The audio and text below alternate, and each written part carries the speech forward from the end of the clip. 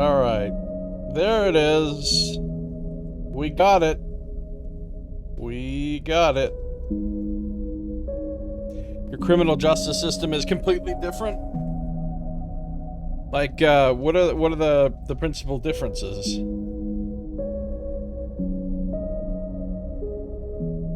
Wait, cannabis is banned there because we threaten trade sanctions? I'm amazed that cannabis is banned there. I mean, it's weird because now in America there's lots of places where it's legal.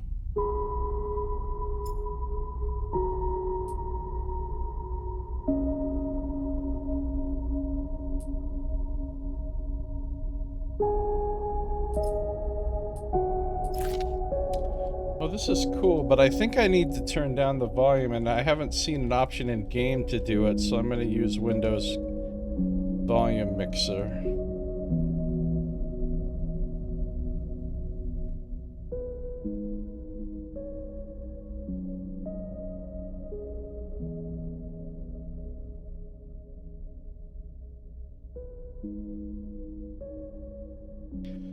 Principal difference is philosophical. We rehabilitate, you avenge yourselves tenfold. That's true. Man, I wish we were more focused on rehabilitation here.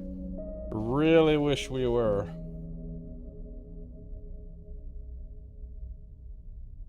Okay. Interesting art. Just looking at this art for a minute. Got the prosthetic leg and everything. Or maybe that's just what their legs look like.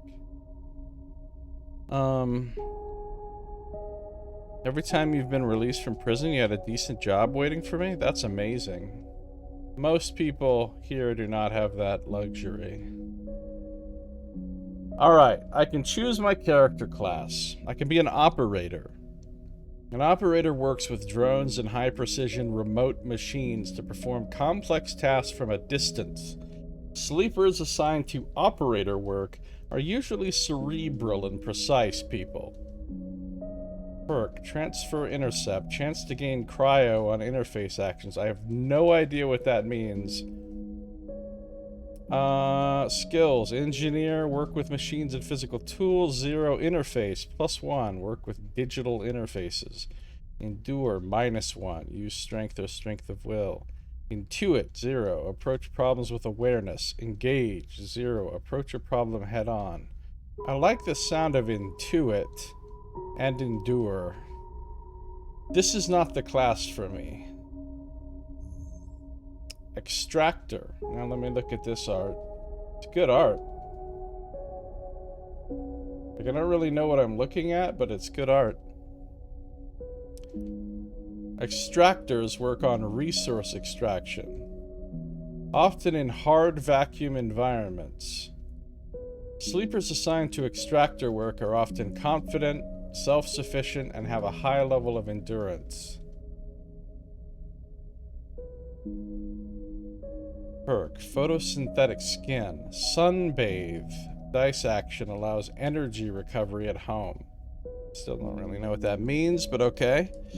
Over here, the general population believes it's on us to help rehabilitate ex-cons. Oh, see, it would be amazing if people felt that way in this country. In America, people hate ex-cons and don't give a shit about them at all. It was really hard to get a job after I got out of prison. So many places just straight up would not hire me.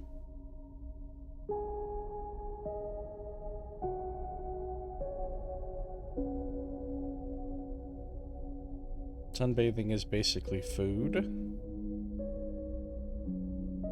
This one's got +1 endure, which I like, but -1 intuit, which I don't like. Wait, is that all the classes? Oh.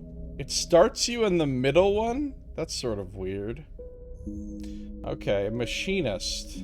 Oh, wow. This is neat. So are these things some kind of androids or what? A machinist repairs and modifies automated systems used in industrial resource extraction. Sleepers assigned to machinist work are usually diligent, careful, and structured people.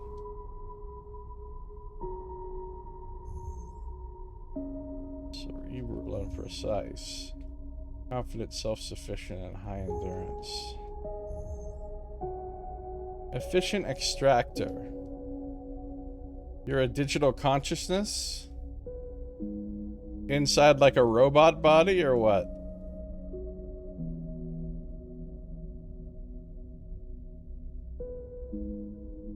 Chance to gain random scrap item on engineer actions. +1 engineer, -1 engage. Well, I don't love any of these classes.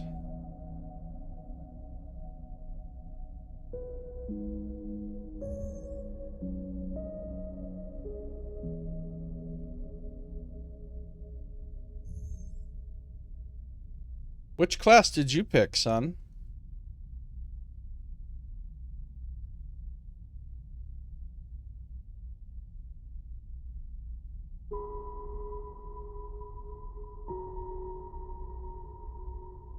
Really? You picked Extractor, because that's the one I want to pick.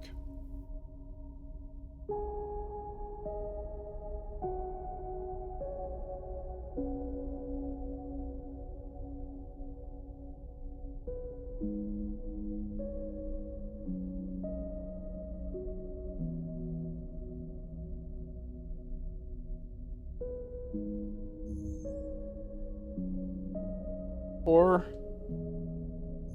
possibly machinist.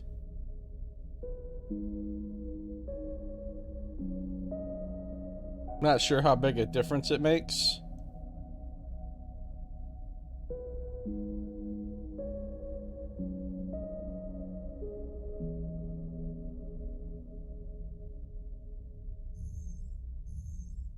I'm picking Extractor.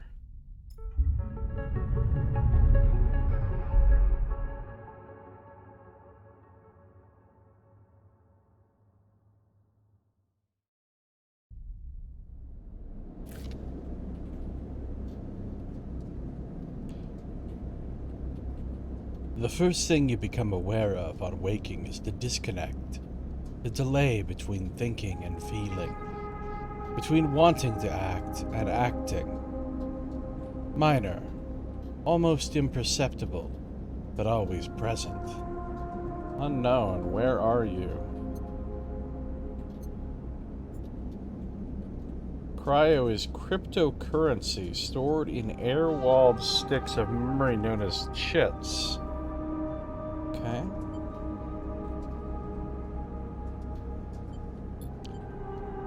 It's at its worst when waking, when yourself has spent many dark hours recalling what it felt like to be real, to be a person, to be in a body that was indisputably yours.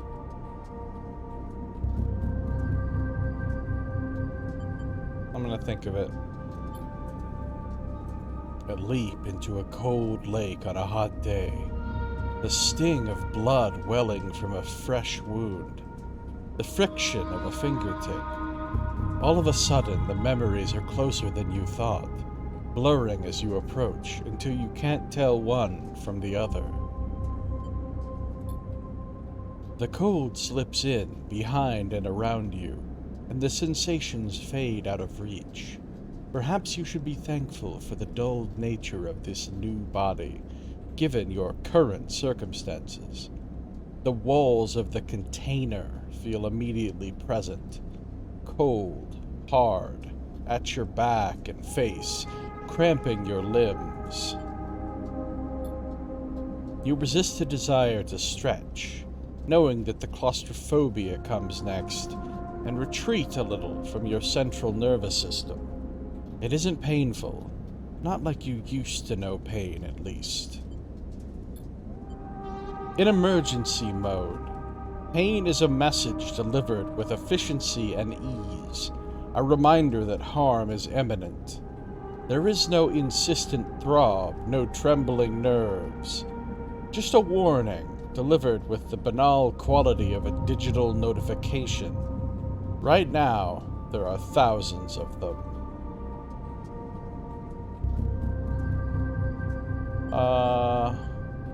Let's remember the others. You remember there were 10 of you. 10 that could no longer stand the indentured work, the routines, the slow decay. 10 whose belief in their promised future was slowly dismantled day by day, until they realized they had sold away everything that could and would ever matter. 10 that would escape, or at least die trying. Some were lost in the shaft. Others never found the meeting point. Only a few made it to the containers. But the freighter, as far as you know, left. That feels like enough. Enough to know that you might no longer be on that grim and heartless rock. Even if in the airless hold of a freighter, you might freeze solid long before you reached any destination.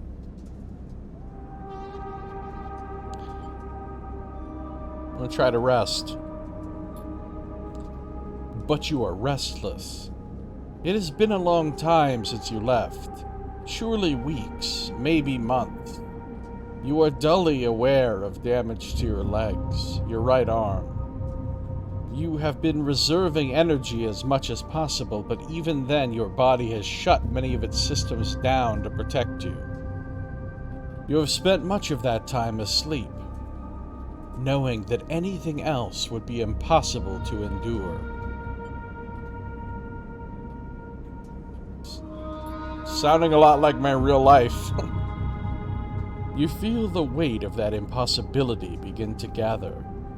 It is time to sleep again, to nudge this false body into inducing delta waves in your emulated mind, and once again recoil into a dream of when you were once a person. I recoil into dreams of when I was once a person pretty much every day. Let's rest. Time passes. The cold creeps further in. You feel something. Warmth. Not true warmth, but the indication of its presence. Your joints release from their rigor. Sound, too, everywhere, screeching and shimmering so loud that your body ducts your hearing to protect its sensors.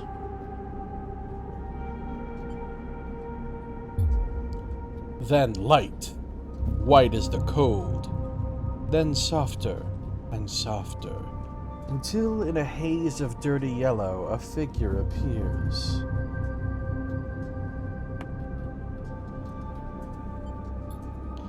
You are out. Oh.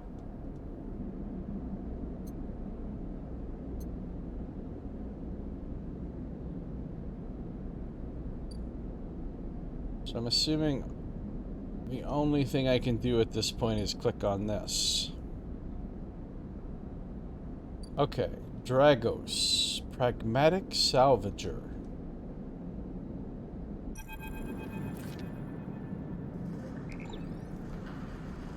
A pragmatic and private salvager.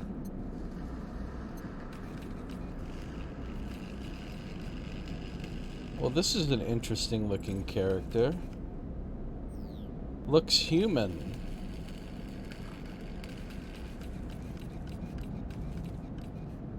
It has been a few hours since Dragos pulled you from the container.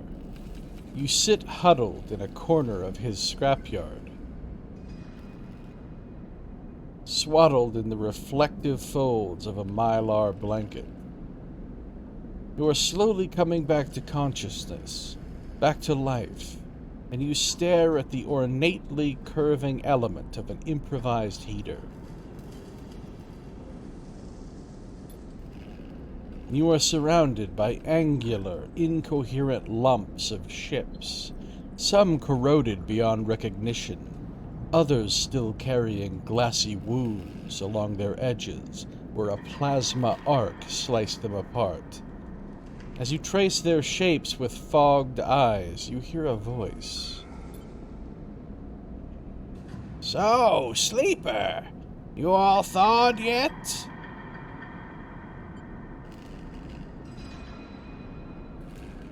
Almost. Never seen one of you come in like this. New frames must have better perseverance in sub-zero vac. Seen more than a few of you frozen solid to hull plates or inside outer locks in my time. They weren't so lucky.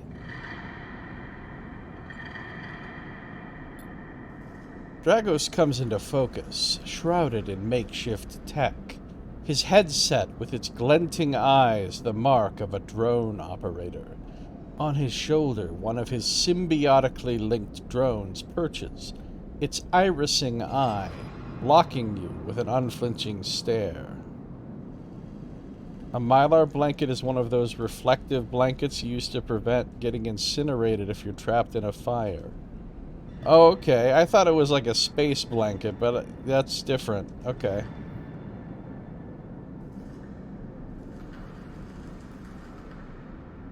Do those actually work?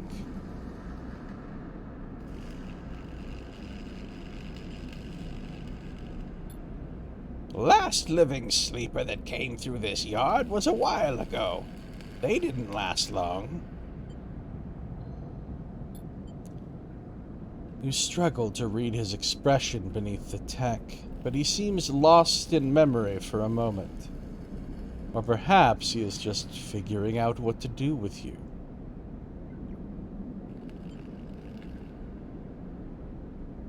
What happened to them? He ignores your question. I won't ask what led you to do it. To sell yourself to a corporation. And I suppose you know you can't go back. Your old body, that's theirs now. And you are just software. A rogue emulation illegally possessing corporate property. Huh. Interesting. You nod along. You remember biometrically signing the forms, the cold floor on your feet as you padded to the sleeper cells. The promise of a life off-world. But as you do, you get the now familiar sensation that these aren't your memories. These are things you know, but not things you feel. You are no longer that person. You are an offshoot, a copy. This is all feeling very real to me.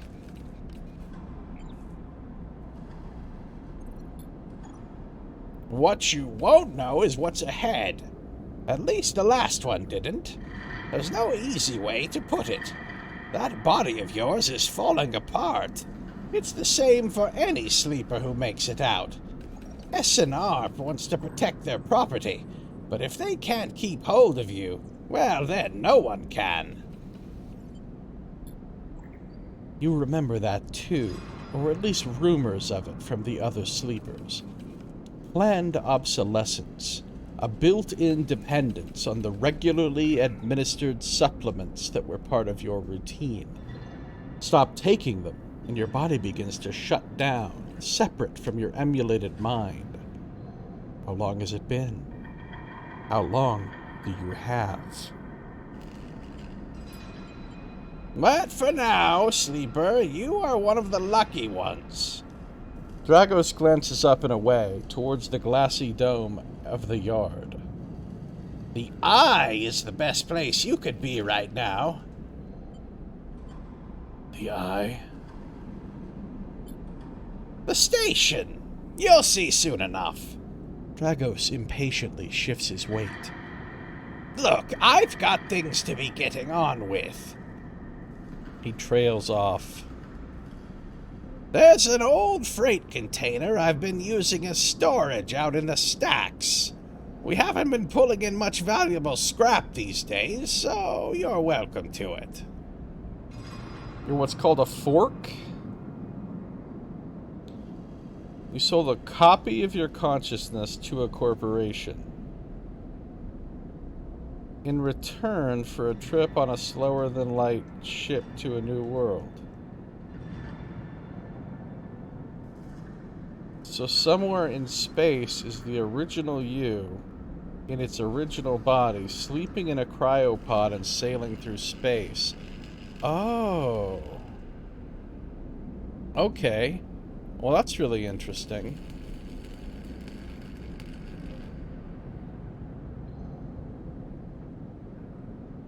And then the copy of the consciousness in the robot body is essentially a slave of the corporation at that point?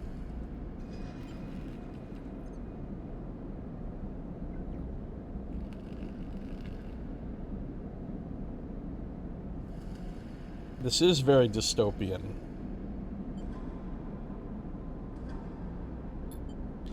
Something wells up inside of you. Emotion. Fatigue. You shakily get to your feet. Nod. All right, you head on up there. You look like you need some rest. And with that, Dragos stalks back into the wrecks, his drones already converging on a rusting hulk. Plasma flashes, silhouetting his spindly figure as he returns to work. Tutorial introduction. Welcome to Erlen's Eye. Life on the Eye runs in cycles, during which you can talk to characters, explore areas of the station, and perform actions. At the end of each cycle, you need to head to your current home to rest. Resting will move time forward on the station. Head to the empty container location to rest and end the cycle now.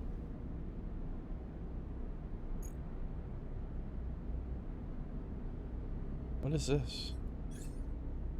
Oh. Hey now.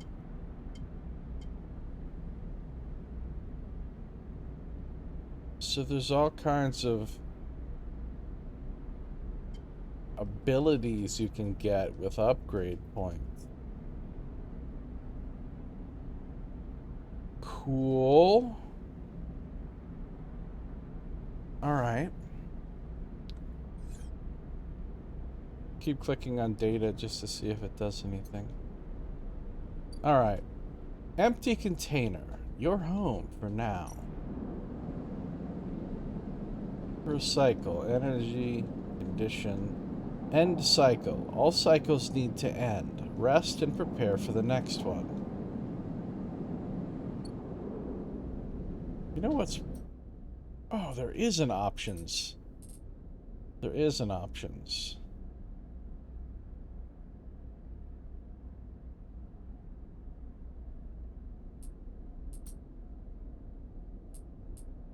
Complete tutorial to activate autosave. Okay.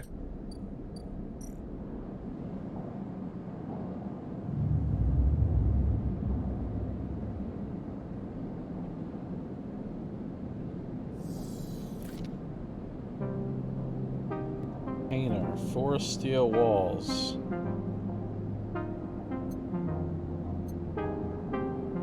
You wake, curled up in the corner of the container, and begin slowly assembling the world around you. After all this time, you still find this body, the one you wake in now, strange and disjointed. Its message is readable, but somehow wrong. You sit up, pulling the mylar blanket close against the cold.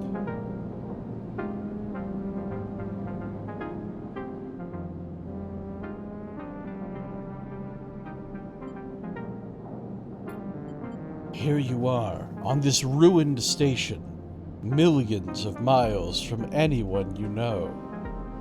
Are you still in the system? Did any of the others make it out? It's impossible to know. After all this, what matters? What matters? In programming, a project is divided into a stem and any number of forks.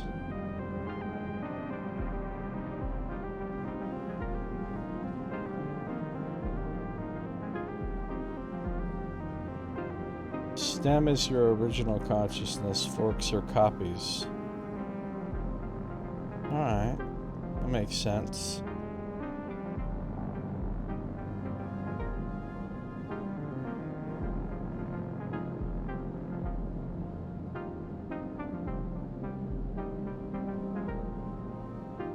Why do they need copies of so many people's consciousnesses? Why couldn't they just make tons of forks of, like, one consciousness?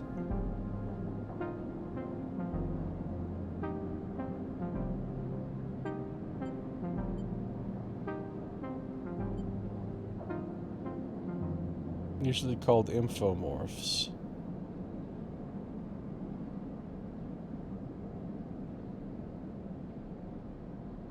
Cool. Probably to prevent psychological issues.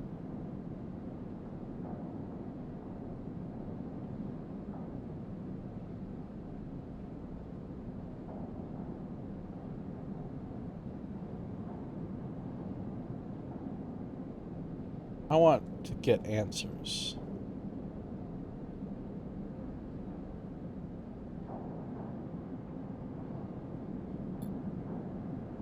It all matters. The past is impossible to escape if it remains a blur.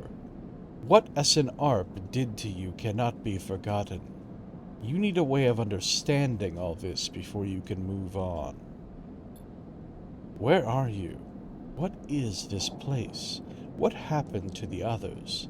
The questions outnumber the answers. You want to change that, but you'll have to learn to survive first. Dragos has left a few comforts in the container.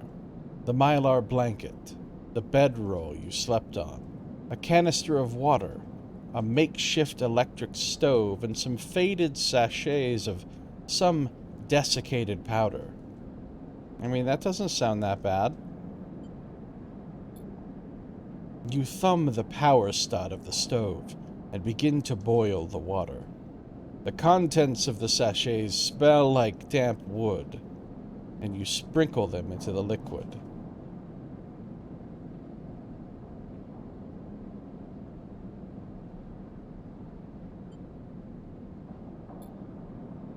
As the pungent smell washes over you, images of your restless sleep come back to you. Yummy, delicious damp wood. Yeah.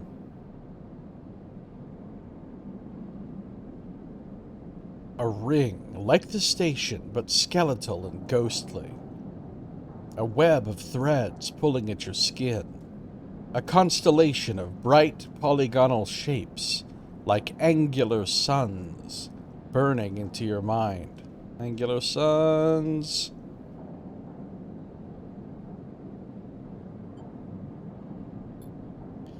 There's something unpleasantly visceral about these images, and it is long after you finish drinking that they begin to fade. You tidy away the stove as best you can, and try to gather enough energy to greet the day.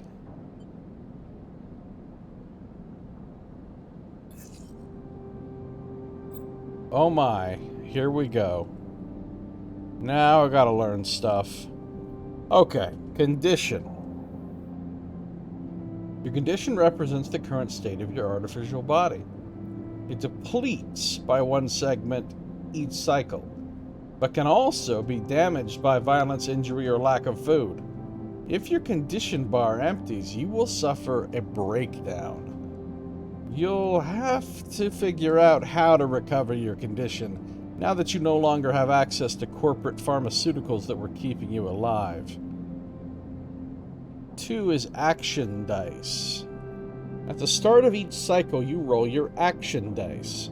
These dice can be used to perform actions on the station. Hey, Goshul, how you doing? Good to see ya. The number of dice rolled is based on your current condition.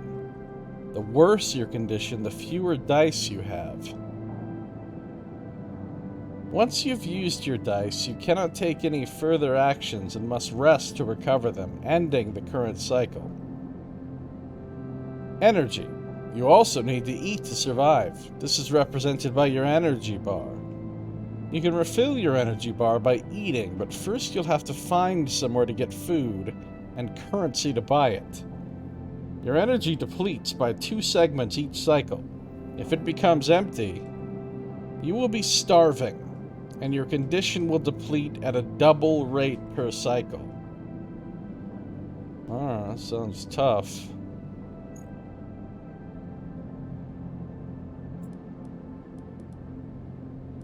So what am I supposed to do with these dice?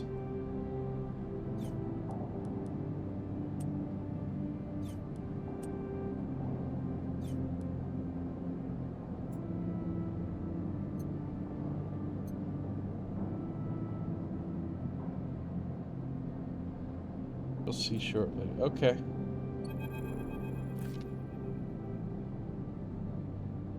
Dragos has stood in the corridor when you close up the container. He is still wearing his headset, and in the harsh light of the corridor you realize it is implanted. A drone sits on his shoulder, its cachet of sensor eyes rapidly irising. How are you feeling? Okay. The drone chirps. Good to hear. You notice that beneath the operator's rig, his skin is marked by burns and blotches. I know the container isn't much, but it'll keep you safe. He pauses. So, I'm not going to chit-chat too long. You well enough to work? Sure. All right, then. He nods. At the yard, it's simple stuff. We hack these old hulls down, sell them off to the shipyards or the bright market dealers for cryo. Occasionally, we pull out some tech. Something with a bit more value, but most of what comes in is scrap.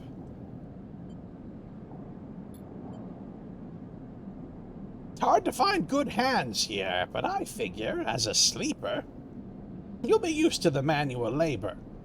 And obviously, I'll slip you a few chits of commission based on what you turn up. Chits? These. He pulls out a handful of small metal bars. Air-walled cryo, isolated from the market. It's what we use to trade out here. He stuffs them back in a pocket. He shuffles his feet nervously. Look, I wouldn't usually do this. In my opinion, you'd be best suited moving on as quick as you can. And sleepers, well... He trails off. But things being the way they are for me at the yard... He pauses. I need the help. Why? Things are a little tight, that's all. I owe a little cryo to a client here or there. He pauses, thinking of something else to add. Look, just come down to the yard when you're feeling fresher. There's plenty to do. Will do. He nods distractedly and turns and walks away, the drone hopping along ahead of him. See you later, he calls back. Looks like it's time to get to work.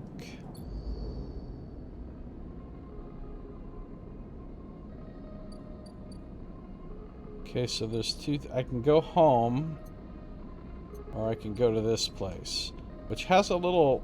I don't know what that indicates, but it's Dragos' yard. Decaying scrapyard.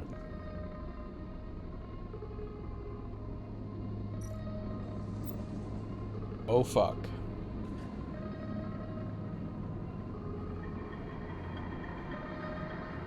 Actions are the primary way you interact with the world of Citizen Sleeper. Perform an action, Click and drag your chosen action dice to the slot.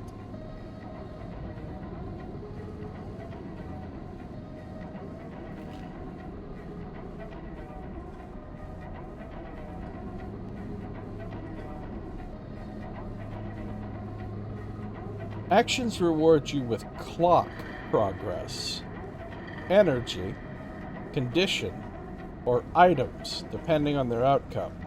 There are 3 types of outcome. Positive, the action goes better than expected. Neutral, the action succeeds. Negative, the action fails. Action dice affect these outcomes as follows. You put the one with 6 pips, you get a 100% chance of positive. 5 pips, 50% chance positive, 50% chance neutral.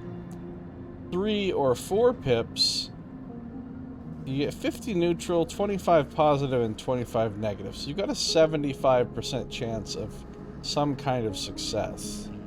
But 1 and 2 pips, you only have a 50-50 chance to succeed at all.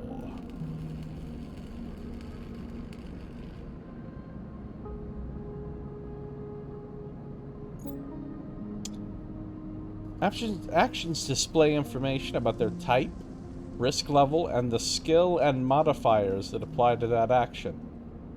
Type, either critical or repeatable. Critical actions can only be performed once. Risk, either safe, risky, or danger. Safe is not going to cause you any loss of condition, energy, or cryo. Risky means if you get negative, you lose cryo or energy. Danger means negative means condition loss. Neutral can mean cryo. Wow, even if you get neutral, you get cryo or energy loss? Oh. Okay, that's rough. The skill that this action requires, either engineer, interface, endure, intuit, or engage. Modifier, either -1, 0, or +1 or +2. This is added to the action dice when slotted and improves its value. Some actions require a +1 to perform. Okay. Alright. So on a 1 to 6 scale, a +1 is actually very significant.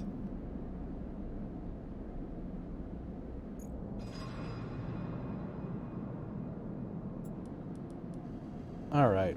We have a repeatable action of hull dissection. It's engineer skill, so I get no bonus. It's risky. Even the rustiest hull can hide valuable components and materials. Extracting them means cutting carefully and skillfully. I don't understand what the cycle clock thing is all about, though. A debt called in. Like, what does this little turning thing mean? Dragos is tied up in something ugly, and if he misses a payment or two, things could get nasty. Back in business. Every salvager knows they are always just one lucky haul away from their next payday. Yeah, I know. My rolls are horrible. The amount of actions it takes before a related event happens. Ah, okay. This one looks more up my character's alley. It's the manual salvage. It's going to take some time to sort and cut your way through the towers of salvage, but you are no stranger to hard labor. So, if I put a 4 in with the +1, I'd have like an awesome result. If I put a 1 in with the +1, I'd still have the worst chances. I think if I put a 2 in with the +1, I have decent chances. So I'm going to put a 2 in. But wait, I'm going to have to use that 1 on something, right?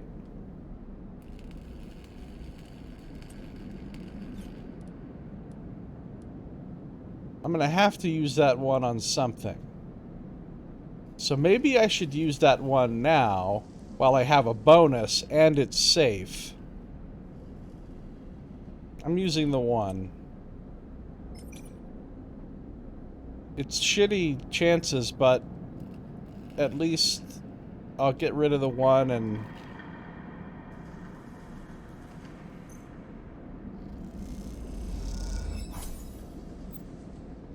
Oh, clocks. Actions often progress clocks. Clocks are displayed below the actions that fill them, and they track your actions and how they affect the world. Filling a clock means something, good or bad, is about to happen.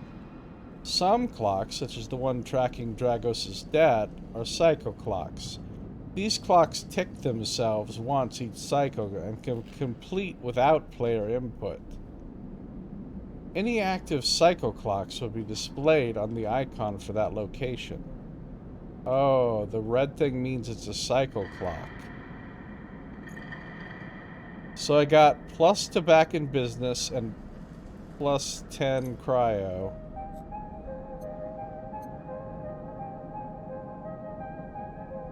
Oh, I see. This didn't open up additional actions. It's just these actions over and over. Today, probably. So let's throw a 2 in next.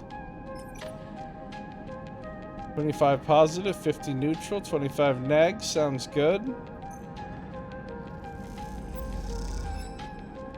Drives and navigation. In Citizen Sleeper, you will unlock drives as you discover more about yourself and the world. Drives guide you in pursuing specific objectives depending on which path you wish to take.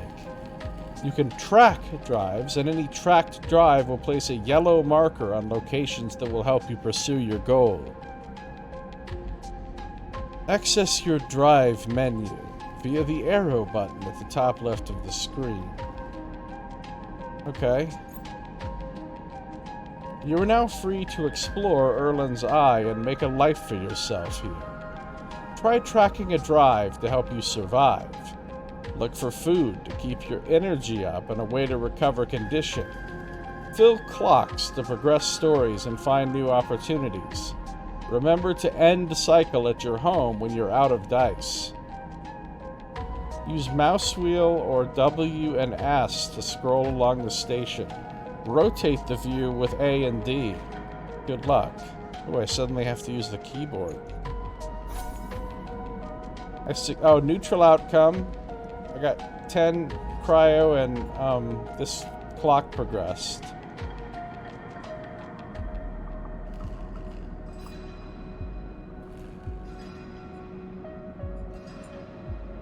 Dragos pulled you out of the salvage and set you up. Perhaps you can repay his kindness in time. Help pay off Dragos' debt. Survive. You need access to corporate pharmaceuticals, otherwise this escape attempt will come to rapid end. Alright, so find a doctor is probably the most important thing I can do. Oh, this is nice. So there's the shipyard. Havenage construction yards. My home. Dragos' yard. Dock C4, Rotunda Wet Dock.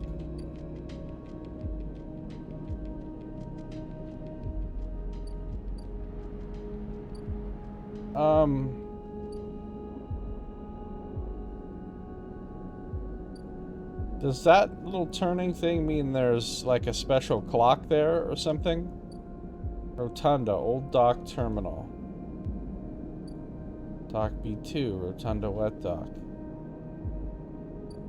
Bright Market, bustling open market. Now that dot means that's where I pursue my drive, right? Low end gate, passage into the low end. Alright, so let's go straight to the Bright Market then.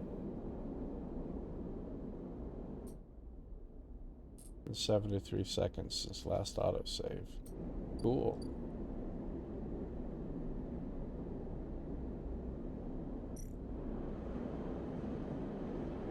Alright, we're at the Bright Market.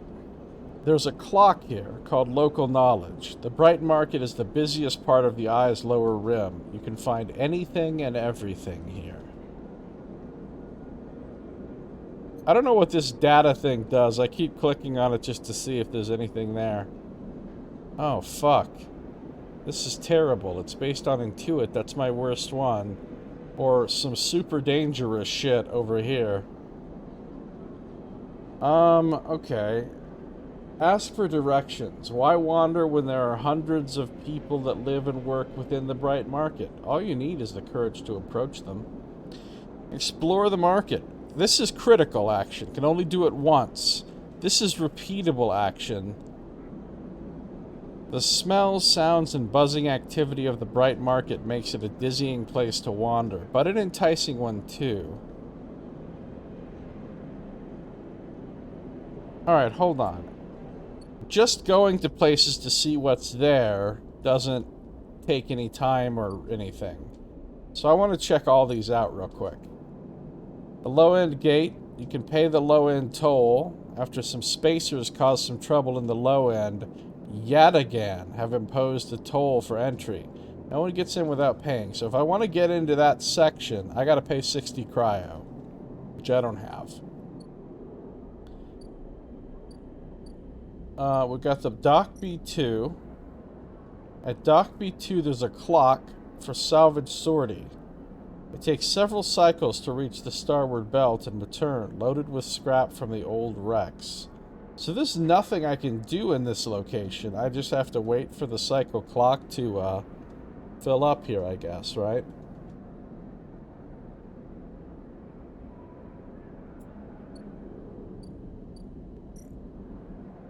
Same here. Helion Crossing. Merchants willing to run the gauntlet of the Helion system are rare, but those that do always return. Eventually. The Rotunda. Oh, there's a lot at the Rotunda. So first there's a clock called Dock Watcher. Getting to know the Rotunda doesn't just mean new places to visit. It means keeping your eye on new arrivals, too. And there's the Havenage Watch List. Now, these are not cycle clocks. These are just clocks that I have to do something to implement up, right? Havenage run the Rotunda, and their security watches the docks. Better to avoid attracting their attention. So here, I can explore the Rotunda as a repeatable action that I suck at.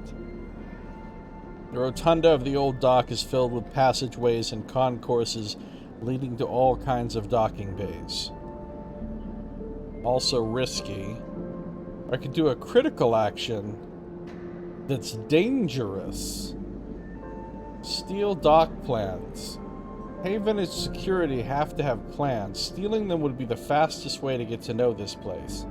And the most dangerous.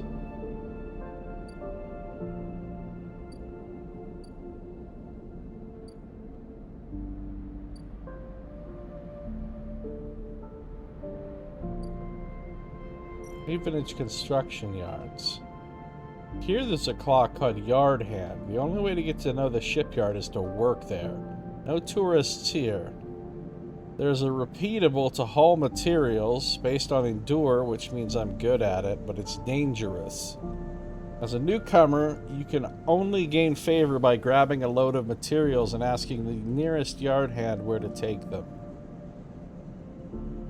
Or you can assist a shipbuilder, which is repeatable, based on engineer, risky. You don't have connections, but you do have skills. If you can get a shipbuilder to notice them, you might be in. Alright, so I think what I really need to do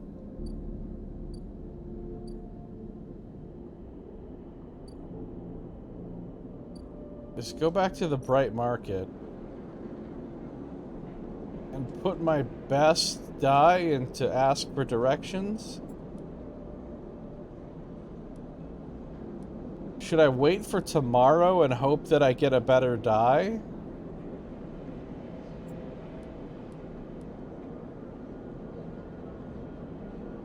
If I put the 4 in there, Yeah, there's still a 25% negative. That's not great.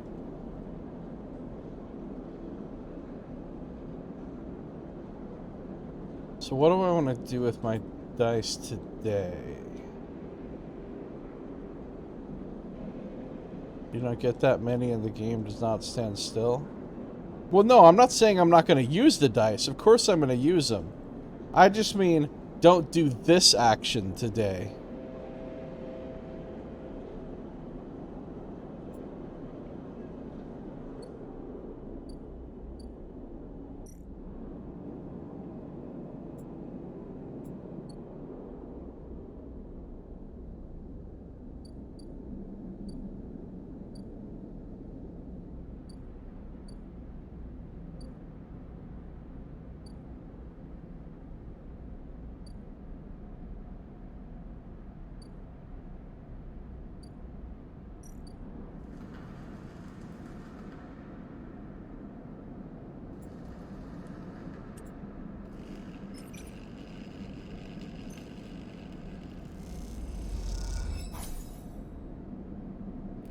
I'm raising this clock.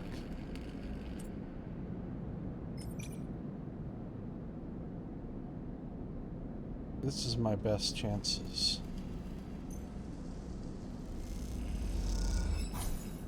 Neutral? Bullshit. Well, I moved this up a bunch. I've got 40 cryo. I'm out of dices. Tomorrow, hopefully, I'll get a better roll than 4, and I can use that at the or the marketplace. Wait, when do I get, Oh! There's an action here? Fuck. I didn't know there was an action here at my house.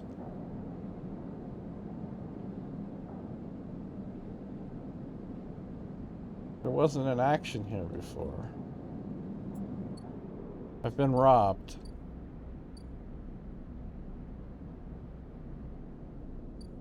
What was I gonna look at? Oh, yeah. When do you get upgrade points?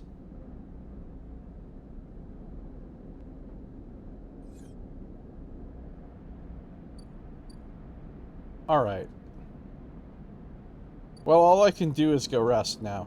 But this is the sunbathe thing, which is based on Endure. Your frame's photosynthetic skin allows you to gather energy through sunlight. The longer you stay, the better. Oh yeah, that would have been really nice to do, but I didn't realize this action existed here. All I can do is end cycle.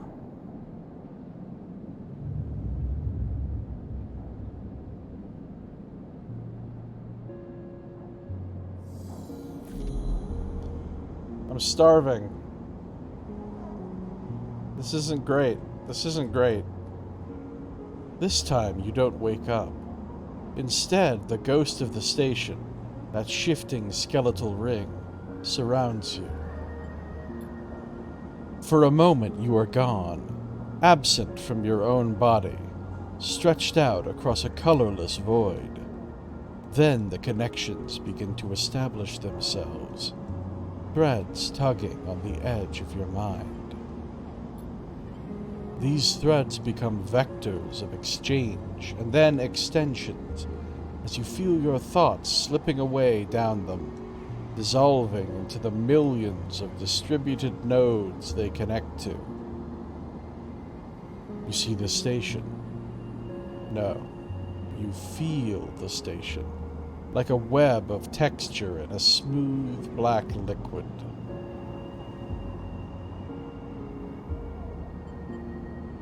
Touch it. You find a point in the station, and you connect to it, pulse through it, follow loops and paths under and around it.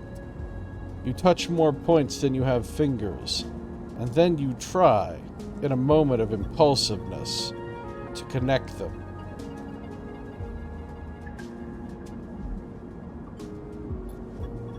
The flow passes through you so rapidly that you feel yourself being carried with it, splitting and separating, eddying and gathering. As you do, things occur to you, things that you can't possibly know. You reach out, try to grasp them, try to touch them too.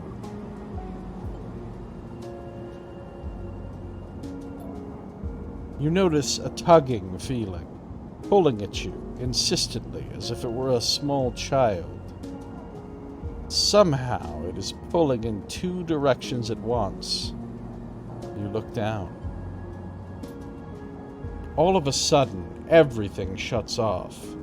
You come back trembling into this unfamiliar body, both yours and not yours, all at once. You find yourself standing in the container, eyes now open to the dark steel walls. You feel a change within you, a shift. You close your eyes for a second, and you feel it waiting there. The station splayed out across your mind. A storm of connective nodes waiting to be explored. Then it is gone. Okay, well, I got a good roll this day for the doctor thing, and then I got 2 super shit rolls. Alright, that's great. Well, let's go to the doctor right away and use my 5.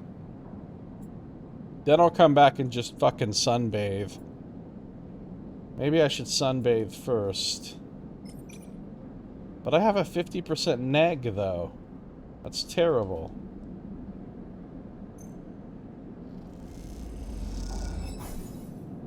Alright, I got a big old chunk of energy from that.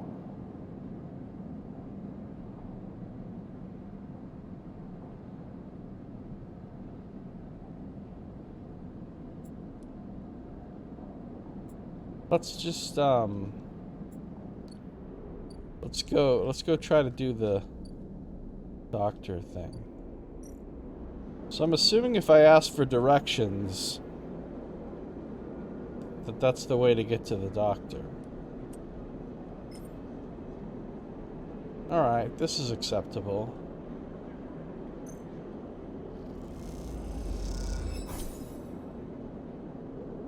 I gained local knowledge, but I lost 6 cryo. A man corners you with endless stories about the eye. He asks for a donation, and desperate to escape, you hand him some cryo. I did get 2 out of 3 local knowledge, but I cannot do this action again. Well, I'm certainly not going to use a 1 on a -1 risky task. So I guess I'm done here for now. Oh! Oh! I found places! Actual places. Memphis, street food vendor.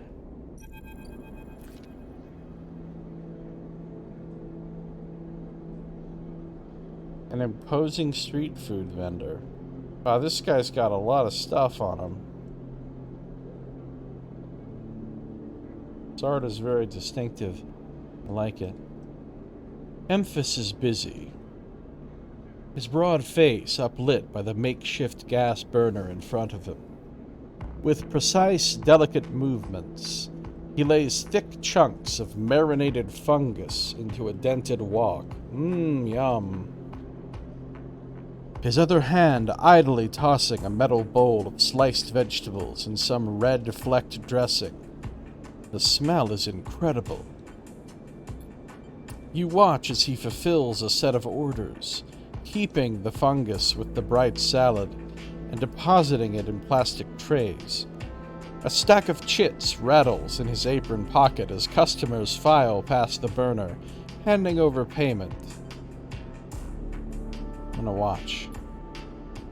Despite the queue, Memphis doesn't rush. He dresses each portion individually, squeezing precise slugs of liquid from an assortment of bottles into the bowl, of torn leaves and bright slices before tossing them loosely together.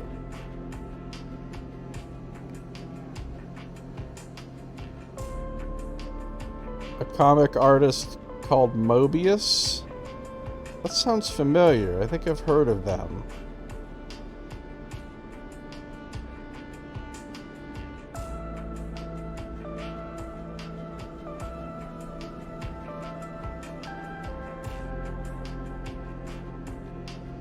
Occasionally, a waiting customer might mutter something about efficiency, but Emphas remains steady in his process. After a while, the queue fades back into the crowd, and Emphas sets down his metal bowl and looks up across the burner to see you watching him.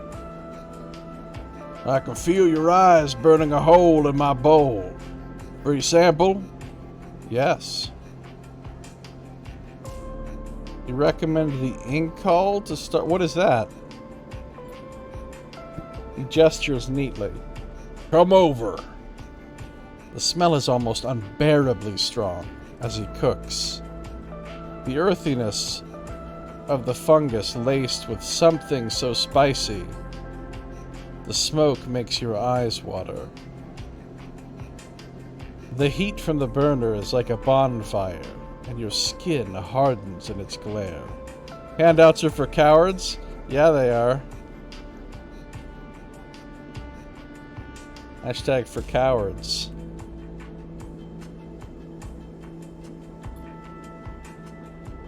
I know you sleepers, Emphas says while he cooks, his voice deep but clear. A hard life, a lot of stories. He glances up from beneath his cap with piercing eyes. I know. Tell him a story. European sci-fi comics by Mobius, they're simply fantastic. Alright, I should look into that. You begin to tell him about your journey to the Eye, and he nods as he cooks, his eyes never leaving his work. You tell him of the confusion, the pain, but also the sense of possibility, and its sudden arrival.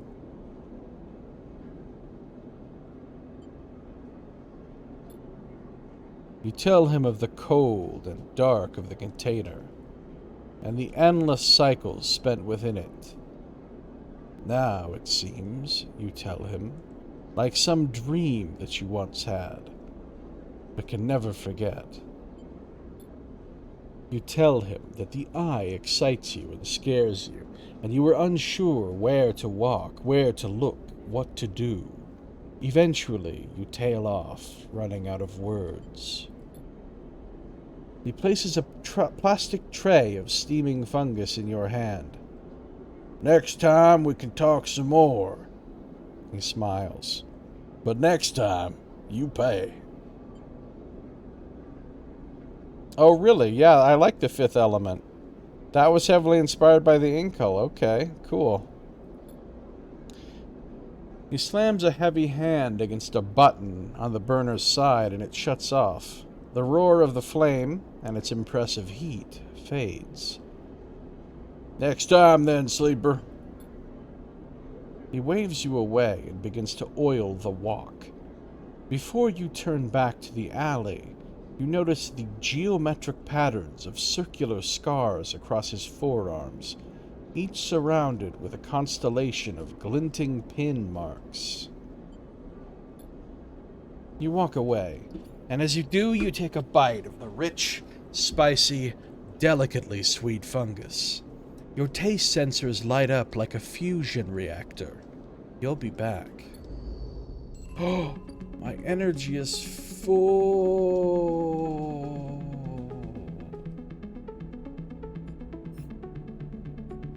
Get to know Emphas. Emphas loves two things, stories and food.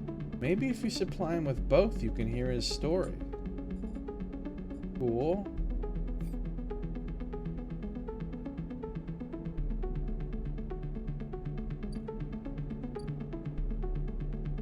What if I click on this again? Oh. Now it's an actual action here to order fungus. But it only costs cryo, it doesn't cost a dice. Emphasis spiced fungus is one of the few things potent enough to stimulate your limited taste sensors. It's incredible stuff. Fungus fan clock. Emphas doesn't trust people easily, but he notices his regular customers in his own quiet way. Alright, this is cool. If I go back to the market...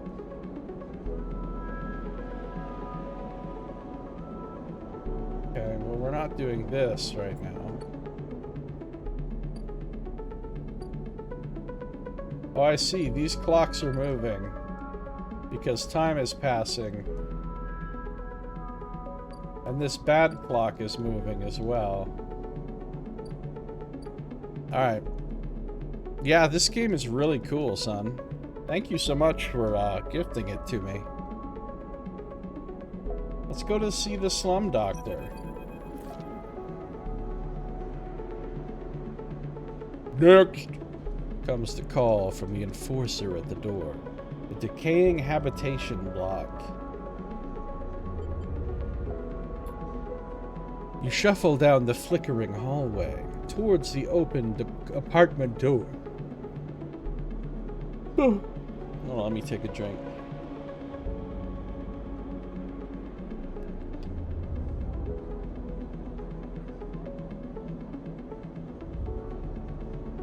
Pour myself another drink. Hey, Sido, how you doing?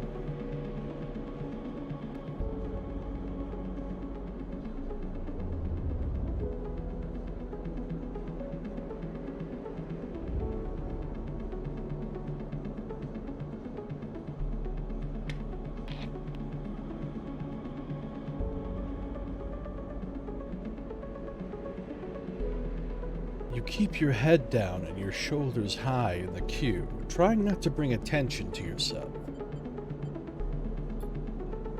You were thankful for the tip-off that a doctor was operating out of this place, but now you are here, you aren't so sure. The gang enforcer on the door, the flickering light strips, the decaying hab block. They have all made the long queue a test of your nerve.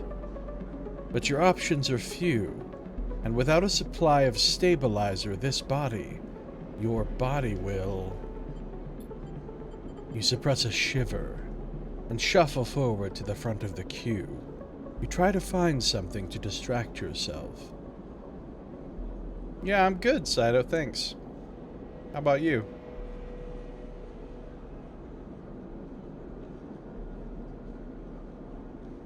Look inside, look at the enforcer.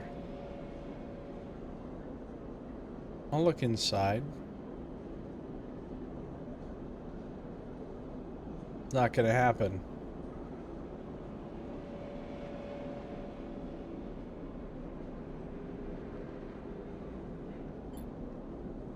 You lean against the door frame and look into the apartment.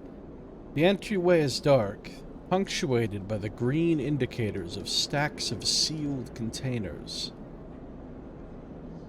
You lean in and see an amber light filtering through a far doorway, screened with plastic sheeting, beyond which blurred shapes move.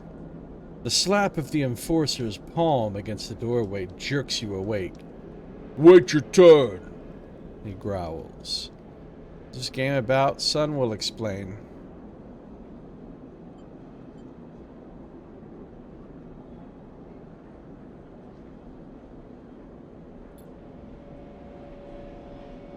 After a few moments, a figure pushes through the doorway, and you catch a distant voice.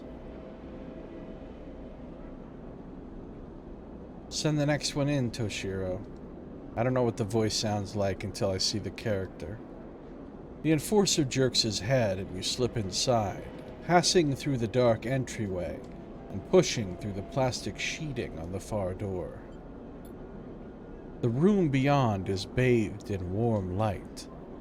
A floor-to-ceiling transparent panel gives a full view of the bright market's sealed roof and the buzzing traffic above, and for a moment you are transfixed by the motion.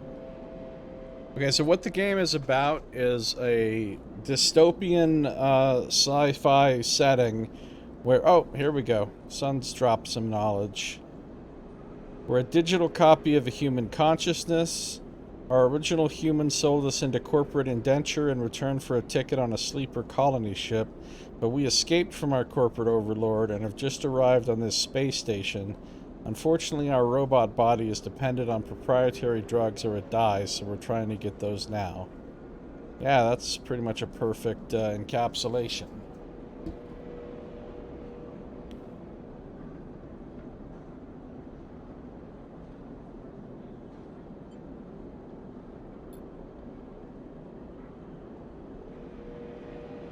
Okay, that's Sabine, the doctor in the bright one. She's got like this plastic sort of poncho thing to keep Sliggins from getting on her, and she's got quite a few accoutrements.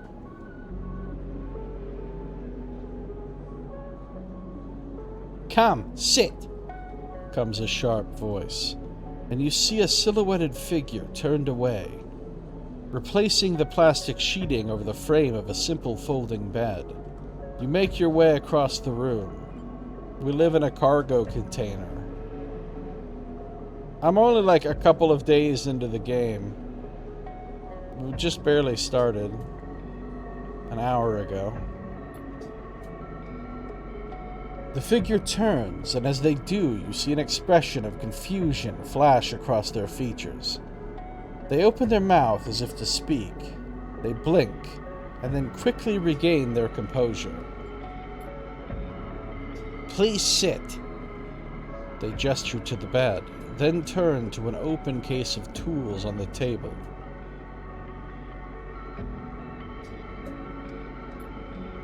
You sit.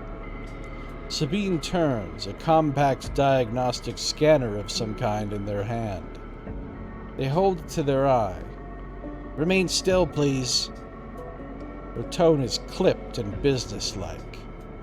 You stare ahead, still dazed from their expression when you entered. Fear, recognition, sadness, unmistakably etched across their face.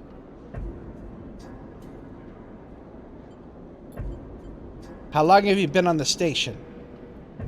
They ask, the scanner still to their eye.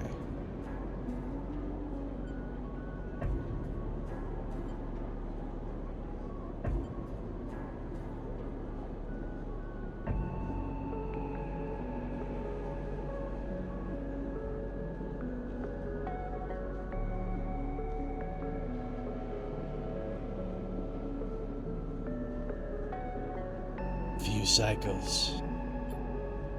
They nod. It's good you came to me. They set the diagnostic scanner on the table.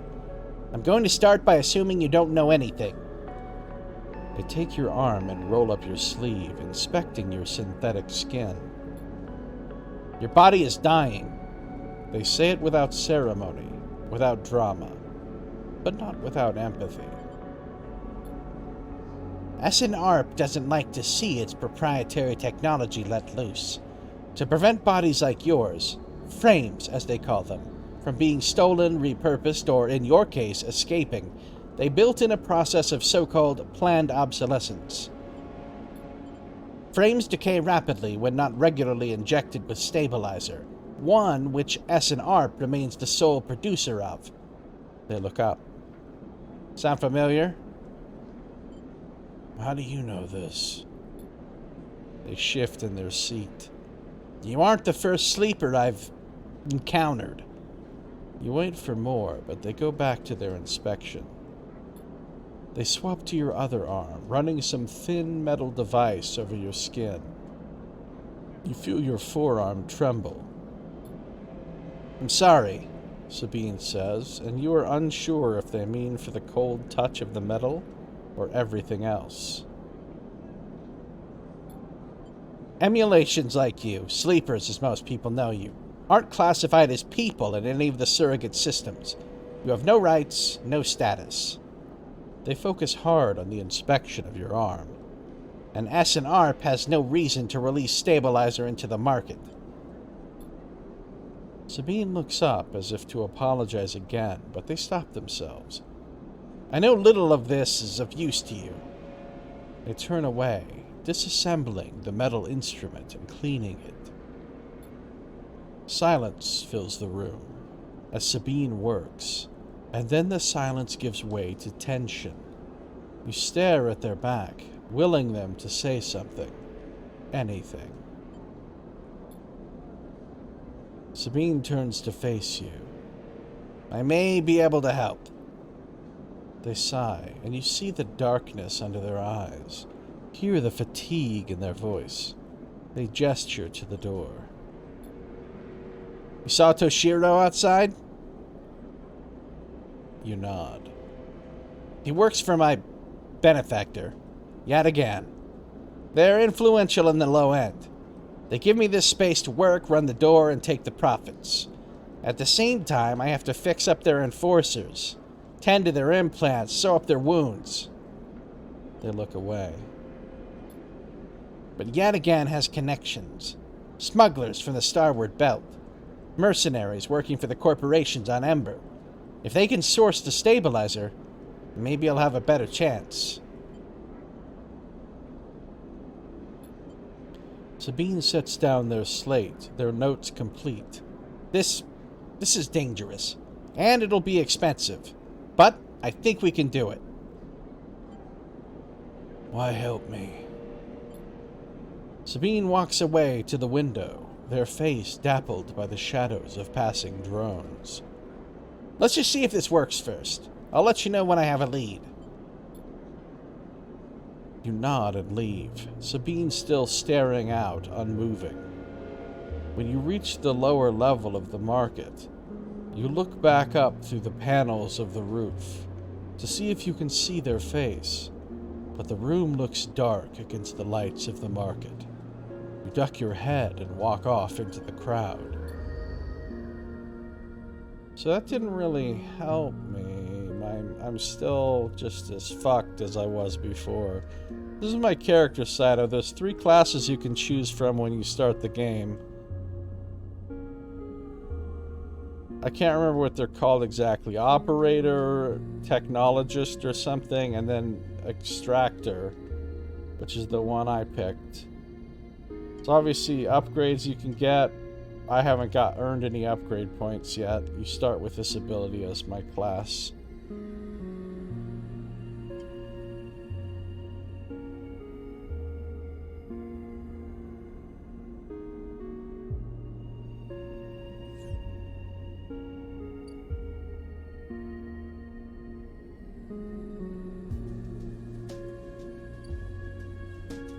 This is the space station.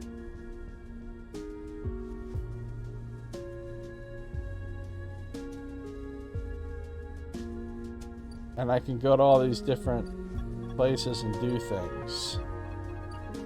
Right now I can only do one more thing this day because I only have 1 die left and it's a shitty roll, so it seems to be, yeah. It's called the Eye.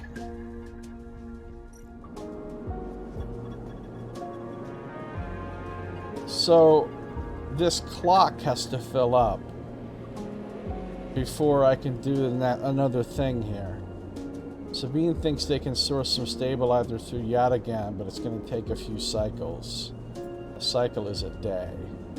This is currency, cryo. I've got 34 of it. I've earned from doing some work. So I've got max energy, which is good, but I haven't found any way to stop my health from going down. I have 1 die left to use today, but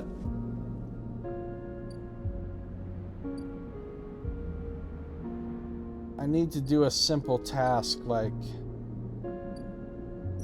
go back to Dragos' yard and just do manual salvage again because I have a +1 to it and it's safe. So using the bad die on that, this partially mitigates how bad the die is.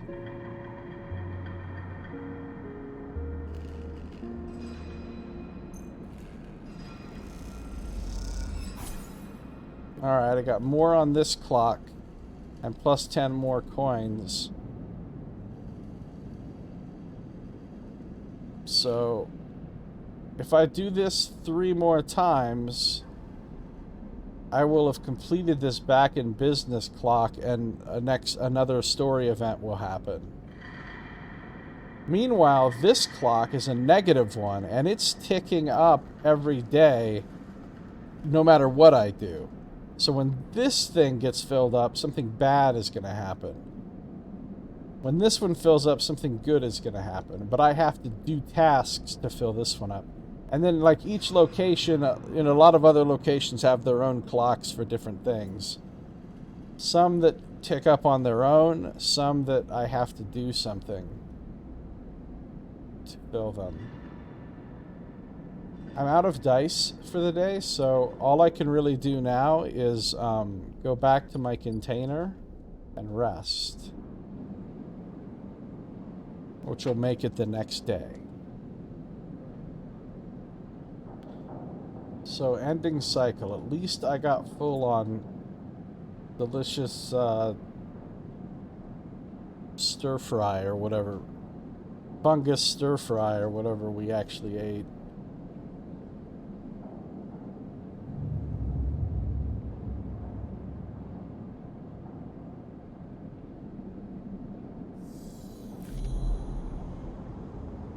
Again, the skeletal ring of the station fills your mind.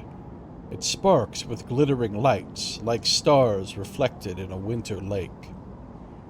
It is clearer, crisper than before. The threads still pull, but you remain in place, flickering in the flow.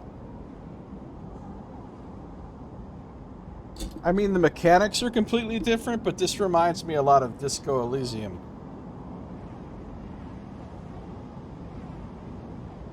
In terms of the narrative style.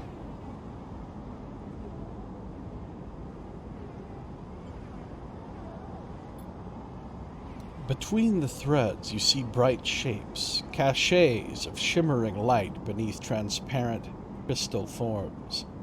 You follow the path of a thread across the ring, through these forms, then leaping off into the void. You begin to understand.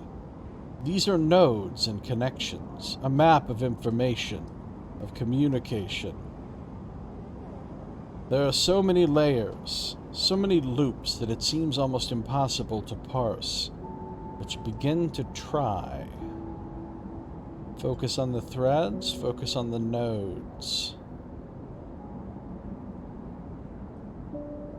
Threads or nodes, what do you guys think?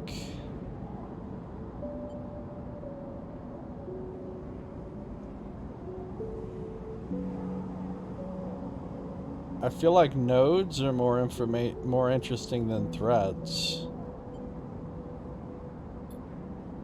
The nodes are glassy, bright, but in all this flow, the only solid and fixed points.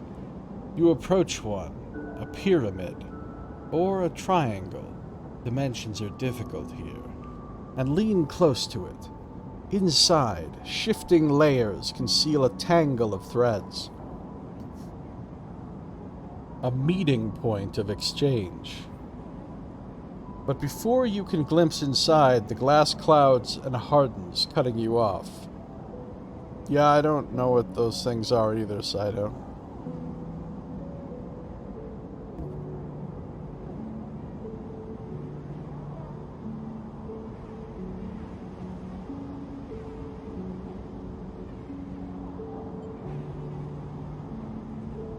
They're just philosophical concepts that relate to identity. Cool.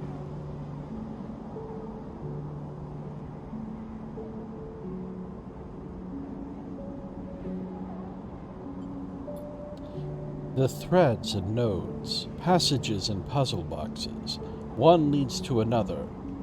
There is so much here, so many answers, so many questions. All you need to do is follow the paths and open the boxes. You look out across this ghost landscape of exchange and see an opportunity.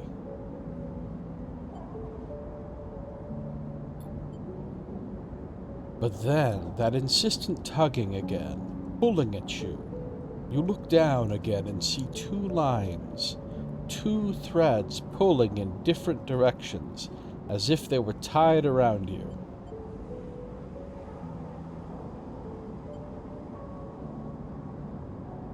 The second works for me. The second thread leads in, pulling deep into the station. Your gaze follows it, and this time you see something. A sphere shimmering above a strange, angular body. A pulse shoots out from it, passing over you like a torch beam, testing you, tasting you.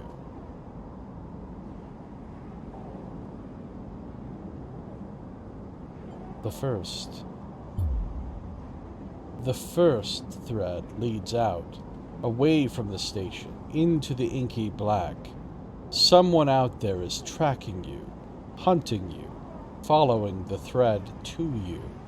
They are in a ship, and the ship is approaching ever closer with each cycle. Delicious robot, yeah.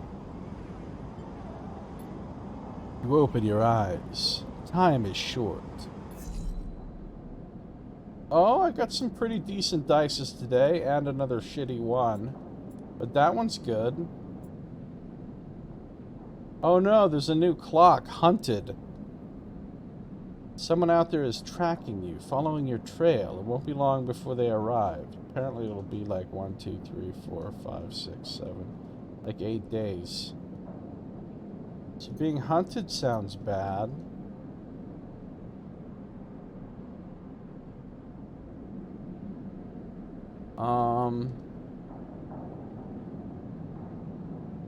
I could use my one just to do some sun... Oh wait, I don't want to sunbathe, actually. I want to eat fucking noodles or whatever, because I want to advance that clock. I've got the monies. Okay. Oh yeah, and then you have these things called drives, which are, frankly, they're quests. When I read the Steam page for this, it was like, this game doesn't have quests, it has drives. But they're quests. They're just quests. They're things that you are supposed to do. It's a fucking quest log. Don't tell me, oh, we don't have quests.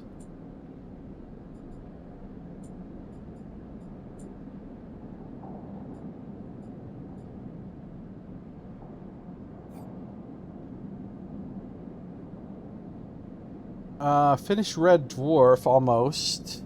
But watch the movie. The newer seasons they did are still pretty good. Even if the Back to Earth saga seemed like a poor portent to the first. Hey, Tim's here. How's it going, Tim? Good to see you, buddy. Being hunted by Institute coursers? I don't know who those are. Is that a Fallout 4 thing?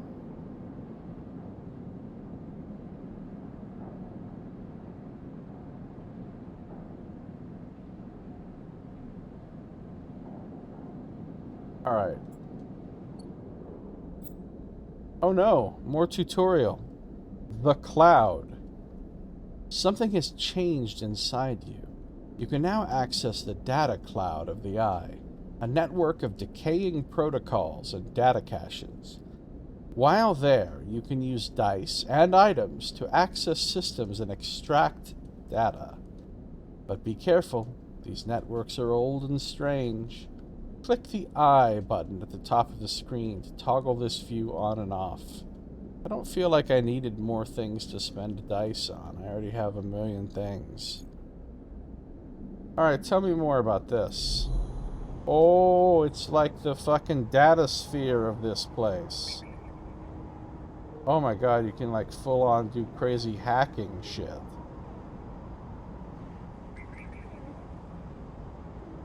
Okay.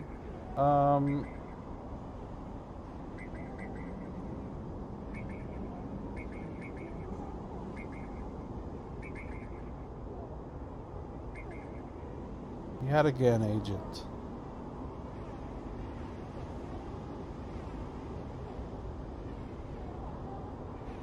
Yeah, there's no year specified. It's not even clear whether this takes place in the same universe as our real Earth. It could be like Star Wars, where it's literally a completely different universe.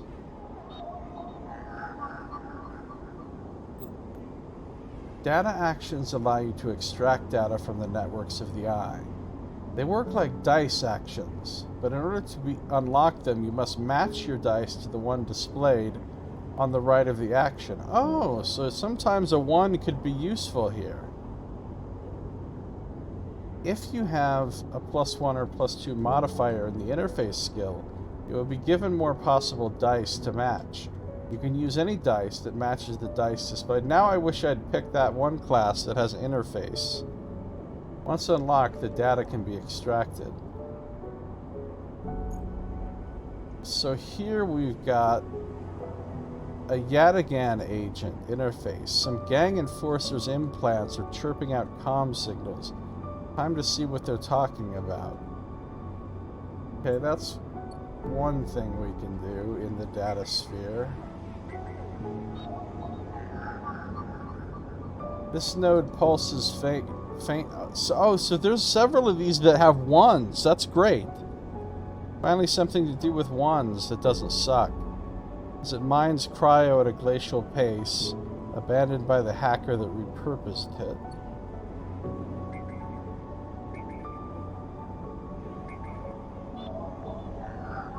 A Havenage member is broadcasting on the open network from here, leaving them open to data extraction.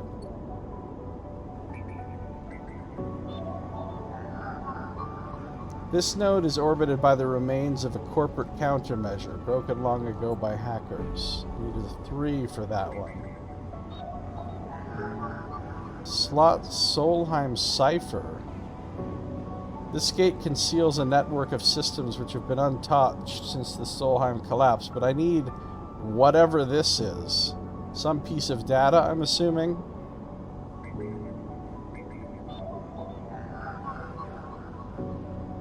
Okay.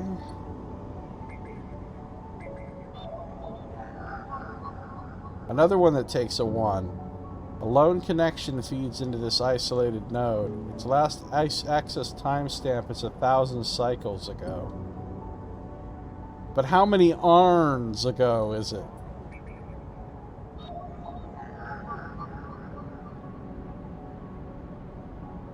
Take hold of your Mivonks. It's part of a cache tucked away during the collapse. Who did this? Who hid this, and for what purpose? That one takes it too.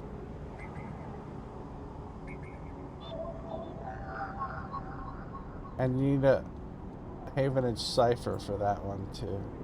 Okay, so before we go off half-cocked doing data, I just want to look at our options here for real actions.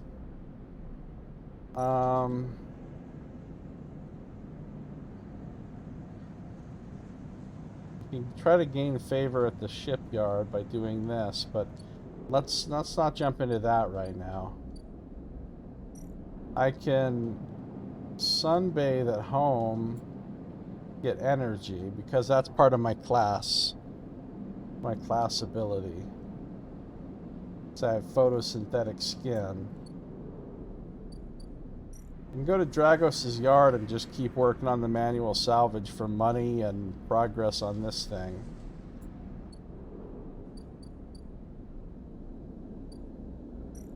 I can't do shit here. I have to wait for the clock. Same with this one.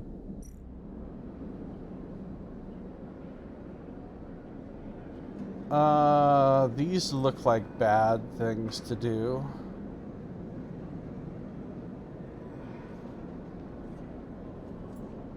Right now. Waiting on a clock. Waiting on a clock. I can go back to the market, and I could try to explore the market to get my full local knowledge.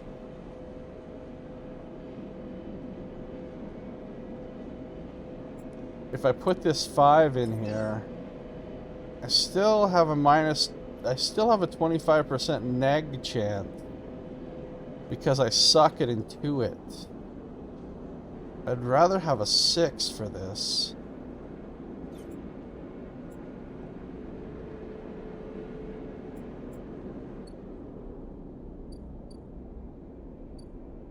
I can go back to emphasis stall and I can spend 15 cryo to not only fill up my energy, but also progress this thing, which also is a drive that I have, which is get to know emphasis. I have to eat at emphasis stall. So I'll probably do this. For this one, I just have to spend 60 bucks. So what do I want to do with these dices today?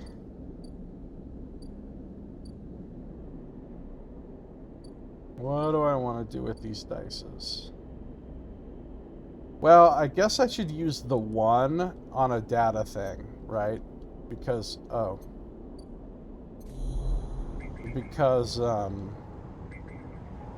1 is fucking Garbitron for regular actions.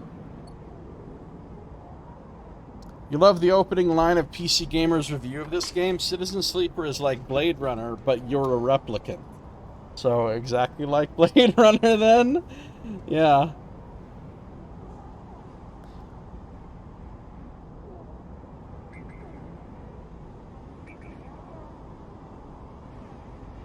I don't know whether Deckard was a replicant or not.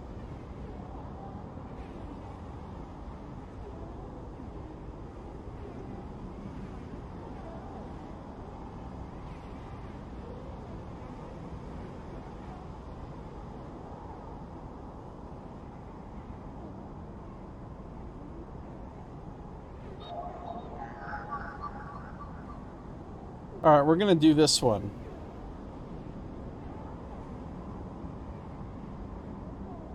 Well, I mean, it's supposed to be ambiguous.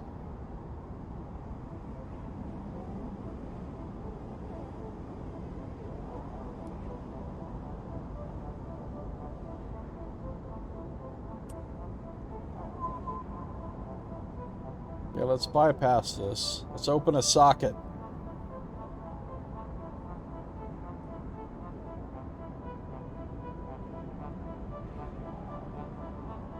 I thought we were gonna find out whether he is one for sure in the new Blade Runner movie, but we didn't.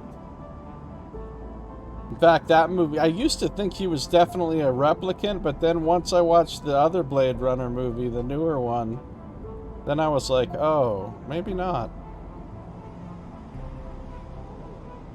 Alright, we're bypassing this. Extracting data. Hey, Splode is here.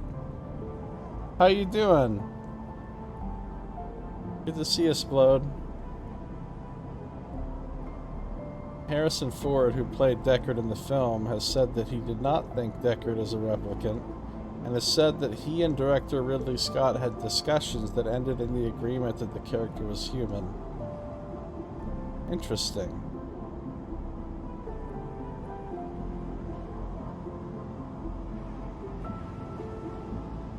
Yeah, that's same here, Splud.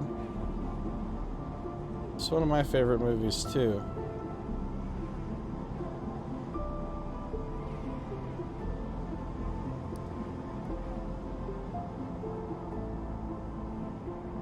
I like to pretend the unicorn dreams didn't really happen. Let's extract this data.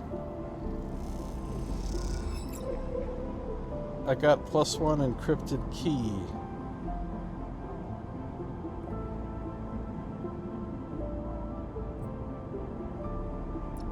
Stream of passcodes, able to unlock the station's aging maglocks. Alright, that seems useful.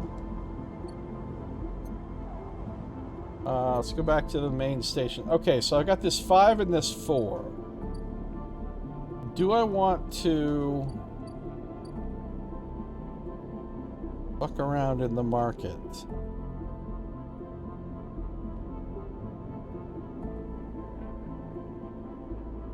Yeah, exactly, Splode. Get out of here, drives. I think I'm gonna just toss my 5 on this explore the market, even though I have a -1 to it, and have a 25% chance of shitting the bed. I think I'm gonna do it anyway, because I kind of really want to finish this clock, and I'm not guaranteed to get better than a 5 tomorrow.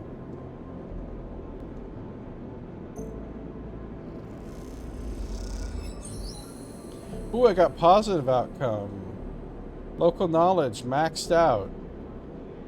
So what do you do when this is maxed out?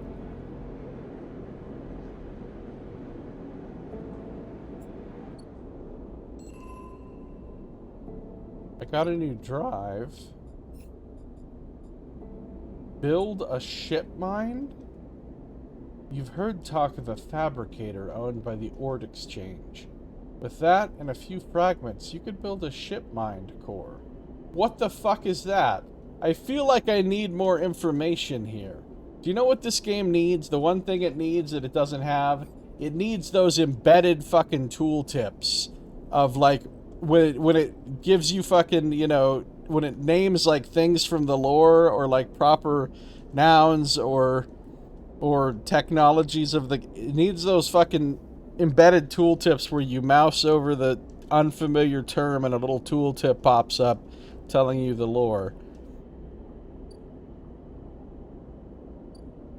Because I don't know what the fuck a ship mind core is.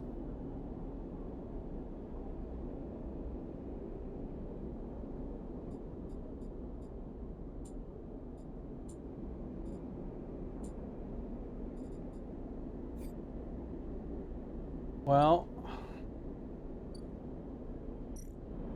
I don't know what really that accomplished. Filling that... Oh, here's the Ord Exchange. Okay, so there is a new place now. That's what I got for filling that clock. I got a new place I can go. No, there's no codex or anything like that. I don't know what the Solheim collapse is. Yeah, nobody knows.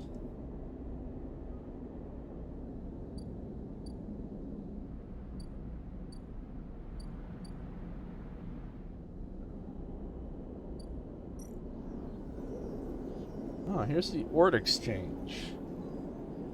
I can get the Trusted Trader clock. There's an old ship mine fabrication stack in the back of the market, but only trusted traders get access to it. As a repeatable action using Intuit, which I suck at, I can play the exchange. The flow of chits and components in the exchange is complex, but a sharp eye and some tight trades can net you a good margin. See, Splode would be good at this. Sell components. The Ord Exchange is always hungry for new hardware to buy up, break down, and sell off, and you're happy to supply it. So if I had some scrap components, I could input them here. Alright, so there's nothing for me to do here right now.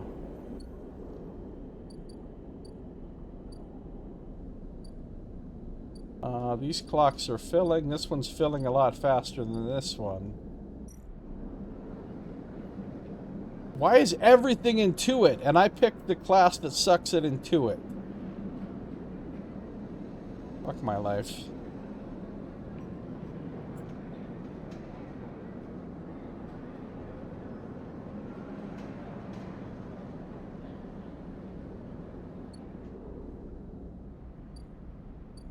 I think I'm just gonna use my 4 on Dragos' shipyard again. I think I'm just gonna do more manual salvage, keep working on this back in business thing, and get more money and stuff. Alright, let's do it. Oh, I got 2 and I got 10 cryo. This is almost done. And I'm building up some money, but I'm gonna go spend some money now. Yeah, I'm not gonna steal the dock plans right now. That's too dangerous. Stealing the dock plans. Wait, where was steal the dock plans? Oh yeah. Danger. That means if you fuck this up, really bad shit can happen to you. Now if I have a 6, if I get a 6, it might be worth doing, because with a 6, you're guaranteed to have a good result.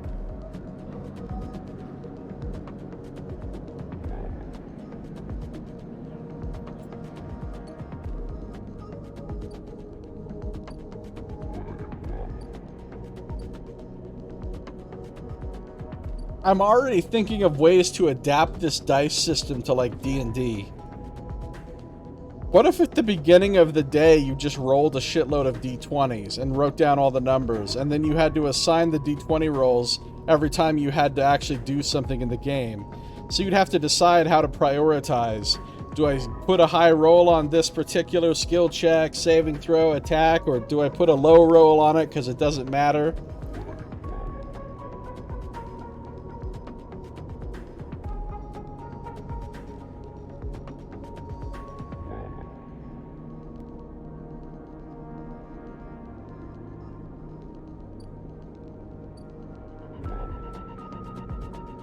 You thought that would be a fun way to do trap chest checks for a dungeon?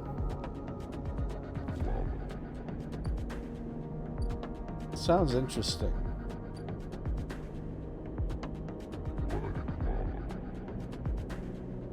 Alright, what I want to do... Oh yeah, I'm going to Emphasis Stall to eat some food.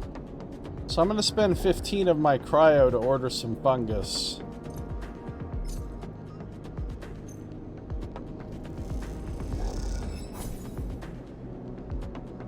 I got mad energy, and I advanced the fungus fan. So that's it. Time to go rest because I'm out of dice.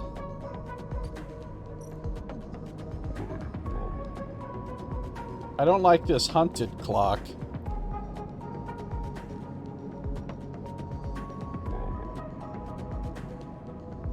Gives the DM some more narrative meat to work with? How so? What do you mean?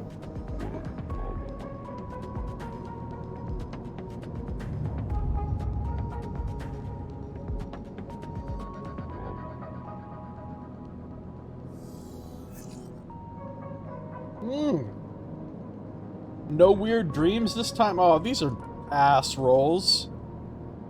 What the fuck am I supposed to do with these? Besides sit in the corner playing my shit flute. Fine. Oh! Something's happening. As you close up, a voice echoes down the corridor towards you. Sleeper, wait up! Turn. Bang is coming down the corridor towards you, a wonky grin on his broad face. Gotta think of a voice for Fang.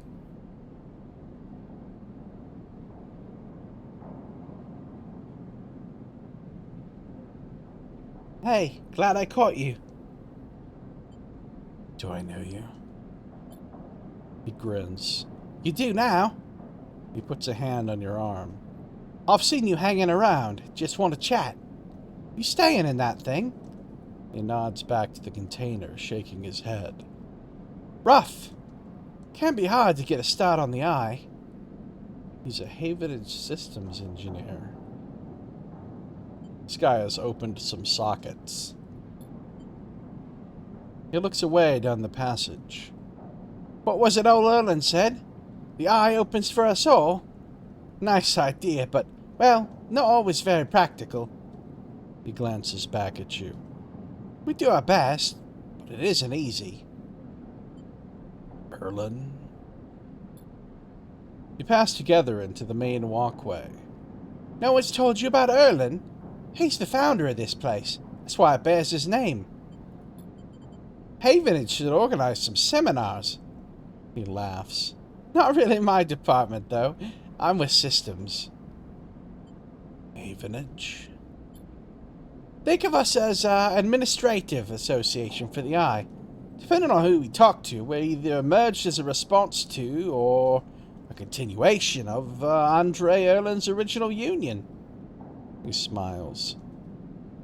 Personally, I avoid the topic. He stops you in the quiet passage. Look, that's not what I'm here to discuss. I've been seeing some unusual network activity, and well, I know a little about you sleepers. I have a small proposition for you. He glances around. But, well, this is not the place for it. I have an office just across the way. Give me a cycle or two to prepare. Then, when you're settled, stop by. He lowers his voice and gives you a dark look. In truth, I need you. If what they say is true about you sleepers, well, there's work to be done. He pats you on the back, his voice bright and his dark look suddenly gone. Stay clean, sleeper. He walks off down the passage, raising a hand in farewell. Okay, Feng. Maybe I could meet his brother Shui. What? I don't know. Does he have like a location? I don't see a Feng's office location. I don't even see a clock for waiting on Feng Go or whatever.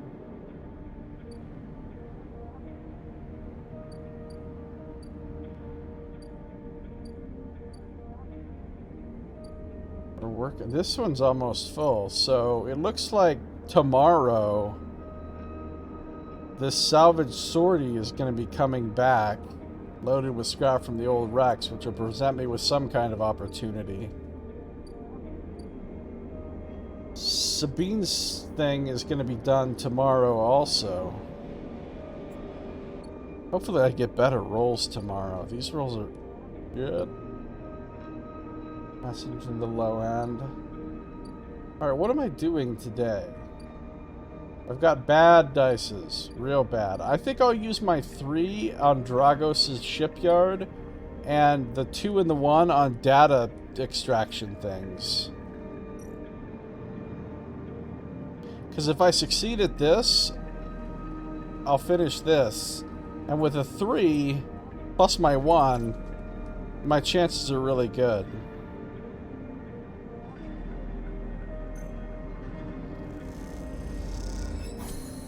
Nice, got it. So back in business is complete. Actions are unavailable.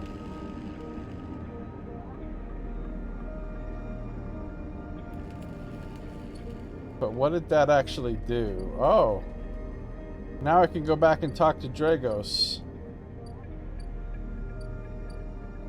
Alright, let's go talk to Dragos. Dragos.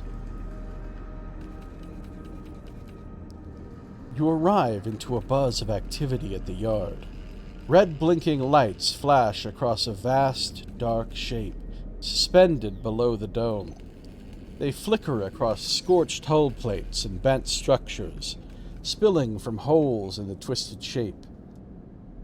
The cutter is huge and has been torn apart in some violent encounter. Oh, Dragos is cool. He's the one that gave us a place to live.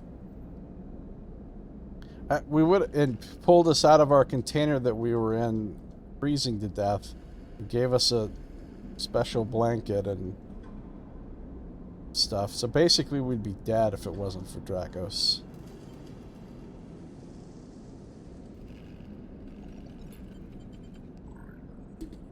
She's a beauty, isn't she?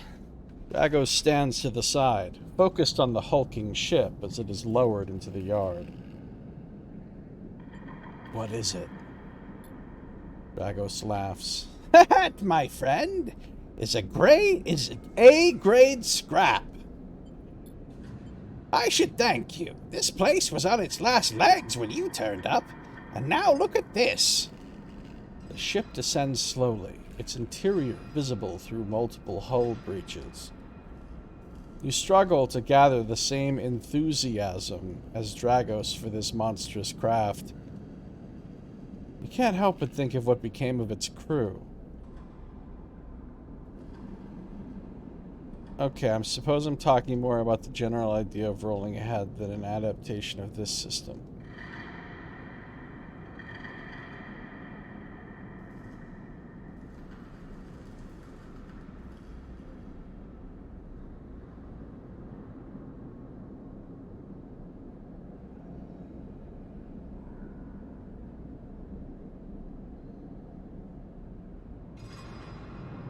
Oh. So you're talking about the DM secretly rolling it ahead of time and then just accessing the numbers when they come up, right?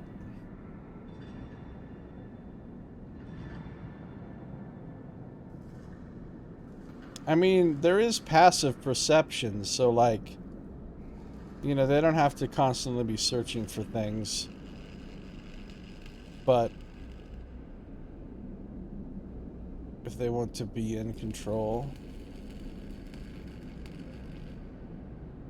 Well, are you saying the PCs would then be able to choose which dices they wanted to use for which things, or...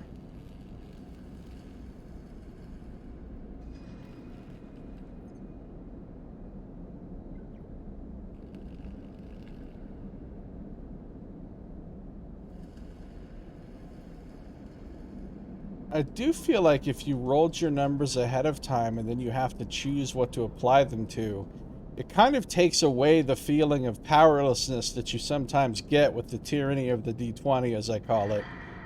Where you're just trying to do something that you feel like your character should be able to do, and then you just roll shitty and it feels really bad. Right? And, like, there's nothing you can do about it, basically. But if you had all the numbers ahead of time so that you're deciding to assign a low number to something, now you suddenly feel like you have control. You're making a choice. Of course, it would get weird because, I don't know, I feel like players would be wanting to make trivial skill checks for no reason and then assign their low numbers to those or something.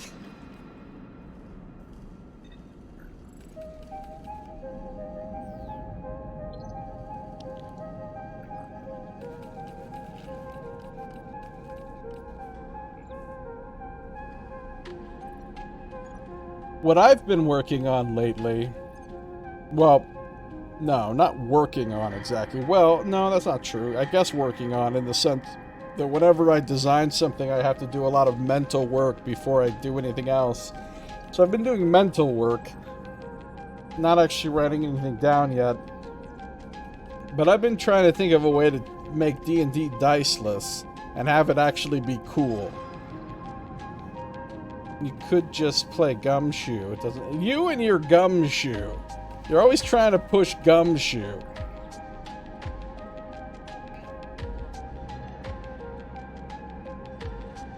Gumshoe.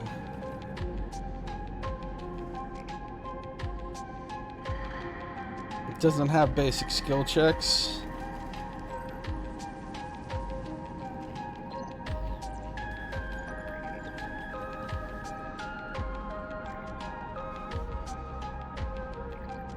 It's an amazing system, huh? I recall looking at it once after you brought it up for the first time, like years ago. And I don't know, it didn't look that appealing to me, but I didn't look at it in depth.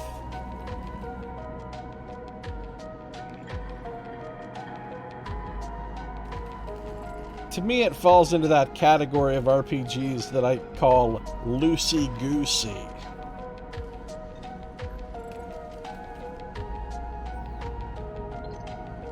Now, I do like that. The idea that you just have a threshold, and if you're just good at a skill, you just succeed. Where I struggle with it is when you get into, like, okay, but how lame is that when, like, the person's, like, not good enough at the skill, and so then it's literally impossible to succeed. Like, well, I guess we just can't possibly do this. Of course, that's also not that bad, because that's realistic, right? Like, you shouldn't really have a chance to succeed at whatever the hell you want to do just because, right? Like, I don't have a chance to succeed at fucking doing a surgery, right? I'm gonna fail if I try to do a surgery.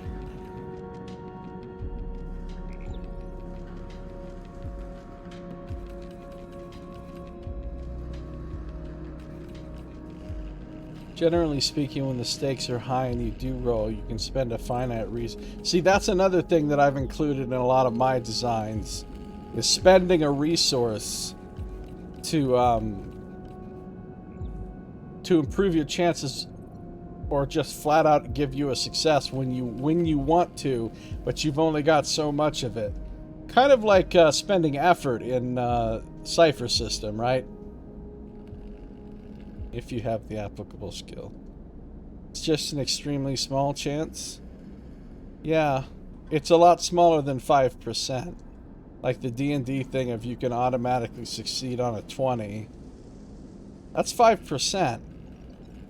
I don't think you should be able to like, if I try to fucking damage a tank with a slingshot, I don't have a fucking 5% chance of doing that.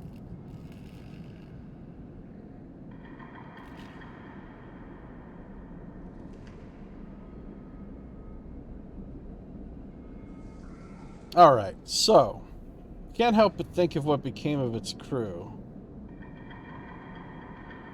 What happened? What do you mean? He glances at you. I managed to convince our salvager friends to give it to me on credit. That's what happened. No, what happened to the ship?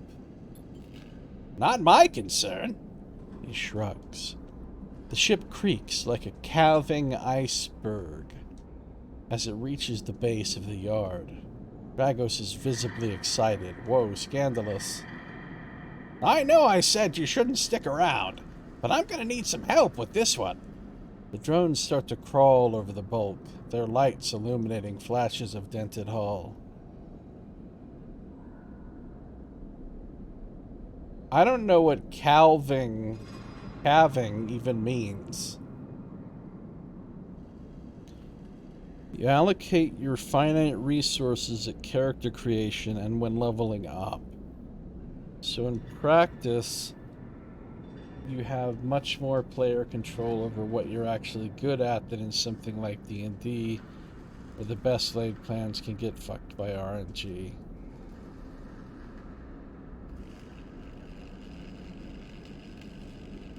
Sounds pretty good.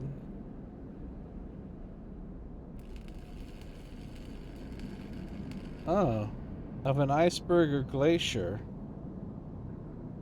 split and shed a smaller mass of ice.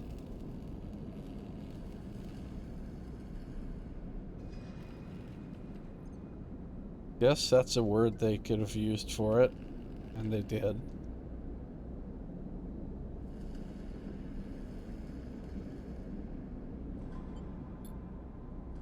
Watching, you wonder if you arrived in a similar fashion.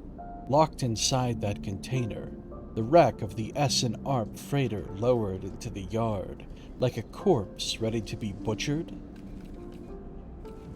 Or was the container delivered to Dragos on its own, a womb for your rebirth into this strange station? You shudder. Perhaps if you could learn something about this ship, you might be able to trace the path that led you to this yard.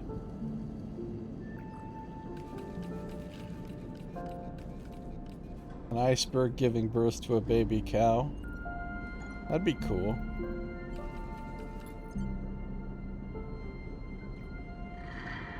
Ice cow time. Ice cow time. Dragos squeezes your shoulder.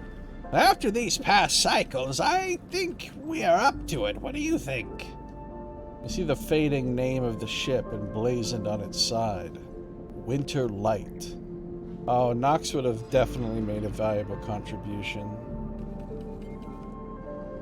Let's do it. He claps you on the back. Glad to hear it. Come back in a few and we can make a start. A real beauty, Dragos repeats, perhaps just to himself. You take one last look at the shattered ship as the drones start cutting, and then slip out of the yard, feeling suddenly cold in the empty passage. I got an upgrade complete. A point. Oh, is that what you get for completing drives, which are not quests? Each drive completed quest unlocks an upgrade point to spend on upgrading your character. Access your character menu via the arrow button at the top right of the screen. I'm gonna access the shit. Well, first, what's my new drive? Study the winter light. This blasted ship came into the same yard as you did. Is there a connection, or are you just paranoid? Okay. Upgrade points. You must gather your party before driving forth. Oh,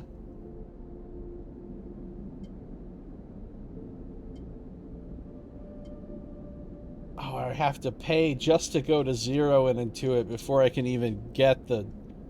Because it's a... Okay, so let's look at these abilities. Chance to gain random scrap item on engineer actions. Okay. Chance to gain cryo on interface actions. Okay. Ooh, use scrap components at home to repair condition. That's good. I've already got this. I could get hard to kill. Keep 2 dice even when condition is breaking. That could be useful. I really want to get my Intuit up, honestly. Oh, displays the outcomes. That's pretty neat. Reroll all of your dice once per cycle? Ooh. Chance to gain energy after an engage action. All cryo actions are discounted by 20%. That's also good. A lot of good ones here. I'm gonna fix my fucking Intuit though, guys. That's what I'm gonna do. I'm gonna get rid of that -1. Now I'm not handicapped in half of the friggin' actions on the station.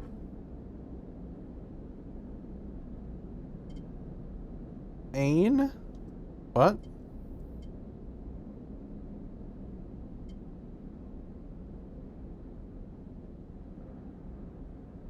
Ain't nothing to it but to intuit.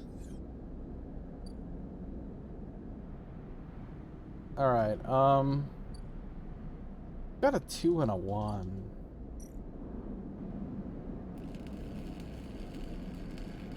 Dragos's nerve. Wait, wasn't there a negative clock that... Oh. No, that's the hunted one. Do not click end cycle. Oh my god. I would have been upset. Where did the negative clock go that was here before? Is that it? Is it resolved because I completed that one thing? Because that's pretty cool. The winter light clock. The wrecked cutter Dragos has brought in to salvage has a history to discover if you're curious. That requires a lot of actions. And of course it's Intuit. What a surprise. It's resolved. Oh, I thought nothing you could do would make those negative clocks go away. Investigating the winter light means picking through its systems and structures with care. It won't pay, but you may find answers. Ship breaking is tougher than slicing up loose salvage, but Dragos is happy to pay you a fixed wage if you're up to it. But now, it's engineering and it's dangerous. Yard clearance. History or no, this ship is salvage. As Dragos always says, break it down, move it on.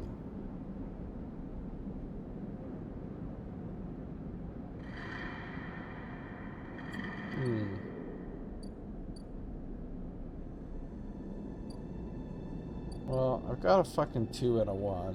You know what I'm saying? I've got a 2 and a 1.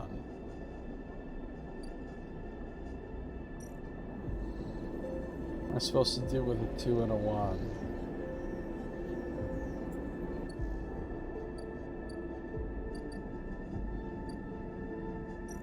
I mean, I can get data with a 2 and a 1. Getting data doesn't seem as important as doing the actual tasks. If I wanted to do something like this, I got a 50% neg chance. That's terrible.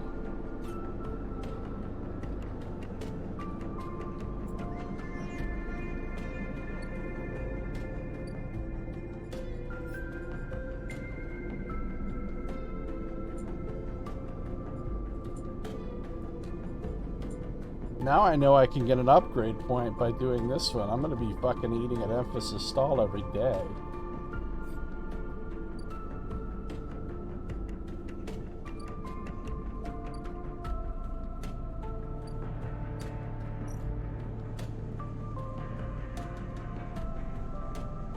I'm good at this one, but it's dangerous.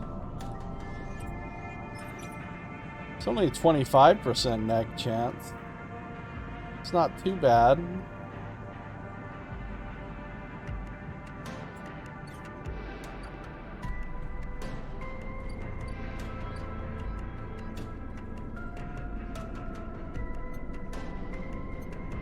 Okay, let's use the one.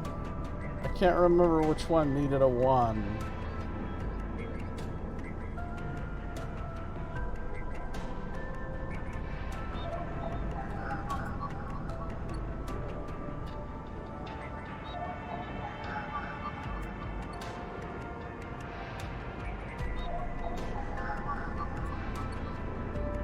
A lot of them that need 2 also.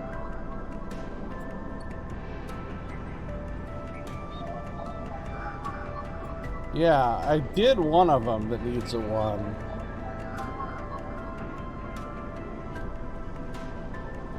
Here's one that needs a 1 that I haven't done. Keynote 9.4. 3 of them needed a 1. I want to see what the Yet Again agents are doing.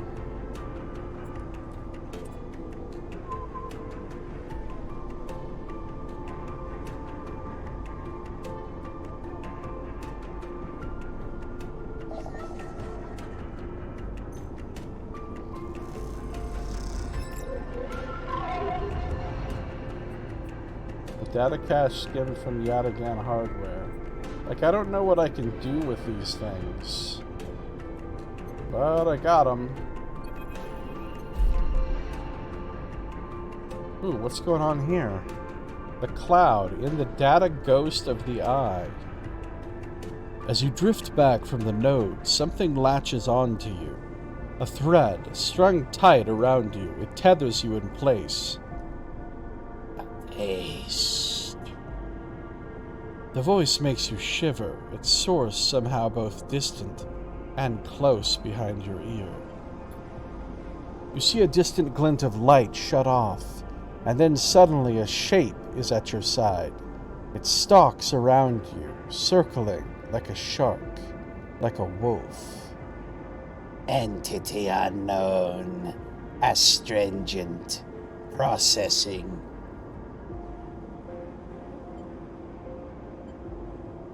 I'm gonna stay still.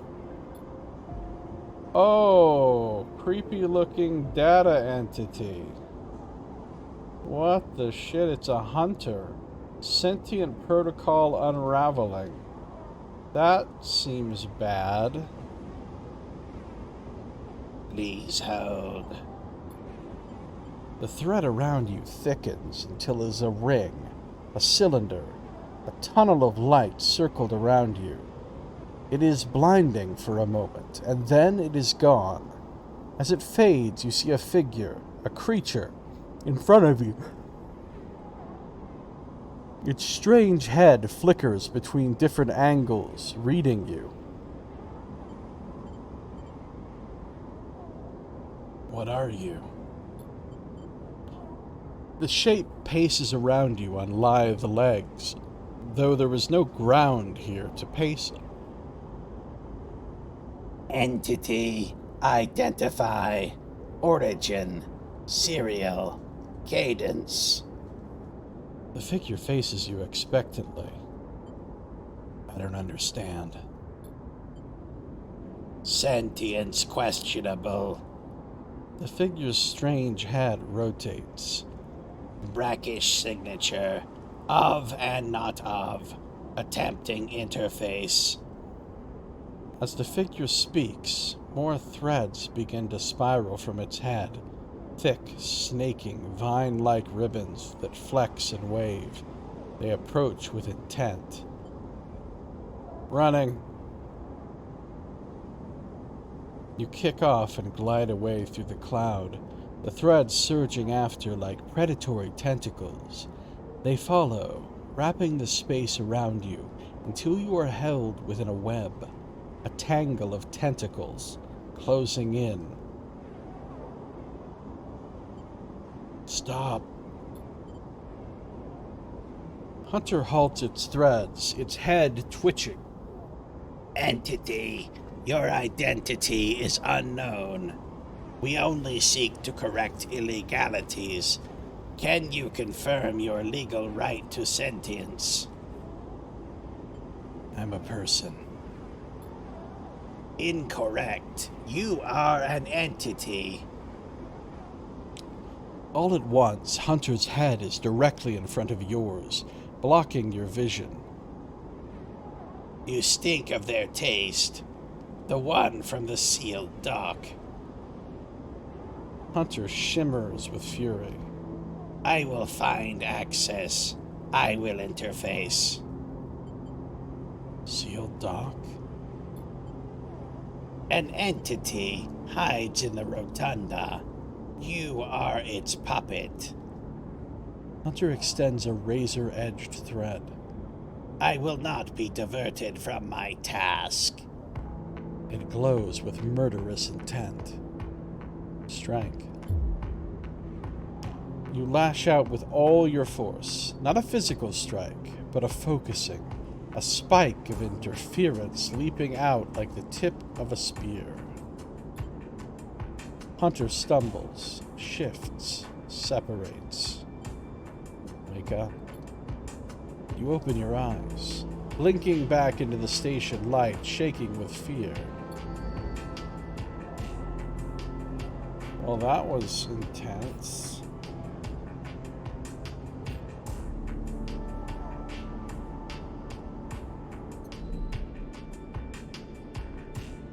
I've got multiple datums.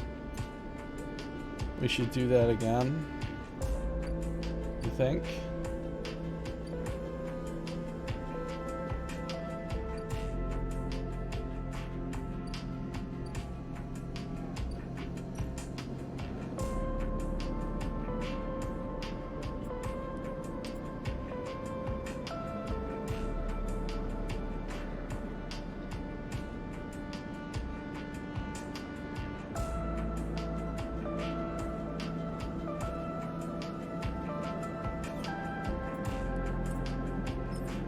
That's not a good chance.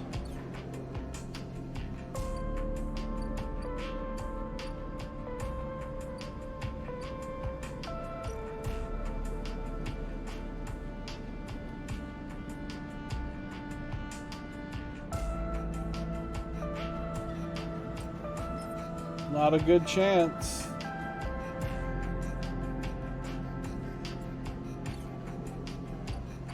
$50-50 is suckty. What? Now this is an acceptable level of risk.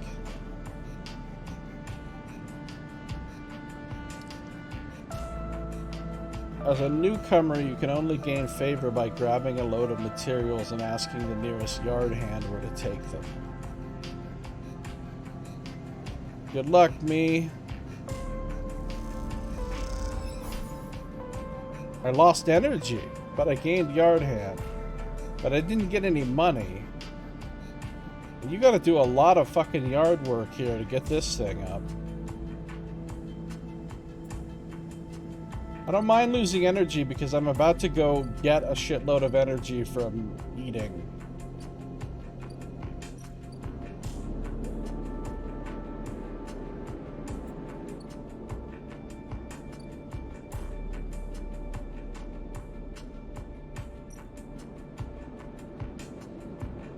We're gonna order some fungus again.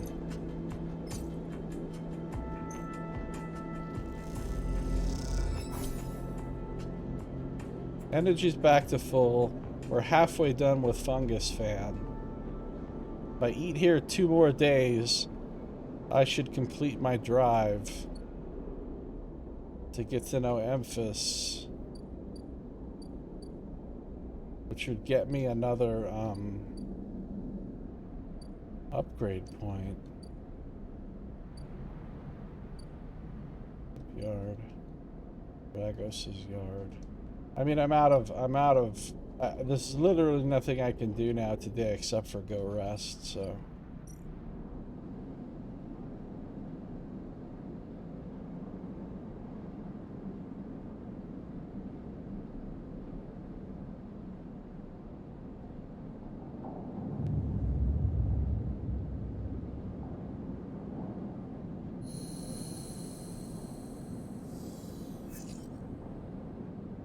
Oh, I got a 5 and a 6 today. Got a 5 and a 6. 5 and a 6. 5 and a 6. Got a 5 and a 6.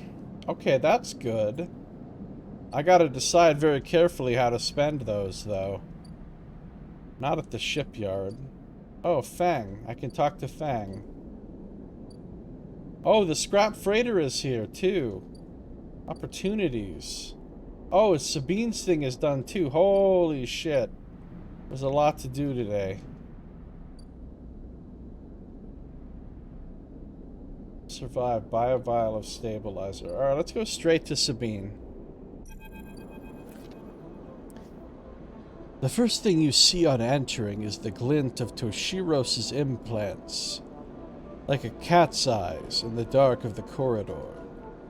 He nods you in as you arrive at Sabine's door. The entryway is still dark, and you push through the sheeting into the surgery. I have it!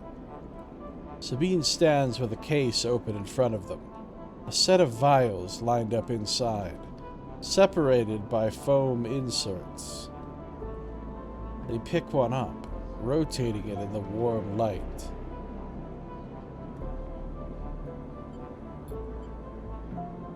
I have no idea how Yadigan... They trail off. We should treat this with caution. It looks authentic, but I have no idea if it really is what it appears to be. I don't care. I appreciate your enthusiasm, but we need to be careful. Unfortunately, I'm not sure we have another choice. They gesture for you to sit on the bed. The stabilizer works under a similar principle to an immunosuppressant in a transplant operation, in that it stops your body from rejecting the unfamiliar part of itself. In the case of your frame, the unfamiliar part is each of your biosynthetic organ groups, which over time are identified by your body as foreign material and therefore must be eliminated. Sabine holds up a vial of the would-be stabilizer. However, unlike an immunosuppressant, the stabilizer doesn't do this by limiting your entire immune system. Instead, it re-encodes your biosynthetic organs with new protein chains, which act as passcodes within your immune system. The stabilizer refreshes those passcodes, keeping your frame from rejecting all of its own organs.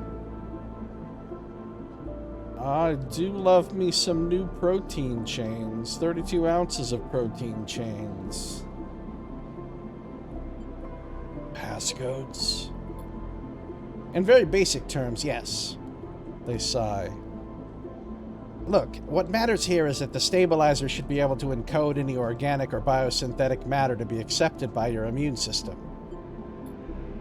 They glance away. At least if the stabilizer is genuine. The only way to know for sure is to inject the vial. They begin readying the syringe. I will start with a small dose to limit the risk. I don't have a choice. I think you're right. Sabine cracks the glass neck of the stabilizer vial and uses a syringe to extract a fraction of the liquid. They tap the syringe, and you watch as if any sign might emerge from the clear liquid. You barely feel the needle, your frame registering the initial injection, but with little response. A sensation begins to spread from the site, a fizzing, trembling wave that disperses through your arm with incredible speed. Your vision goes white, and when it returns, Sabine appears encased in shards of sparkling light that slowly fade into darkness as you settle back against the bed. You swim in darkness. Muffled voices like an argument heard from underwater. Trickling waves of cold.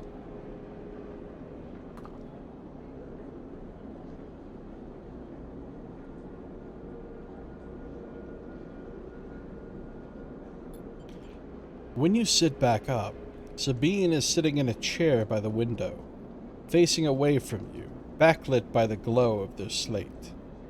Awake? What happened? The stabilizer is genuine.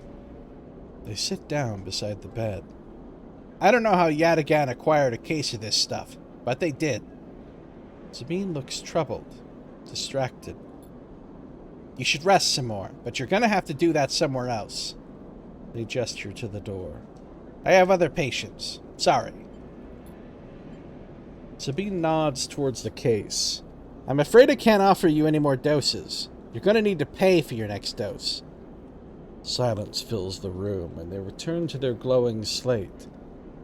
Looking around the room, it seems different somehow, as if things have moved or shifted. You wonder how long you've been out. Sabine? Nothing comes free, sleeper. Remember that. You manage to get to your feet and wander out into the hallway. The queue stretches down the flickering corridor. Toshiro stands impatiently by the door and fixes you with a glare as you leave. You lower your eyes as you stumble past, somehow faintly aware of the station spinning beneath you. Okay. Now my thing says to buy... You need to buy a vial of stabilizer. Well, how much does that cost? 100? Oh, I'm trying to buy fucking fungus every day. Now I need 100 cryo. Ooh. Oh, but look at me, I'm stable. Look at me, I'm maxed out. That's actually great. That means I'll get 5 dice instead of 3. And each day it's going to tick down 1. So I got some time. I haven't been able to talk with them since your last visit. Alright, I need 100 cryo for that.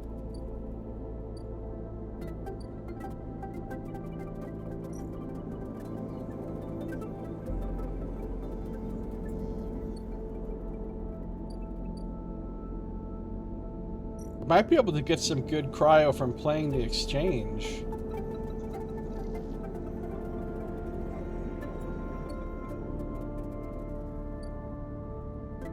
Alright, now let's go see Fang. Havenage Systems Engineer.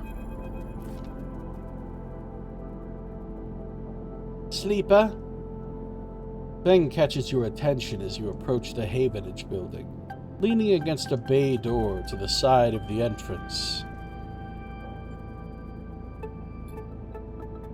You approach. Easier to come in this way. Security, all that. He gives you a look. You know.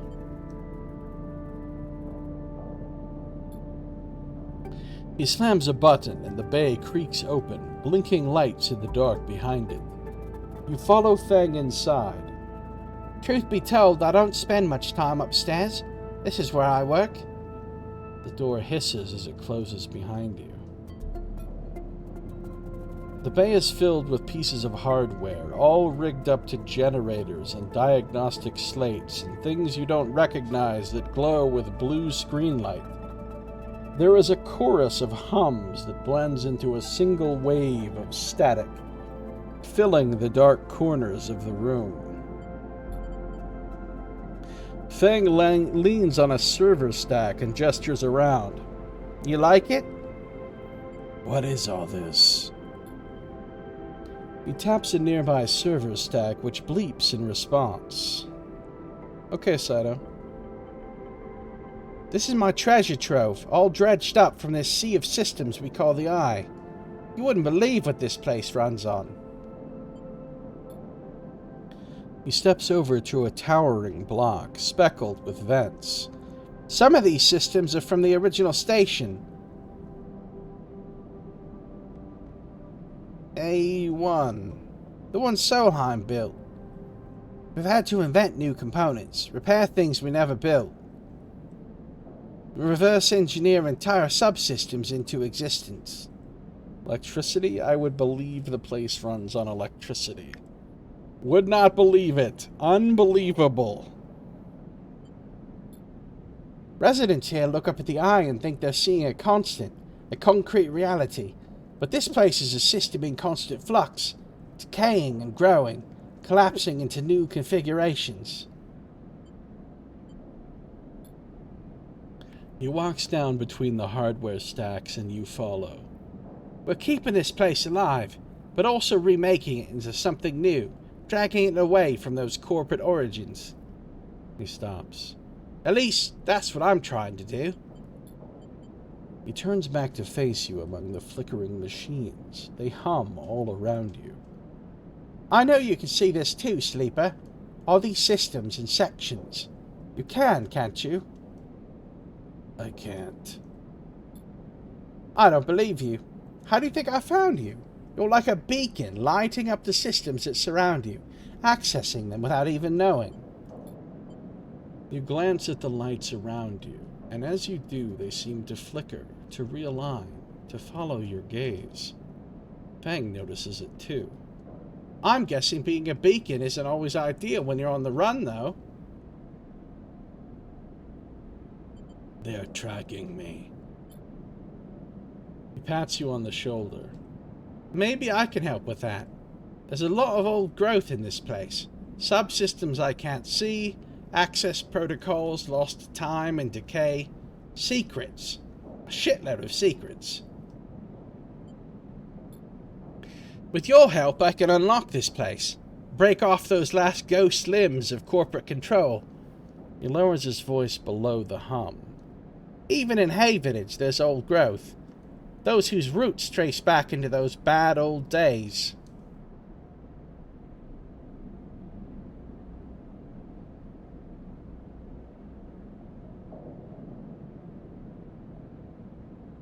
Wait, what the heck is going on with my stream? Guess it's fine. I don't know what the hell this guy's talking about. I'm not gonna lie to you. Everything he's saying just sounds like jibber jabber to me. Thanks, Tim. Hashtag jibber jabber. You help me dredge up the past, and I'll see what I can do about that tracker of yours. He winks. What do you say, Sleeper? I'm in. Fang pumps his fist and claps you on the shoulder. He meets your eye. You won't regret it, Sleeper. Fang passes you a ragged-looking metal tab. A gift. He smiles. It's a Solheim cipher. I dug it up from the depths of the station. Slot that into an old network gate and you'll be able to pull out all kinds of secrets from the nodes inside. He walks you back to the front of the bay. Start by bringing me whatever you can turn up. Use that emulated mind of yours and see what's there. Let's get a picture of how things are. Those above, he nods at the ceiling, have granted me an acquisitions budget. I can pay you for whatever useful data you bring in. I know you need it. He slams the door button again. Keep it quiet and keep it clean, Sleeper, and I'll see you soon. You step, blinking, back out into the passage, those flickering lights still in the back of your mind. New drive. Disable your... Oh, I've got 2 new drives, actually. Extract the past. Fang wants to dig into old Solheim networks in search of secrets that could change the future of the station.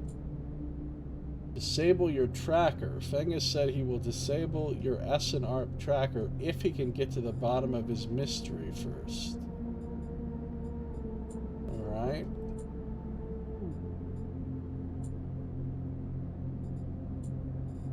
Man, there's a lot to do and not that many actions to do it all. Alright. There's no reason for me to do anything at the shipyard today, probably. Oh, I can go to Feng's Bay now. Havenage Systems Department. Okay, Feng will pay you well for any Solheim data you dredge up from the Eye's old systems. What he does with it is anyone's guess.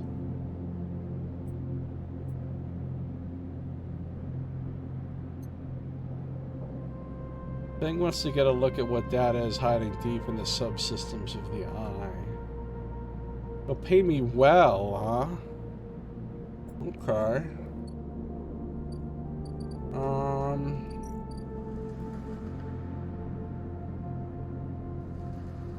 This is progressing.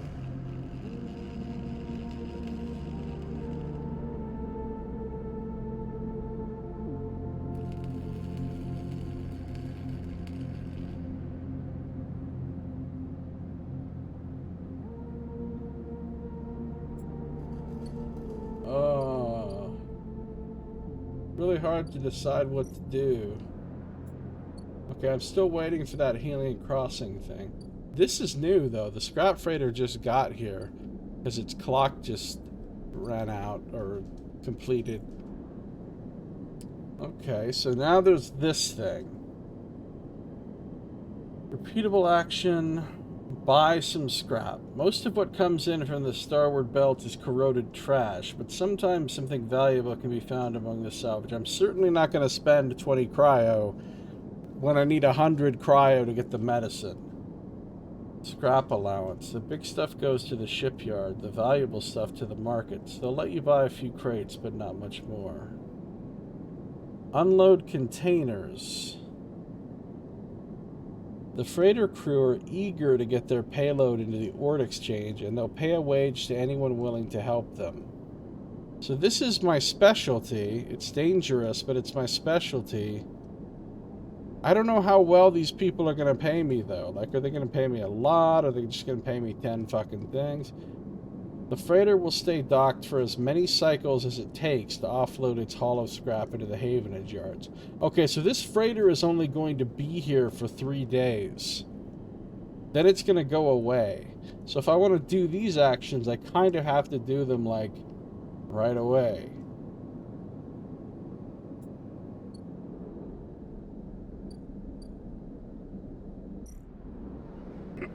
I could steal the dock plans today, since I have a 6. 100% positive. Kind of want to steal the dock plans. I also kind of want to play the exchange for fat loots.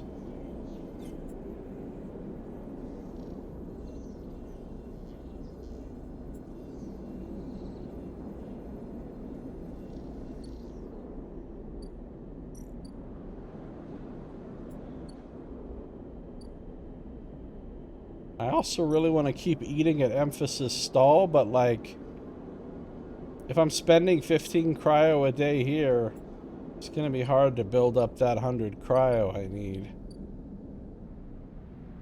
I suppose I will... So I don't think Dragos is paying me. Oh, he will pay a fixed wage. He wasn't paying me a whole lot before, though.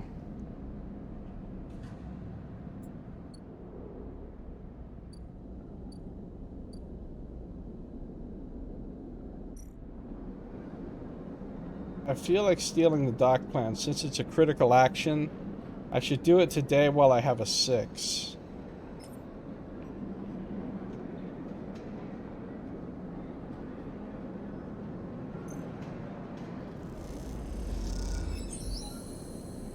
Oh, I completed this clock instantly.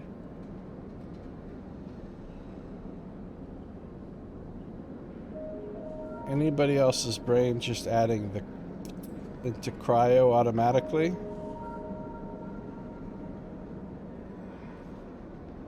What?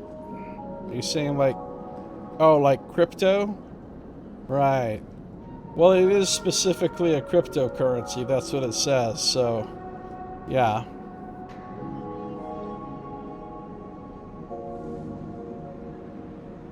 Getting to know the Rotunda doesn't just mean new places to visit. It means keeping your eye on new arrivals, too.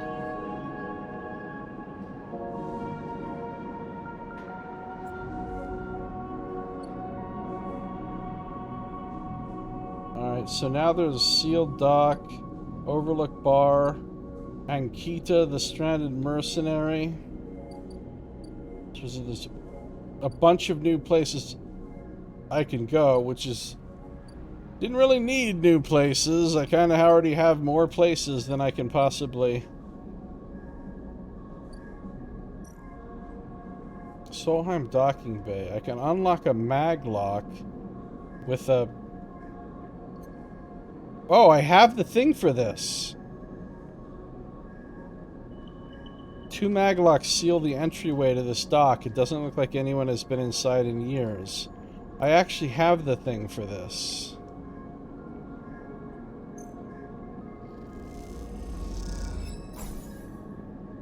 Okay, so I need to do that one more time.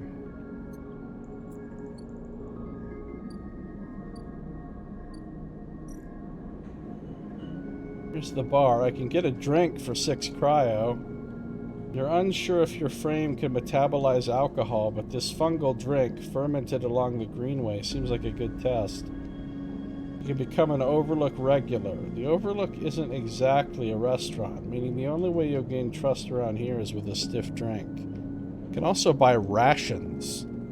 Tala keeps some expired Solheim rations behind the bar for those weary spacers who ask why the Overlook doesn't serve food. I don't really want to spend a cryo right now. Ankita, Stranded Mercenary. Okay.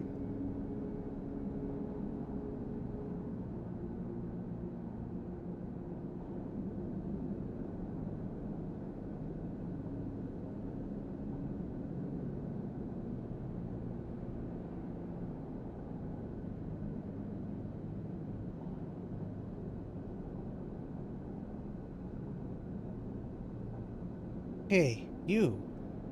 Want to earn a chit? Ankita stands beside a huge pile of tied-together hull plates. She stretches out her back, her shoulders bulging beneath her flight suit. Make it 2. Ankita laughs. This goddamn station. She sighs and pinches the bridge of her nose. All right, come here then. You cross the docking concourse as she begins to split the plating into 2 bundles. What is it with this place? She asks as she angrily lashes the massive plates together. Everyone wants their cut. She straightens up to an imposing height, her armor plates creaking, and looks you up and down. Or is it just that you think I'm an easy mark? We all need to survive. Ankita softens. I get it. I do. She shakes her head. What if I could just go one cycle without some jumped-up grifter trying to take me for an idiot? Then that would be nice. Ankita hoists 1 bundle of plating onto her shoulder. Come on then, enough chat. You've got to earn those chits. You struggle to shoulder the plates, but you do eventually. Ankita gives you a look. Ship's this way. And she sets off down a gantry at impressive speed. Nobody knows what a gantry is. So it's one of those fucking words like ridge. No, I mean, I know what a ridge is, but you see the word gantry every once in a while and you're like, you're just making shit up. What is a gantry? As you catch up to her, she turns down a passage, pushing through a small crowd of stevedores. What's all this for? Oh, this? She nods at the plates on her back. I'm building a treehouse. She gives you another of her looks. It's for the ambergris. That cutter you might have seen sitting silent out there. I haven't. She rapidly turns another corner as you trail behind. She got cut up pretty bad on her last job, and they had to moor up here for a spell. But since then, it's only gotten worse. Someone got in and sliced the core from her ship mind, so now she's gone dark. She shifts the panels on her shoulder. The upshot is that I'm short one ship mind, with a ton of repairs to do, and the rest of the crew signed off the moment they got wind I'd been stranded. So yeah, it's been a time. Anything I can do to help? I don't know. Got a ship mind tucked away on that frame of yours. For a moment, you aren't sure if she's serious. Ankita swings the plates from her back, almost knocking you over in the process. This is me. She hauls the second bundle off your shoulder. You're the first person I've met here who might actually be considered helpful. She pauses, chewing her bottom lip. Look, you want to help? Come see me. I need a hand putting Amber back together, and you don't seem like the type to try anything stupid. She passes the bundles of plates through the ambergriss's outer lock, and then turns back. Just don't go spreading all this around. Ankita throws you a couple of chits. She gives you a parting nod and ducks through the doorway. All right, get out of here. She calls back, and the lock slams shut. I got some monies. Did I? How much money did I have before?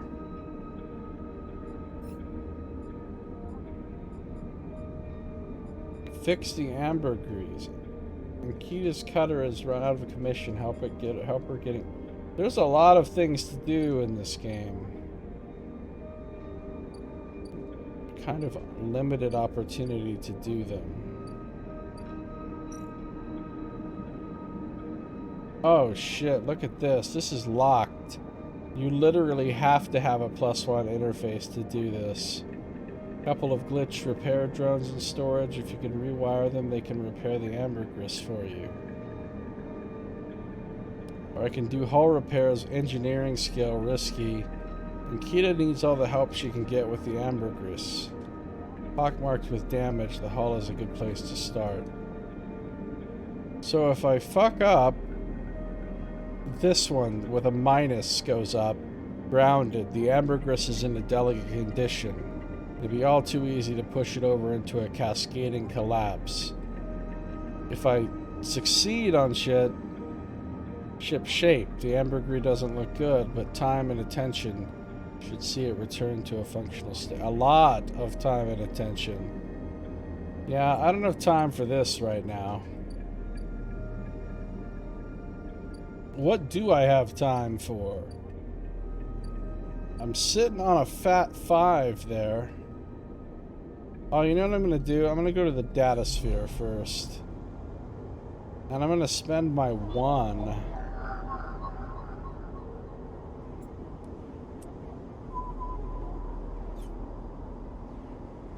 I already did this one.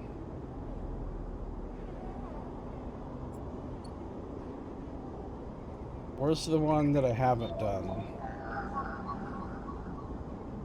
Mine's cryo at a glacial pace, abandoned by the hacker that repurposed it. I'm gonna do this one.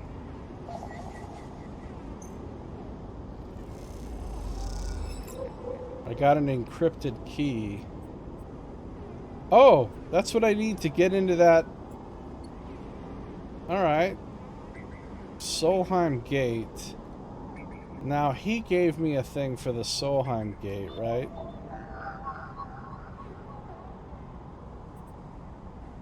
The Solheim Cipher. So I can get in here. A network of systems which have been untouched since the Solheim collapse. I got gate S7 access. With a squawk of noise, the old gate flips open, granting access.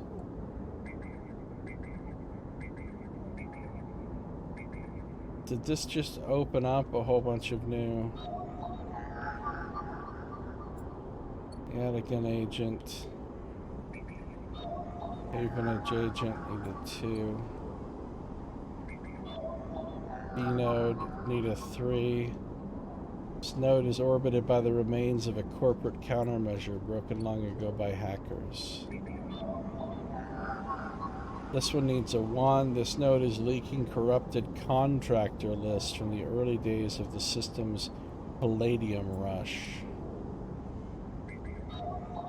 This one I need a 4.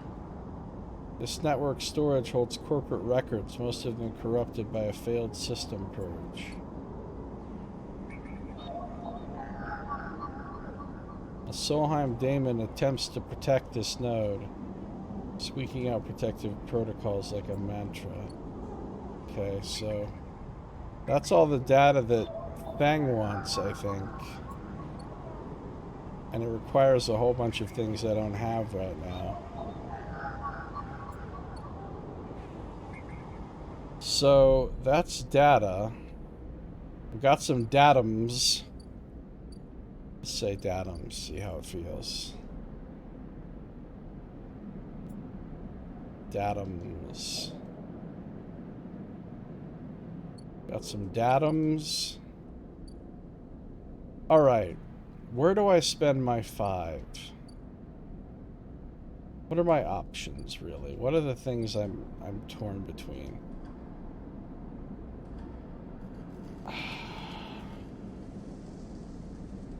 I need to spend it on something that's gonna get me fucking paid. Datums.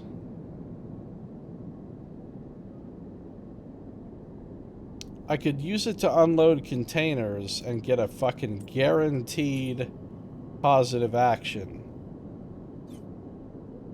And they will pay a wage. So maybe bad loots. Another thing I could do is go to the Ord exchange and play the exchange with my 5. Says it can net you a good margin. What do they mean by a good margin, though? What do they mean by a wage? What's gonna give me the most money?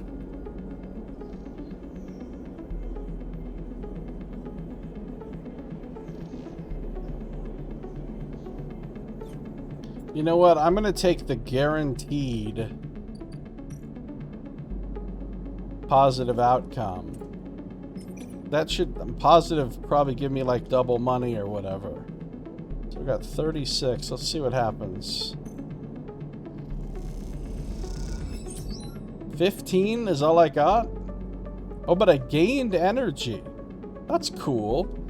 You finish unloading ahead of schedule, and one of the crew invites you aboard to share a warm meal as thanks for your efforts.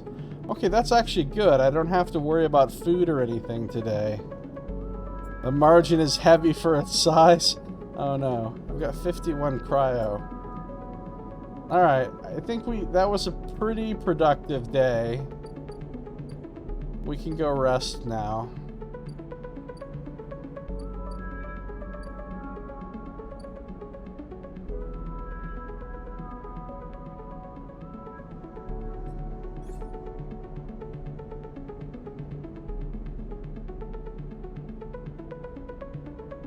I want this. I'm getting this next. In fact, I'm probably just going to go straight down the Intuit line. Which, kind of foolish that I started with the class with a -1 to Intuit if I'm going to do that, but I don't care. Oh, that Obsessive Haggler would be really good too.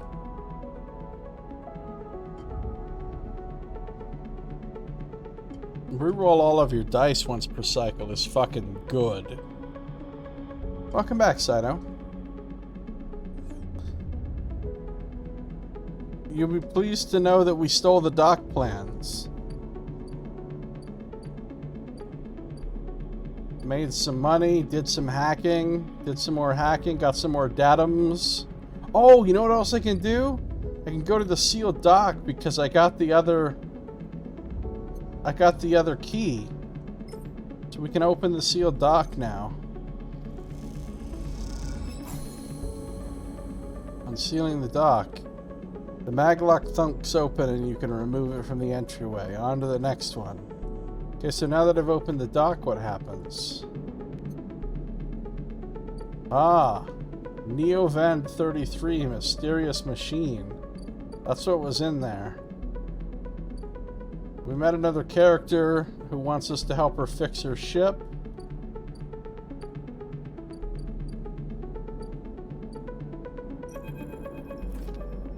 Oh shit, look at this. That is quite a vending machine. As you slip inside the sealed dock, a pulsing light grabs your attention. Among the discarded tubing and rusted plates, a machine flickers with a warm glow.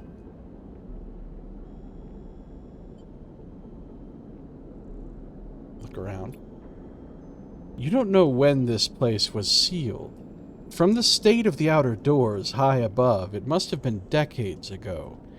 In this dark, cavernous space, debris sits in every corner, along with the traces of rough sleepers, although none of it seems recent. Looking past this layer of decay, you see the now faded messages, symbols, and logos of the Eye's original corporate owners. Still glinting in the shadows. Yeah, that's the name of her ship. Among all this, the warm glow of the machine seems to be the only sign of life. As you get closer, you recognize the machine's blocky shape. No, I don't. Settled into an alcove in the side of the dock. A kind of upright cabinet. It is covered in faded logos and messages, from which you assume it was once an industrial vendor, intended to dispense and manufacture ship fittings and other mechanical parts necessary for the regular running of freight and resource extraction vessels. Crystallized remains of what whales eject from their blowholes? Oh, that's cool. Do people use it for something? What is its value?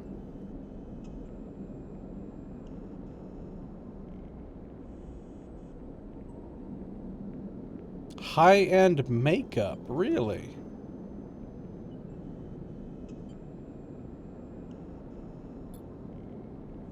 The manufacturer is listed as Neovand, and you remember an advert from long ago, squeezed among all the off-world recruitment drives that assaulted every planet-born citizen, which chirpily sang that name over and over. It's not the best choice, it's Spacer's choice. You wipe a layer of dust from the cracked screen, thinking of those contractors squeezed by their own corporate employers to pay for every bit of minor maintenance on their rented ships. People are gross who want whale loogies on their faces? I mean,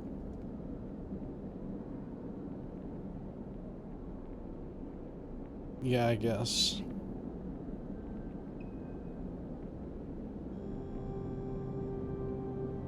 I mean, if you want to think about it like that, it's kind of gross that we eat animal muscles.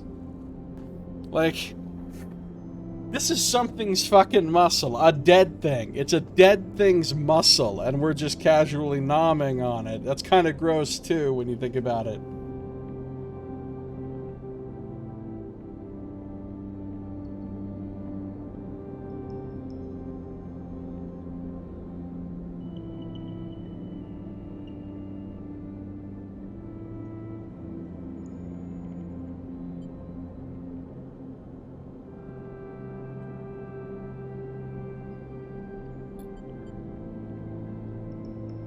Enter your registration.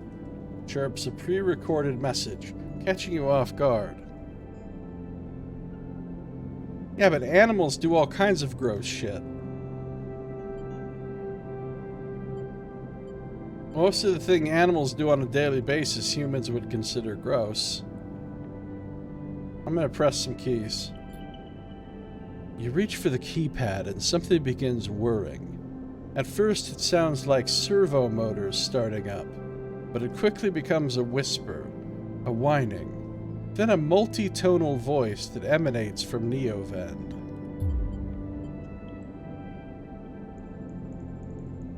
Entity? They hiss. Speak with me.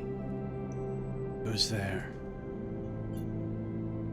There is a squeal, almost like some strange mechanical swallowing or intake of breath, before the machine speaks again. I have need of you. You have need of me.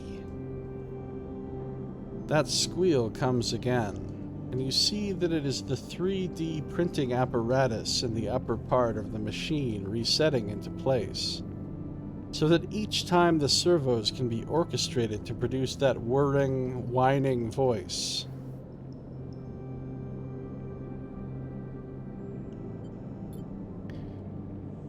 You are in danger. Danger? The machine creaks. You are marked for deletion, Entity. Hunter tracks you.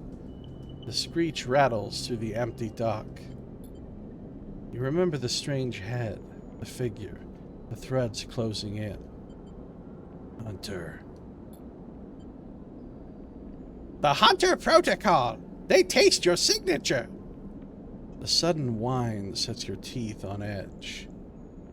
You have seen them. This is the gift of an emulated mind. You close your eyes and the skeleton of the station starts to thrum. Emulated minds are adaptable. Move where neurons cannot. The mechanism resets. But emulation makes you target.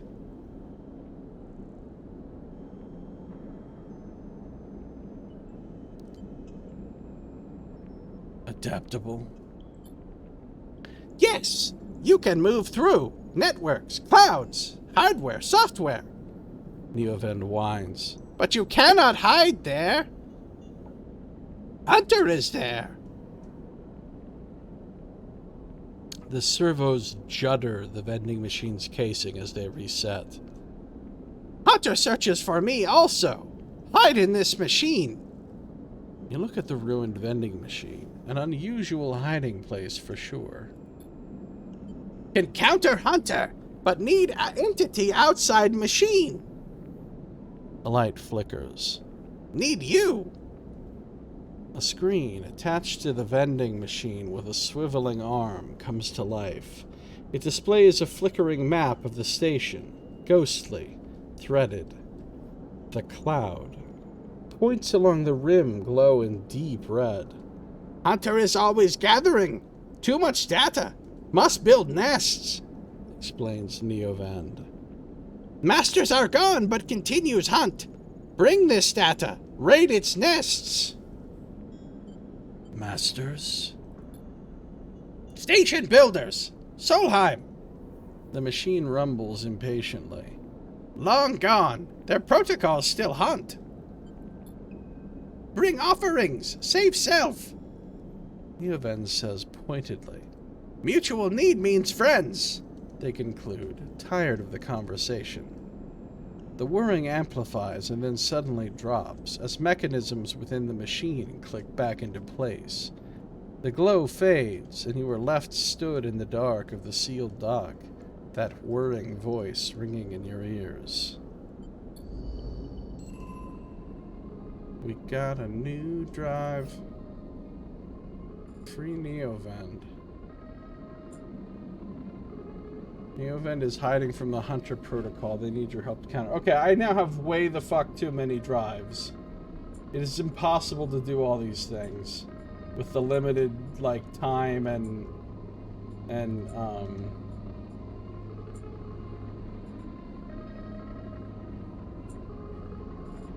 limited actions and stuff.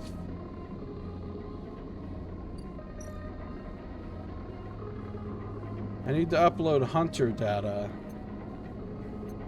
The event believes that hunters compulsively gathered data might hold the key to escaping its tenacious search.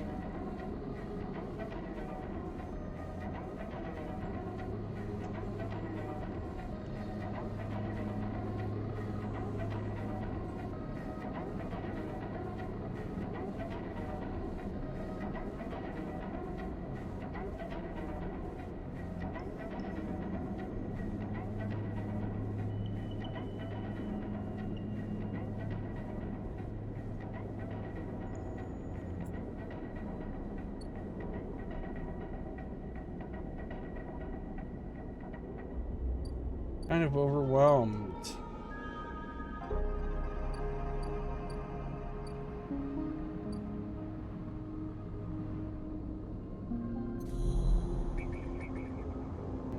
Oh, there's the hunter nests. From what you can gather, this nest contains thousands of name strings. Are these Erlin's Eye residents?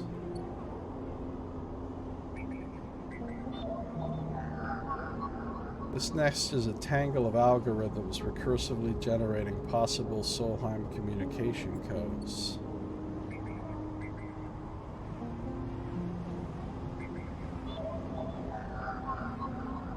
You recognize some of the data tangled into this nest. Is this a partial log of your recent movements?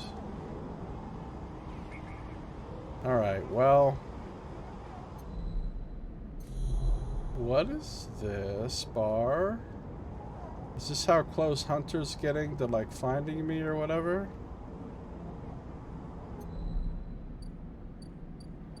Well, I have to go rest now. Nothing else I can do.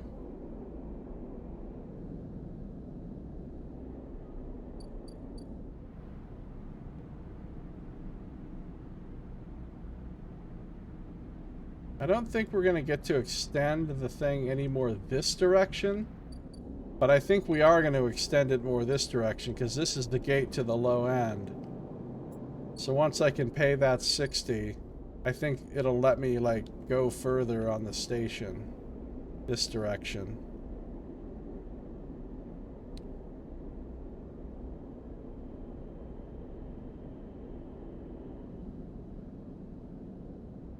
All right. Let's rest.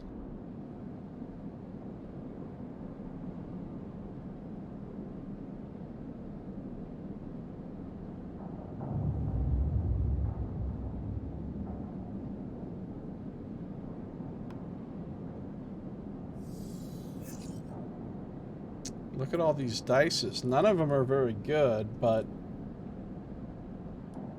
it's a wide variety. I can use the low ones for data. I can use the high ones to make some money.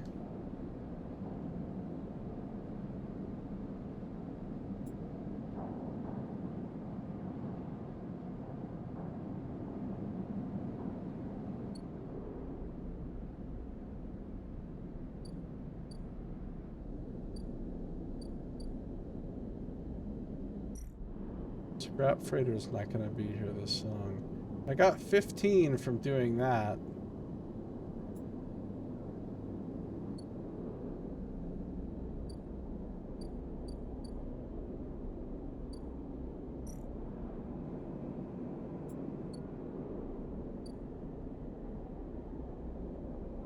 I probably will eat at, well, yeah, I might use it today because I kind of don't want to spend the 15 to buy. The thing is, though, if I buy food from this guy, I'm completing a drive every time I eat from him. I need to eat his shit 2 more times, and I can complete this, which I think will get me an upgrade point. Whereas if I use my class ability, I have to use a die, and I don't progress anything. I also don't spend money, though. That's the upside. So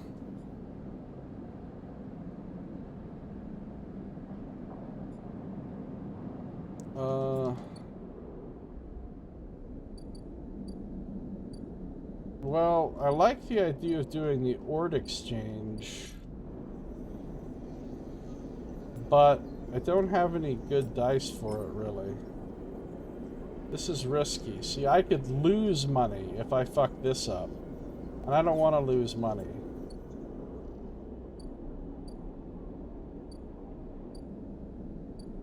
So, my options for employment...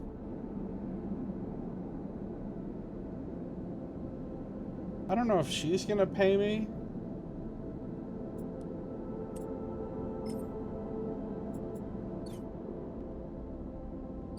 I know these people will pay me some money. I know that Dragos will pay me, but I don't know how much he'll pay me.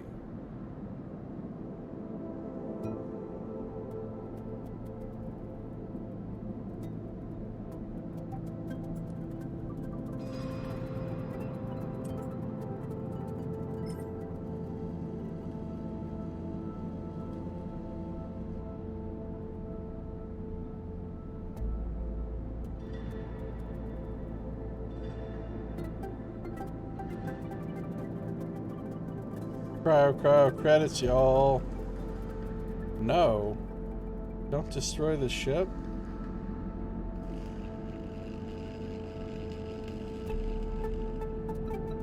Need to research it. I do want to research it, but here's the problem. Right now I need to make money. This doesn't pay. I would have to do this a lot of times, and I feel like once this runs out, there'll be no more times. Hey, it's going good, Splode. How you doing, Splode? Good to see you.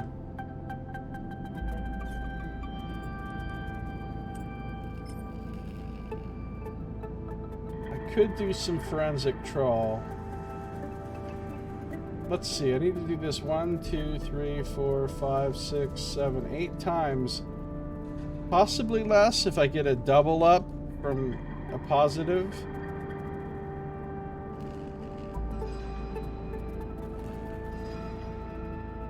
There's only 10 days left on this thing. So I'd pretty much need to succeed on this almost every day.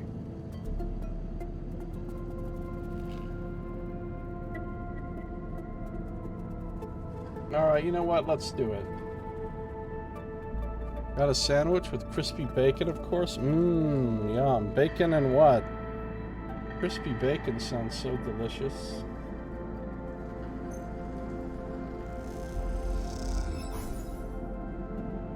Alright, I got a neutral outcome. I just got +1 on this thing.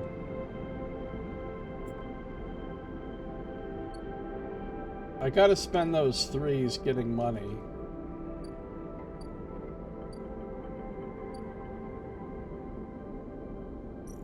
It doesn't say whether or not she's gonna pay me for this. That's not the best odds either.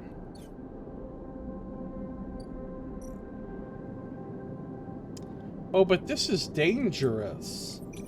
I don't want to fuck this up with a low roll.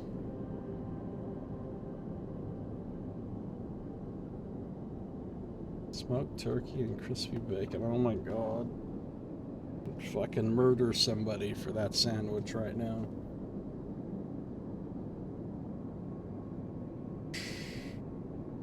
I'm really hungry, actually.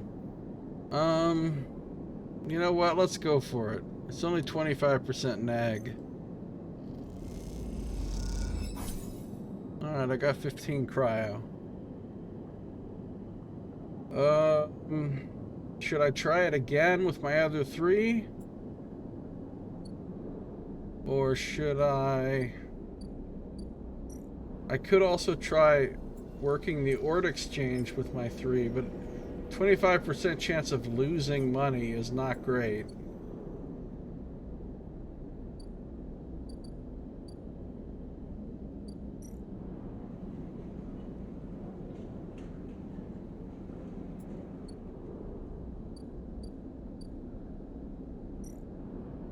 If I work on the amber hull repairs...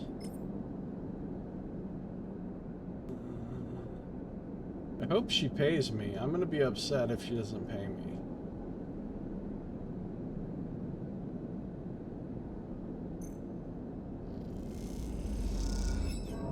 Fuck! So I fucked up. I lost energy. And I didn't get any money. And I used a fucking die. So that was a giant pile of fail. A hull breach triggers a shock depressurization. And Kita seals the breach, but not before you're slammed into the compartment wall. Alright, now I gotta go to fucking Noodle Shop or whatever. Let's do a couple of these. That one requires a 3.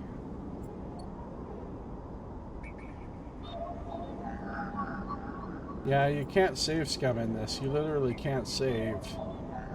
It's all just autosave. So I could do this one. And I could do this one.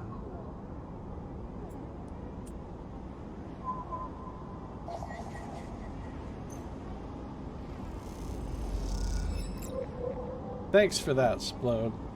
I got a Solheim data. Before I just go off half-cocked, let's go turn that Solheim data in the Fang immediately and see what happens. Gotta use one of my datums. Oh, I see. I have to do this 3 times.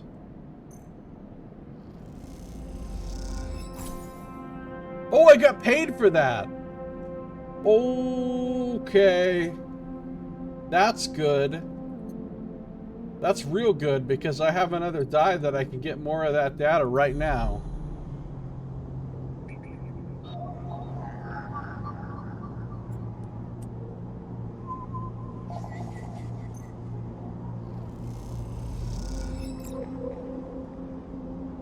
I got another datum. Oh, I see. Every time I hack a thing, the hunter thing is going up. So I'm gonna have to deal with these hunter nests as well. Otherwise, bad things are gonna happen. Yeah, this also kind of reminds me of Kentucky Route Zero a little bit, and Disco Elysium. But it's also obviously very different from those.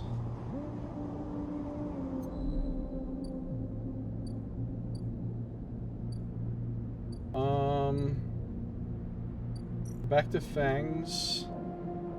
Put the other Solheim data in.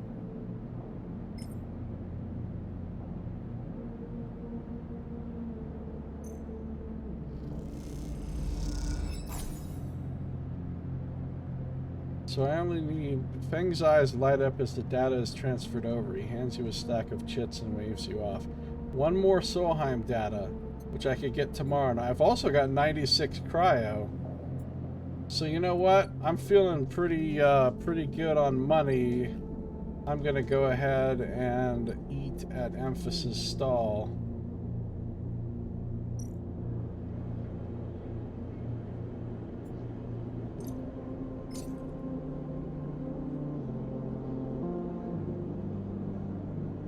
Yeah, Saito's being inappropriate.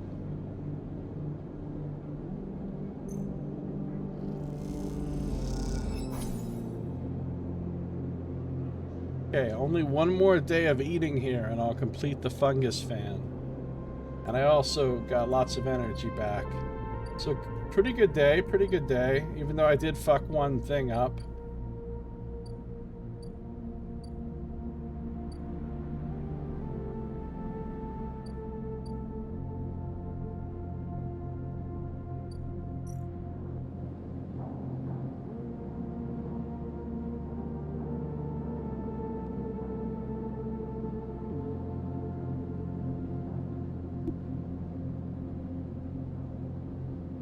This is called Citizen Sleeper, Amarath. It just came out a few days ago. Son Gniff bought it for me.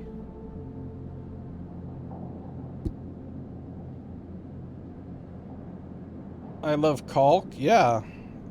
There's nothing inappropriate about talking about Home improvement products.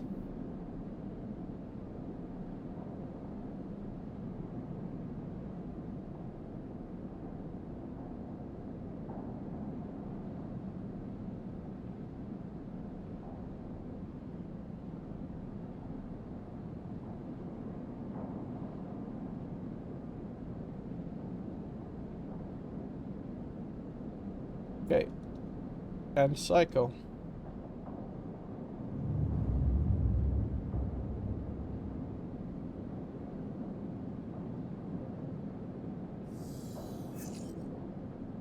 Ooh, I got a 6. I got a 6. I can do something risky today.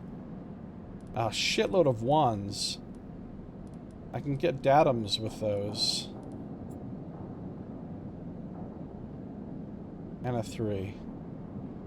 Been getting into BattleTech and other mech warrior games. Sounds cool. That's not a genre or a setting that I'm super interested in, but I've heard that Harebrained Schemes BattleTech game was really good.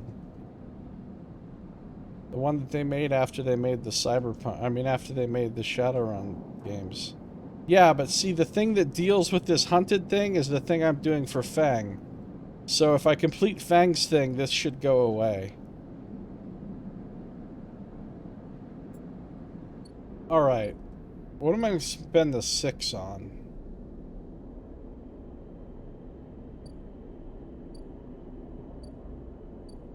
I could spend the 6 at the Ord Exchange. And get fat stacks. Let's get fat stacks. We're gonna do some trading. We're gonna be like Splode.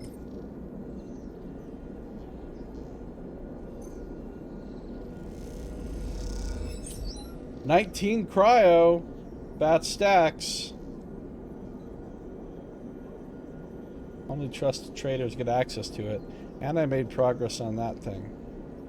It's the one I'm playing. Yeah, is it pretty good? Is it pretty fun? I actually have 100 cryo, but I'm not going to buy the thing yet. And the reason I'm not going to buy the thing yet is because look how much health I still have. I don't need it right away. I've got a 3. It's a little bit risky.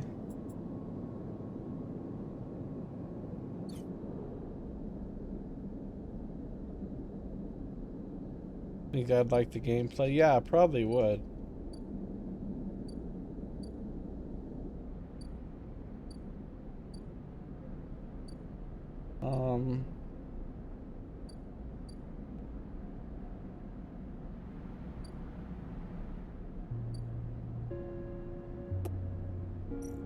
Oh, I know what I need to spend my 3 on.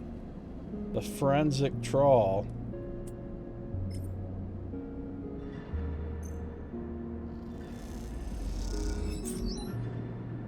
Boy, I got a scrap item.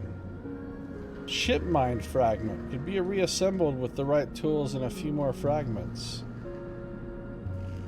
You discover a hidden compartment with spare components and backup data storage. This has to contain something of use. And I got 2 on the Winterlight. So that's pretty good. Man, that Boston Lockdown game sucked so much ass.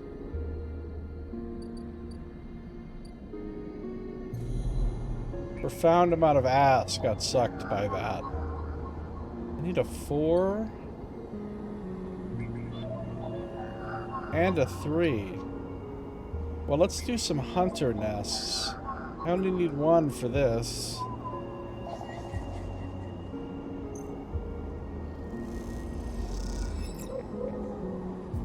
Got hunter data. Random data obsessively collected by the hunter protocol.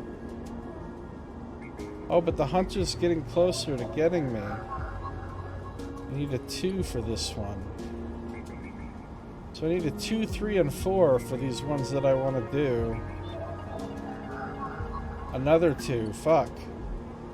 Is there anything else that only takes a 1?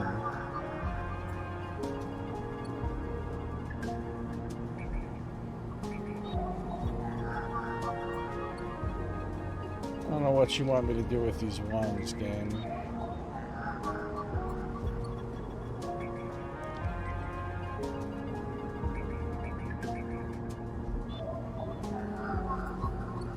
It's nothing but twos all over the place in here. Concerned about this hunter situation. I can go back to Neovend and I can upload this.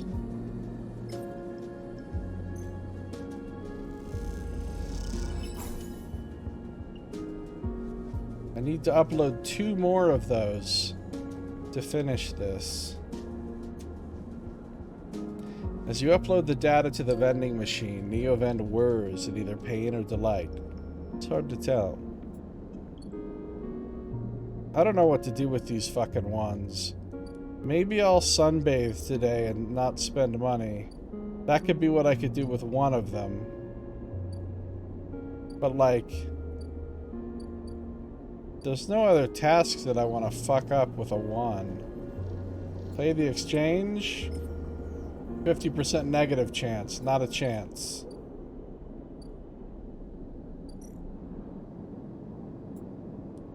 Unload containers. 50% neg chance on a dangerous, not a chance.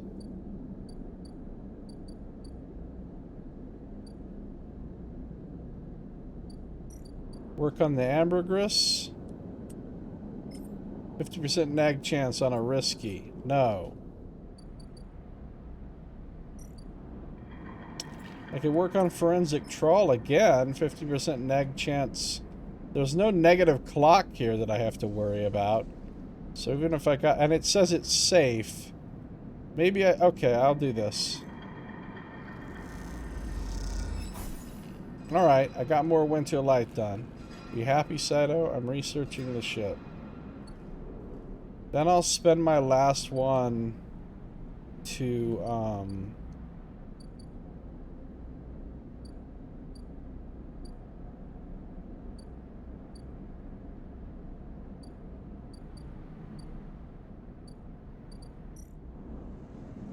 Hull Materials doesn't even pay.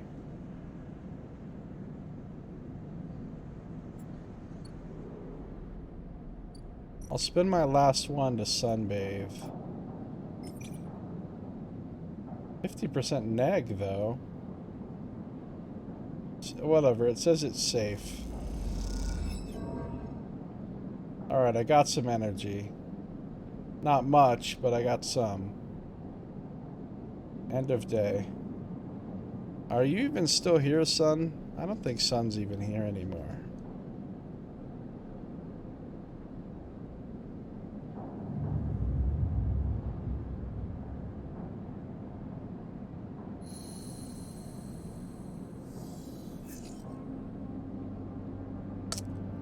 Wow, another shitload of 1s. Fuck you, game. 1, 2, I can use that to get another hunter's nest down, or another Solheim data. That 5 I could do something good with, but these 3 1s are fucking El Trashatron. What do you even want me to do with those fucking 1s?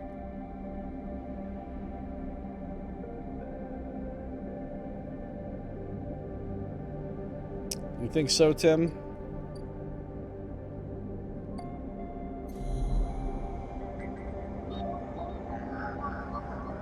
Alright, so I could do the hunter's nest with that too.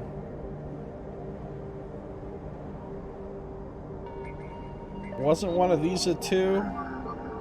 No, if that one's a 3. That one's a 4. Ah, I can't even get more Solheim data. Alright, well that's fine. We'll do the hunter's nest. Put the 2 in there.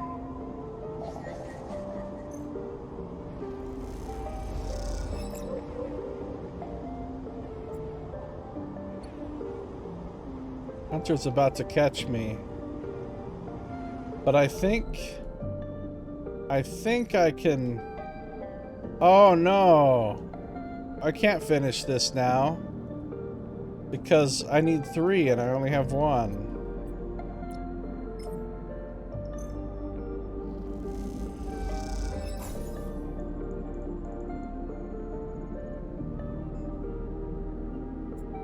I can't get the other hunter data now. Because it requires a 2. And I can't get the other Solheim data because they require a 3 and a 4. And I've got all these 1s. All these garbage ass 1s.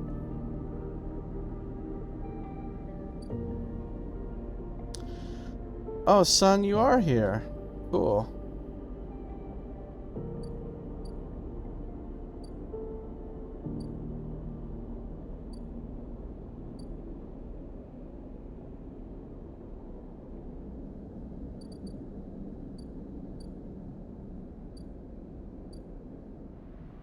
What's like the least risky way to make money that I could possibly...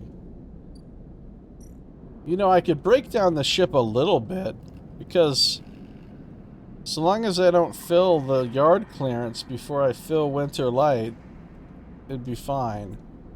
Oh, I do have that 5, but I wanted to decide what to do with these 1s. 50% neg on a dangerous seems pretty dumb.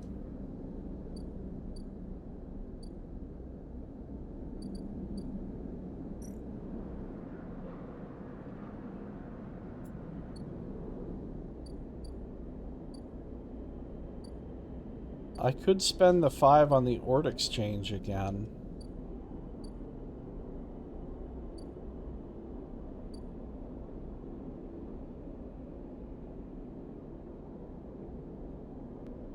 Just in the kitchen doing some stuff.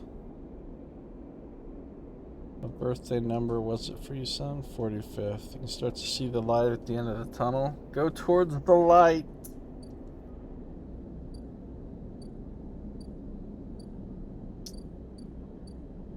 I don't know what to do.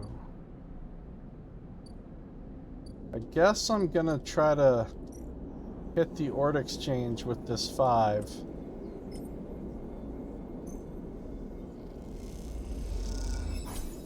I got 12 cryo this time. And I'm working on Trusted Trader. Then I suppose I'll throw a couple of these 1s at the forensic trawl, because it's safe, so even if I get a neg, it's no big deal. Uh-oh.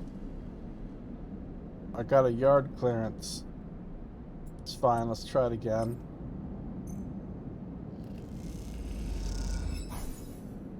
Okay, I got a winter light now. Do I want to sunbathe again, or do I want to... No, I don't want to sunbathe today. I'm gonna buy food from Noodle Man. I don't know why I keep thinking it's noodles. It's not noodles. They described his food in great detail, and there were no fucking noodles.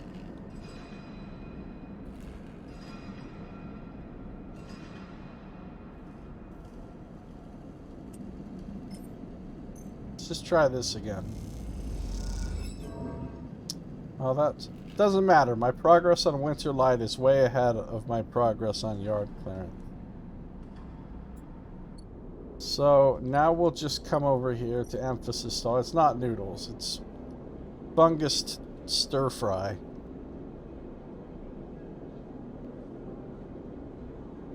Can communicate with everything. Yeah.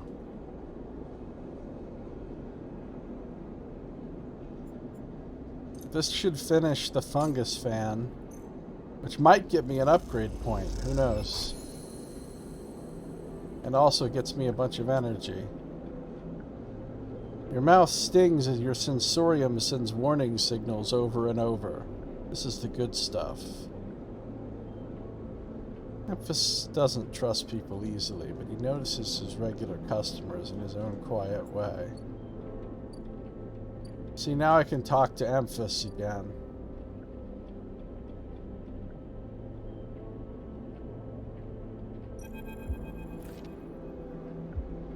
Sleeper! Memphis calls out to you, a booming voice that echoes through the corridor. Tell me a story. He throws a handful of chopped mushrooms into his wok, the fire leaping up to meet the oil. I see you, cycle in, cycle out, but we never speak. Tell me a story. What kind? Any kind. He pauses to drizzle something from a plastic bottle into the wok. But one of yours. He looks up at you. Nothing's stolen. You pause. The spice is rich in your nostrils, and think about the kind of story you'd like to tell Emphas. You look at Emphas, the listener, and imagine he has heard it all before. Perhaps he would enjoy a strange story, something with some spice.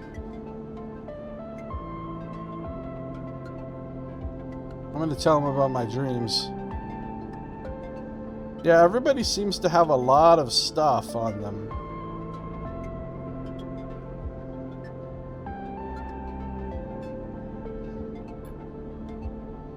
All the sleepers, you tell Emphas, had dreams.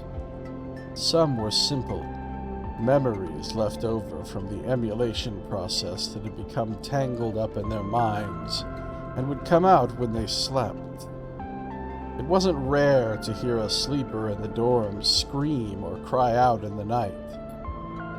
But your dreams, those gray, skeletal after-images of systems and structures, of threads and patterns, weren't like the others. They weren't memories or nightmares. They were reflections of reality. Distorted, yes, but somehow true. You learned, back then, to keep quiet about them, to let them flow through your mind like water. That was until now, until you arrived in this place. Now your dreams colonize your waking life. They slip behind your eyelids with every blink. And now you understand they aren't dreams at all, but some process of interfacing, of speaking, of living in another world that flows through this one like smoke through air. You tell him that you do not know if there is a reason for your dreams. Perhaps, you reason, it is just some side effect or particular quality of the frame you inhabit.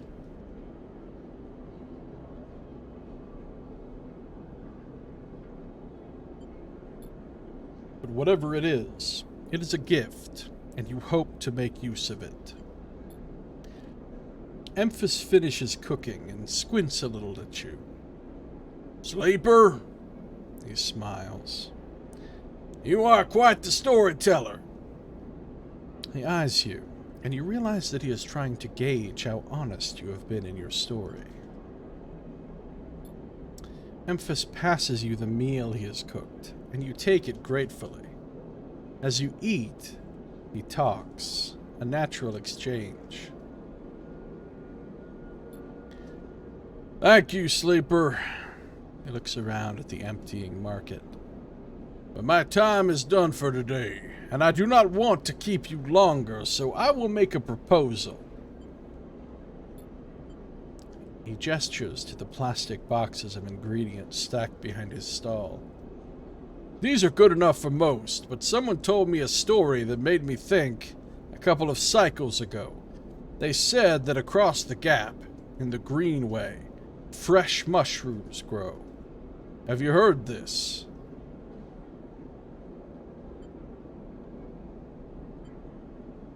No. Neither had I, but I trust the one who told me. Emphas begins packing up his things. Can you bring me some? I cannot cross the gap, and I worry about leaving my things behind. He smiles. I'm sure a storyteller like you could handle the trip. I will prepare them for you, and if you wish to tell it, be the audience for another story. Agreed. Good, booms Emphas. Then I will wait for you to bring them. Emphas sides his walk away and straightens up. I will prepare a recipe then, Sleeper. Good luck with your foraging. Turn away and walk back into the main market, the rich taste of Emphas's food still lingering in your mouth. Stories for food, you think. A trade that seems more than fair. Maxed out my energies. But did not complete Get to Know Emphas because now I've got to bring him some Gorole caps.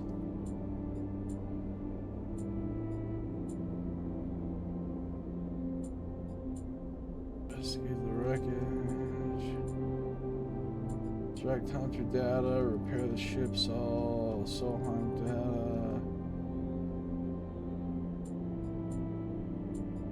Build a ship mine. Gain access to the Ort Fabricator. All I've actually done. Help clear Dragos' debt. You two are even. It's the only thing I've done. I'm out of dices. Out of dices. Tomorrow I might only have 4 dice because this is gonna run down.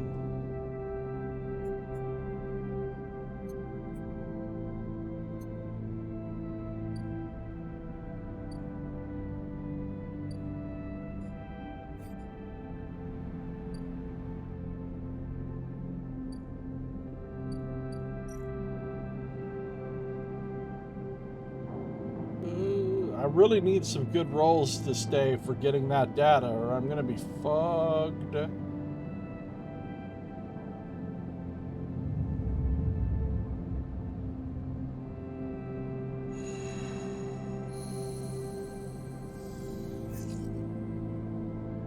Those were good fucking rolls. But now I'm flickering and I'm sure to die.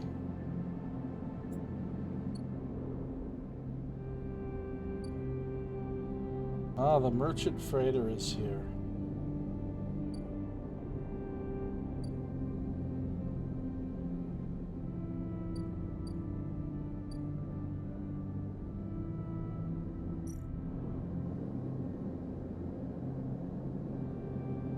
Locked action, haggle over prices. I need +1 engage.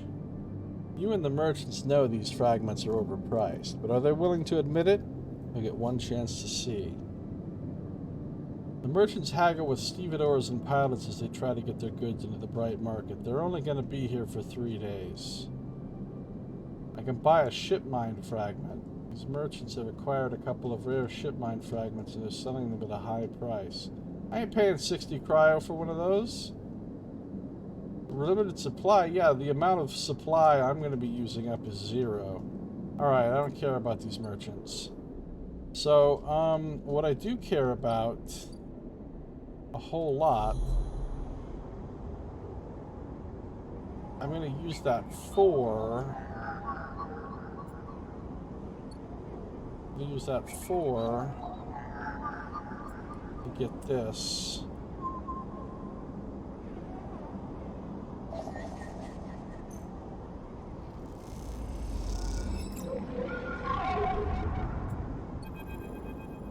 Oh no, it's Hunter.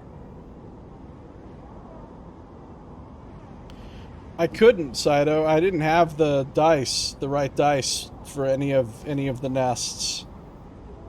All of his nests are 2s, I think. 2s or 3s.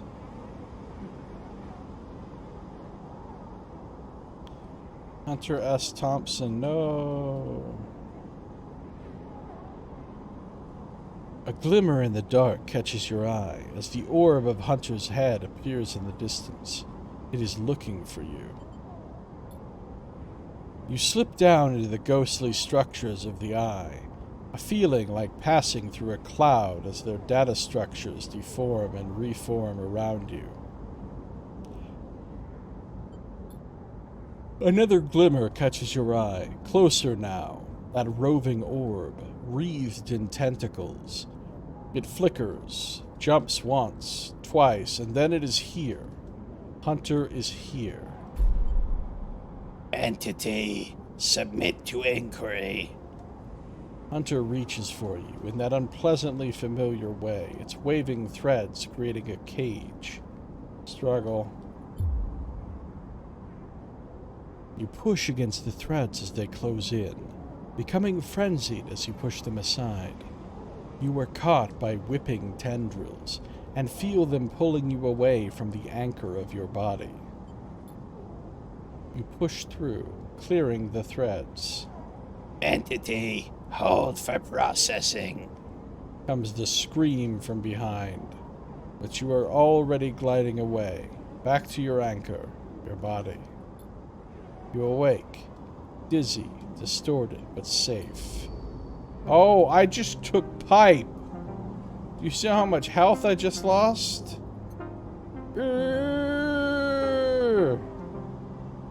But here's the good news. Here's the good news. You awake distorted? Yeah, I know, it's rough, huh?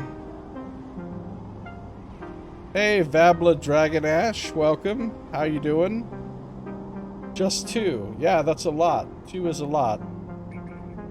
Any amount is a lot. 1 is a lot. The good news is I got Feng's data, the 3rd one that I needed. Let's turn in this datum.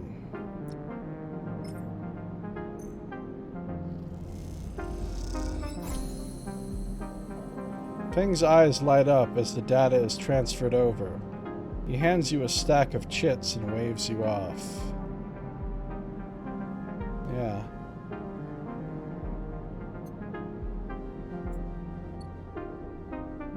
But now I can talk to Feng again. As you enter the bay, Feng is nowhere to be seen.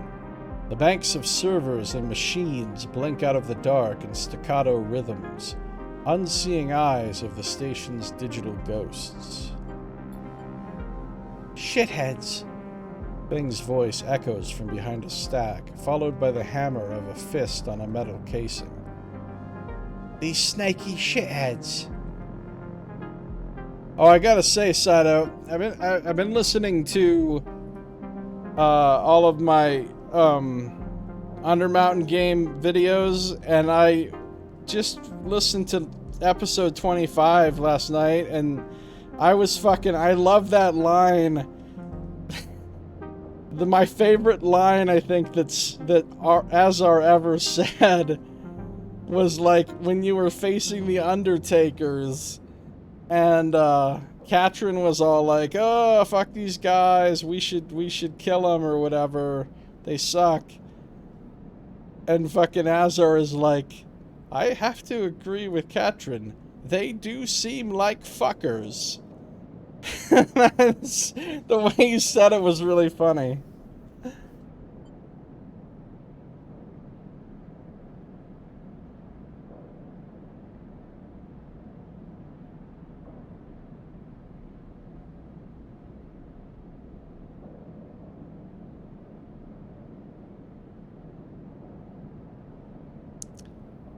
These snaky shitheads. Looking for your divine butter moment? You'll get there. Who's snaky? Sleeper! Feng's smiling head pops out from behind a stack. Just the emulated consciousness I've been eager to see. Come back here. You pick your way between the thrumming stacks. Thrumming stacks sound vaguely scandalous. Trying not to trip on the loose bundles of cables that blanket the dark floor. Feng is sat in front of a set of monitors, mounted to a stack. Tell me, Sleeper, what do you see here? Feng waves at a monitor to his side, glowing with pale lists of information. You lean in closer, looking for the links in the data. The tables seem to be filled with personal information. Names, genders, dates, ID numbers, all the markers of institutional records. Oh, obviously I have to pick number 3. Shitheads? Feng laughs. Maybe not all of them, but what kind of shitheads? Solheim. Bingo! He taps the terminal. I pulled these from the old data you brought in. All employees of the Eye's original owners. And He leans past you and scrolls the list down. This one. This is a snaky shithead. He stabs at the screen with a finger. The name reads Hardin Hurst. Oh, that guy does sound like a douche. Who's Hardin? That, says Fang, giving you a sideways look, is the thing. He drags a stool out beside him and motions for you to sit. There just so happens to be a Hardin Hurst in Havenage. He waits for your reaction. Are you sure? Well, that's where you might be able to help me. Fang leans back in his chair. Just think about it. Decades ago, Hardin worked on this station as a... Fang leans across to look at the monitor. Senior Strategic Operations Executive. Fang raises his eyebrows at you. Sounds kind of like an assassin. Now, Hardin was keeping the money coming in for Solheim. He defined priority growth initiatives by making sure the extractors they contracted out to were hooked into a system that outsourced all the risk and kept the profit. My guy's an extractor.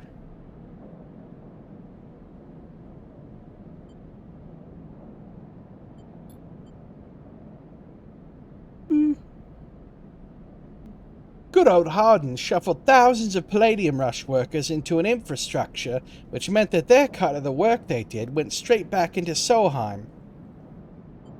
How do you know this? I grew up here, Sleeper. This is my history. I'm a child of the collapse. Fang turns back to his screen, staring hard at the strings of code flickering by. Before I was born, my parents were Solheim contractors.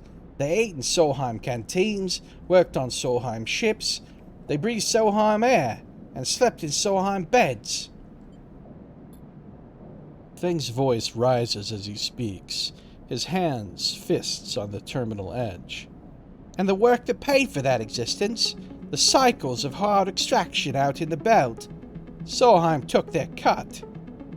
This was a company town, so to speak, and my parents were just another in the long line of freelance contractors willing to risk their lives for a shot at anything other than poverty. Disposable. This guy, stabbing at Hardin once again with his finger, strategized all that, did the sums, and then somehow, thousands and thousands of cycles later, is still going, still here, crawling in the walls like some shithead snake. He survived the revolution. But how? These guys? They were big time. There's a lot of money you can get you if you're a company man. Fang relaxes a little. But how is Hardin still kicking? I really don't know. He turns to you and smiles. So we are going to go find out. Hardin is now a big shot in the shipyards, just a few degrees back around the eye from here. Fang brings up a map of the lower eye. Yeah, wall-crawling snakes are shitheads unlike fire snakes.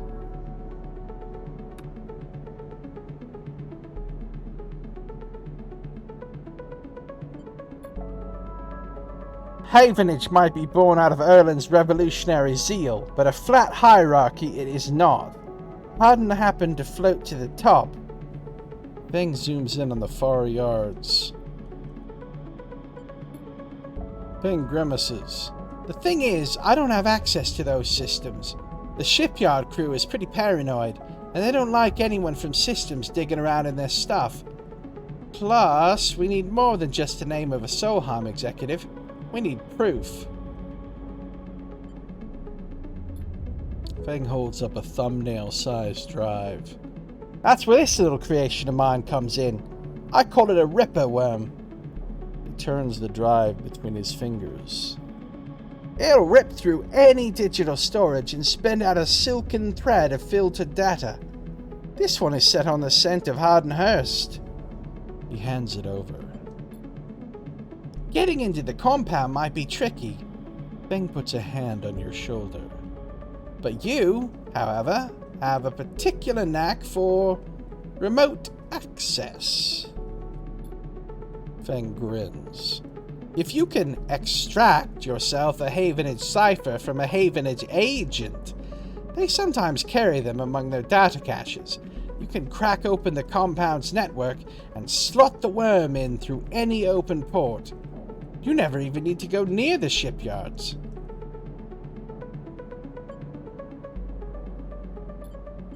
So, what do you say? Up for it? Yes. I knew it! I knew you'd be happy to catch this snake. Don't worry. Once we nail this guy, I'll start work on that Man, I needed you to do my tracker thing now, not after another whole series of tasks. Fucking snap his neck. I haven't forgotten. Feng scratches at his chin. Anything the worm gets, it'll send it back here. There's something wrong here, and I aim to get to the rotten core of it. You leave Feng, digging through data among the wires and machines of the old station. As you walk out, you try to imagine the Eye as it once was. A vast machine running smooth and strong, directed by people like Harden. A vast Solheim-built machine, into which thousands poured from the surrogate systems, looking for a new life. The hope of a better future, engineered to line someone else's pockets. It's an idea you are intimately familiar with. You think of Harden, still alive, still part of this place, and wonder if the past has ever truly passed. I mean, how do you ever complete any of these? I just keep getting more and more tasks. I do the thing it tells me to do, and it's like, no, now do another thing.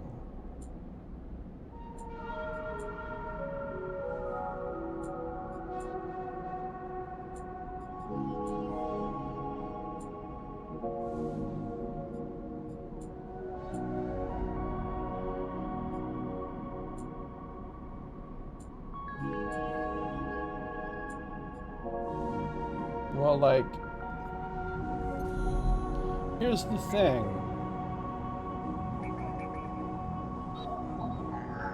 This guy needs a 2.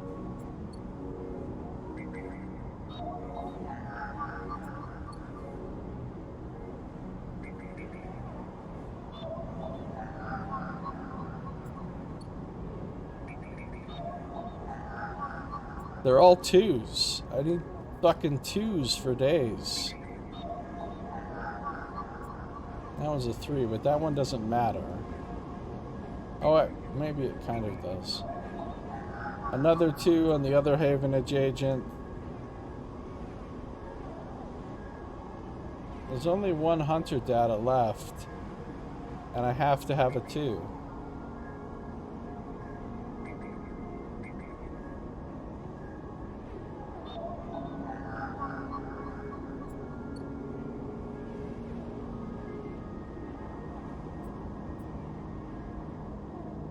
Self-guided program that scalps data from closed networks.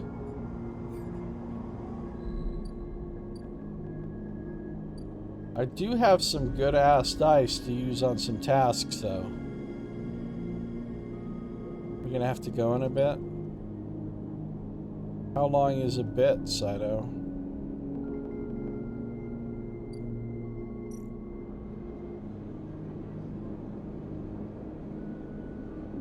Memphis wants to make this old recipe.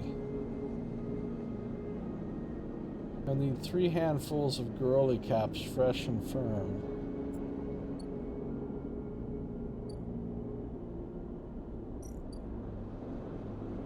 I'm gonna buy my stabilizer.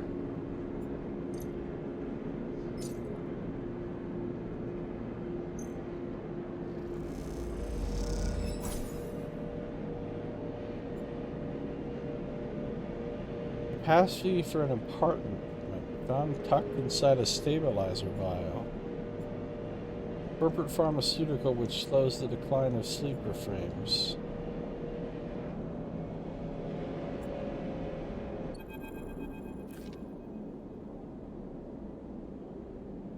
Four minutes or so. Alright, well, have a good one, Saito. Thanks for coming by. As you quickly leave the surgery, eager to be away from Toshiro's glare, you notice something wrapped around the stabilizer vial, clutched tightly in your hand.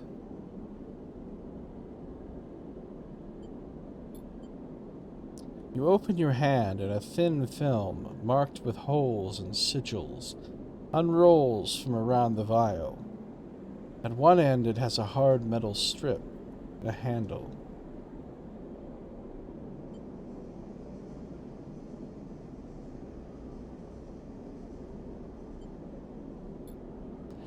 The metal handle is worn and pitted, but you can see a set of numbers imprinted into it. 207F, and then, crudely scratched into the handle at some later date, low end. You hold the cloudy film up to the light. It is perforated with an ornate pattern of holes. You can make out a word among the markings. Passkey. Is this an entry key for somewhere? For a moment, you consider going back to the surgery to return the key, and then quickly think better of it. Did Sabine want you to have this, or is Toshiro passing on a message? Time to head to the low end and find out.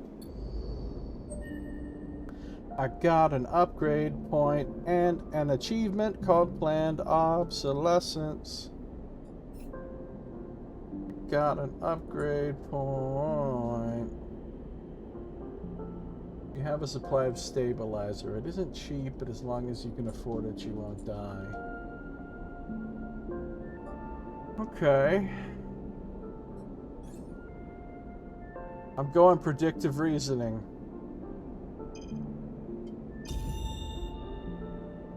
Don't try to stop me.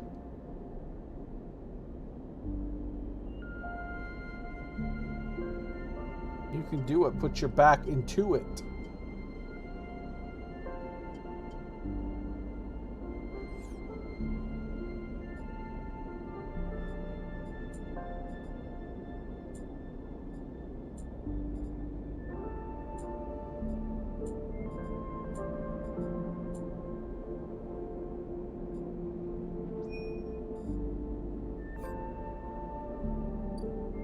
Now, what am I going to spend all these good-ass dice? Stop? What? What? Stop what?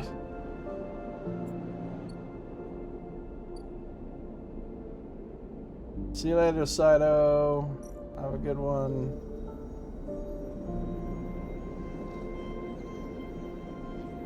Oh my god, I love predictive reasoning.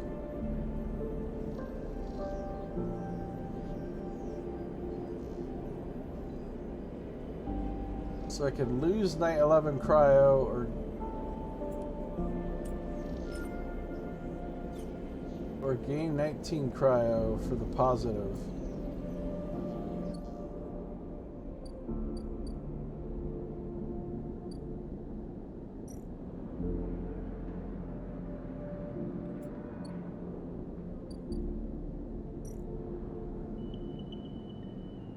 I need hunter data, but I don't have the...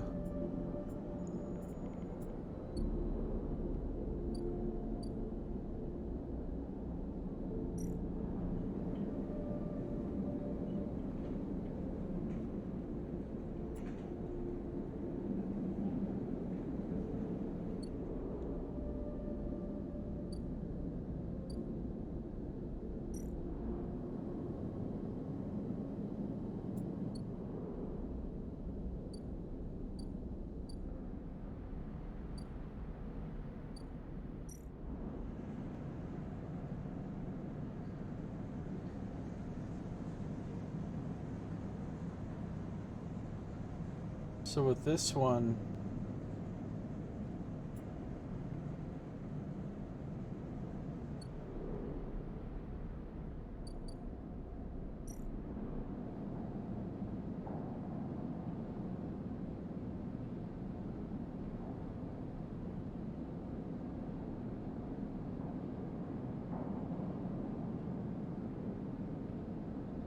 I want to use the stabilizer to get back up to 5 dice. But then I feel like I'm kind of wasting it. Because my health isn't really that low. I'm not going to be able to beat this hunted thing. Because...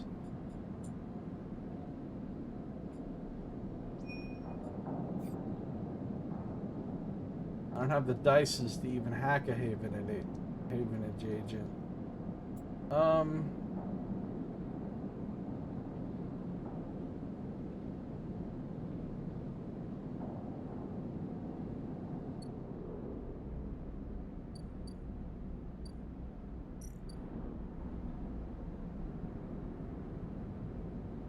'Keep working on the...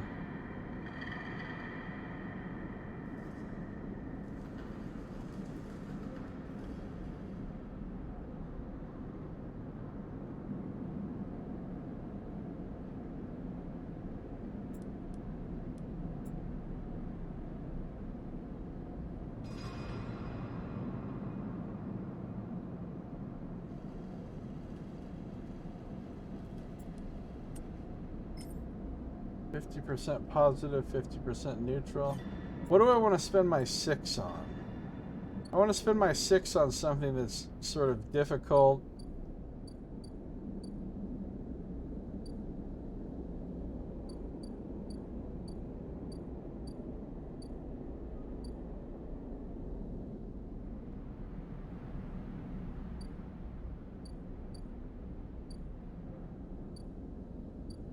Maybe the ambergris.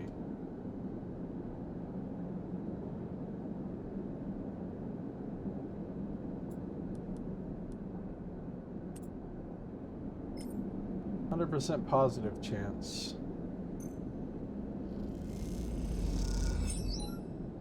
With Ankita's help, you systematically isolate, remove, repair, and reseal the hull plates. Amber looks better and better by the hour. So we've made some progress on that. Let's do some of this right here.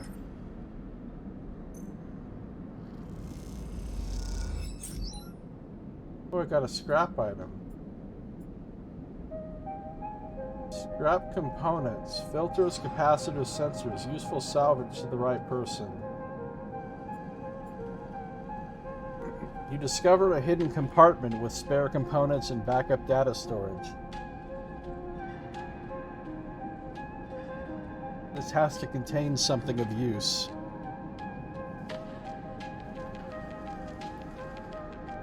We're only 1 away on this.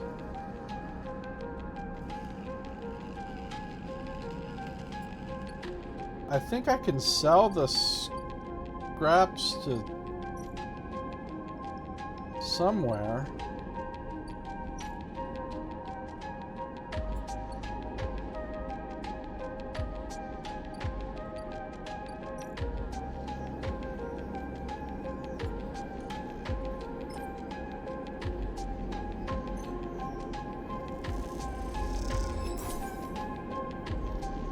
Cryo, and I upgraded Trusted Trader. It's pretty good.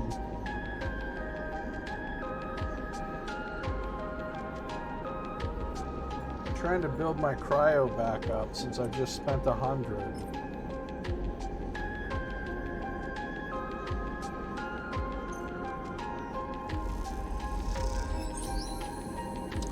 Nice! I finished Trusted Trader and got 19 more cryo. So that was good. That was some good use of some dice there. There's an old ship mine fabrication stack in the back of the market, but only Trusted Traders get access to it. Risky bets playing off, yeah. So I can go to the Ort Fabricator now, the reclaimed fabrication stack.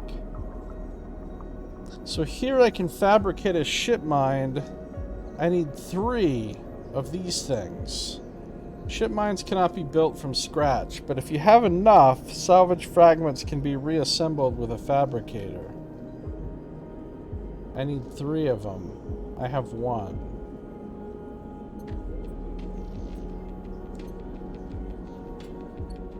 Alright, I'm just gonna rest now.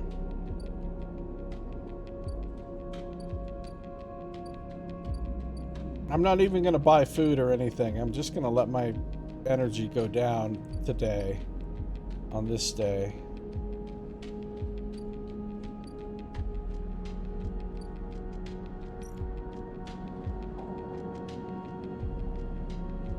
I'll wait like one more day to inject the stabilizer. Ship mines cannot be built from scratch, so the first one's what? Spontaneously burst into creation? Which came first, the ship mine or the egg? They were hatched out of eggs, obviously.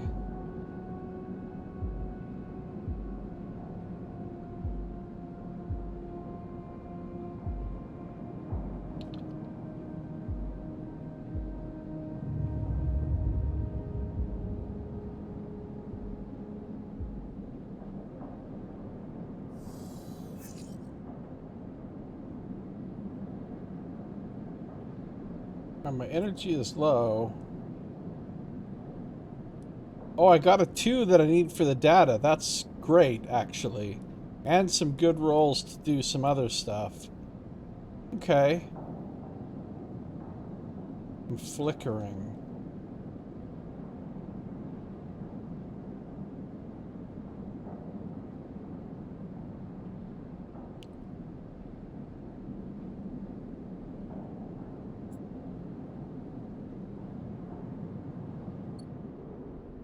So I got the 2. I need that 2.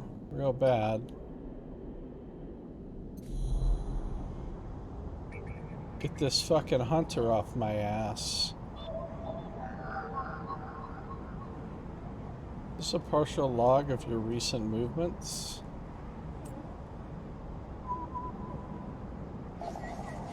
Wait, that's not what I was gonna do with the 2. Wasn't I gonna do the fucking Solheim agent? I think I just fucked up, you guys.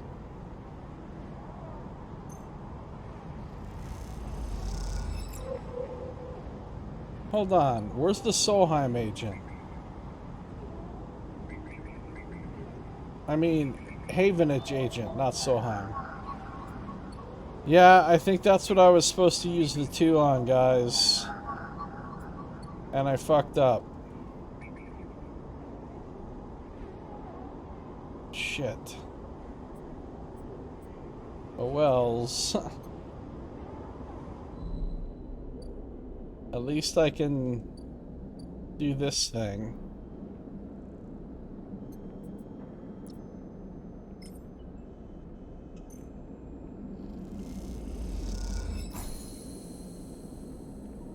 Alright, the good news is I finished the data compiling for Neovend.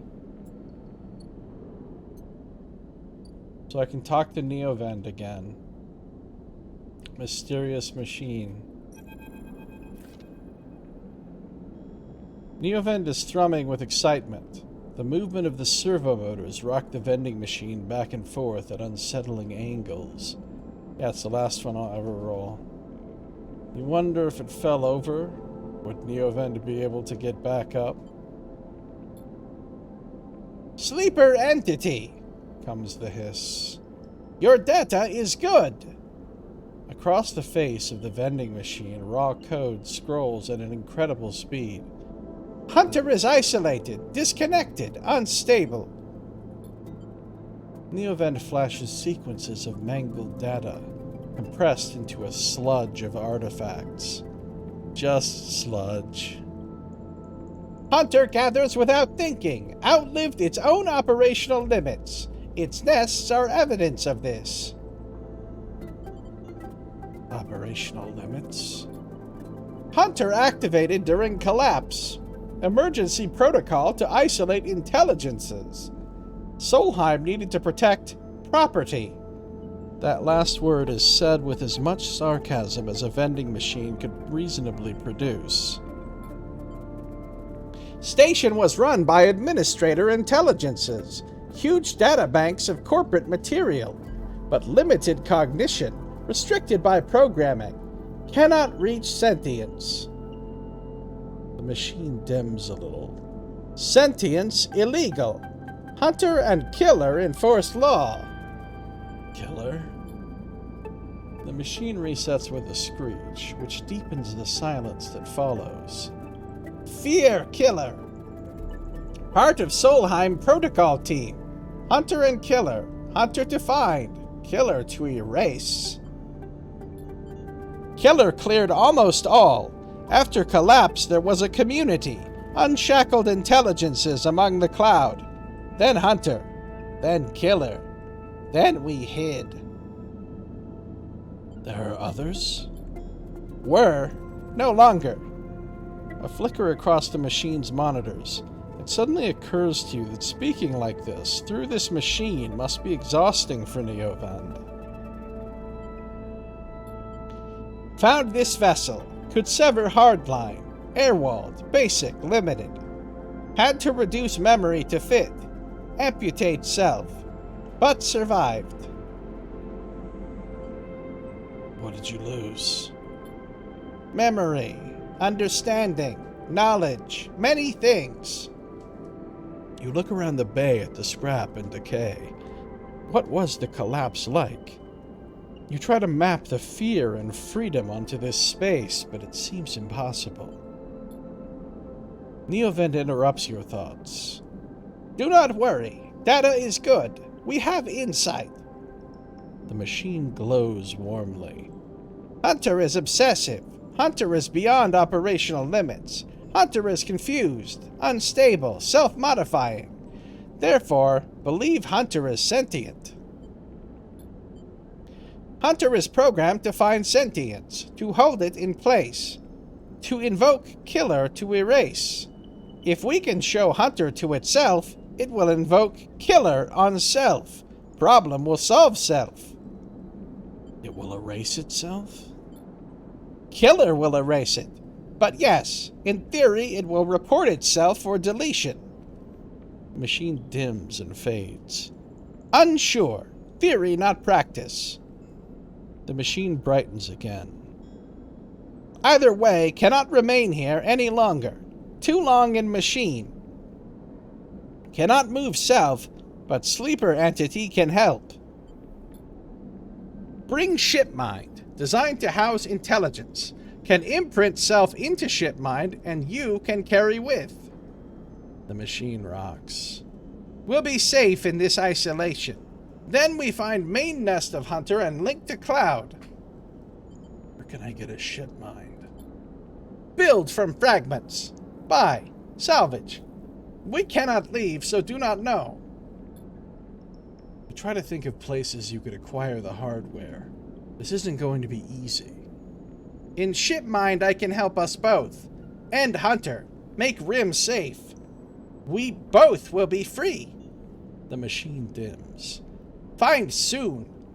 Neovend adds hopefully, before shutting off.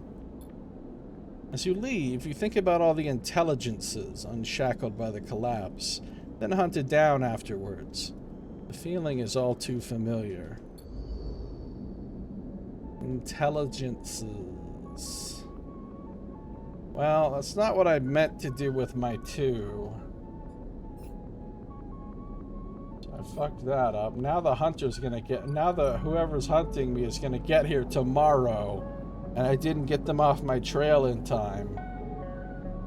So... taking some pipe on that one.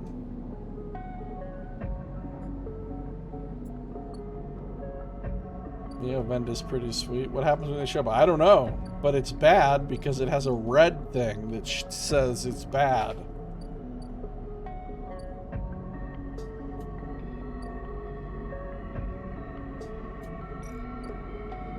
These people are selling ship mine fragments. For 60. I can't afford that right now, but now that I know I need a ship mine...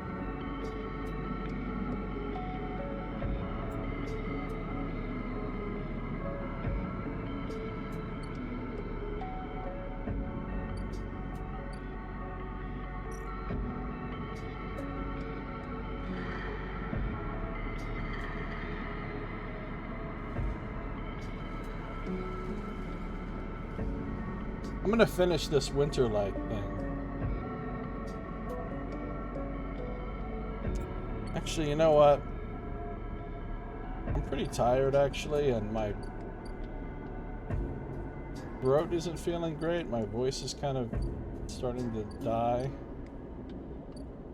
So I think I might call the stream here.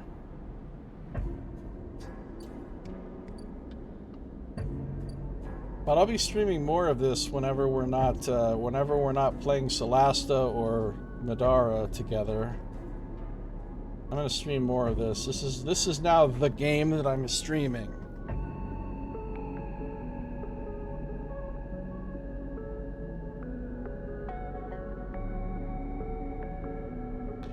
Thank you, son. You're the one that got me the game. Much appreciated. Glad you enjoyed it. I'm gonna play more for sure. I'm gonna stream more for sure, so. Yeah, I do like it. It's really cool.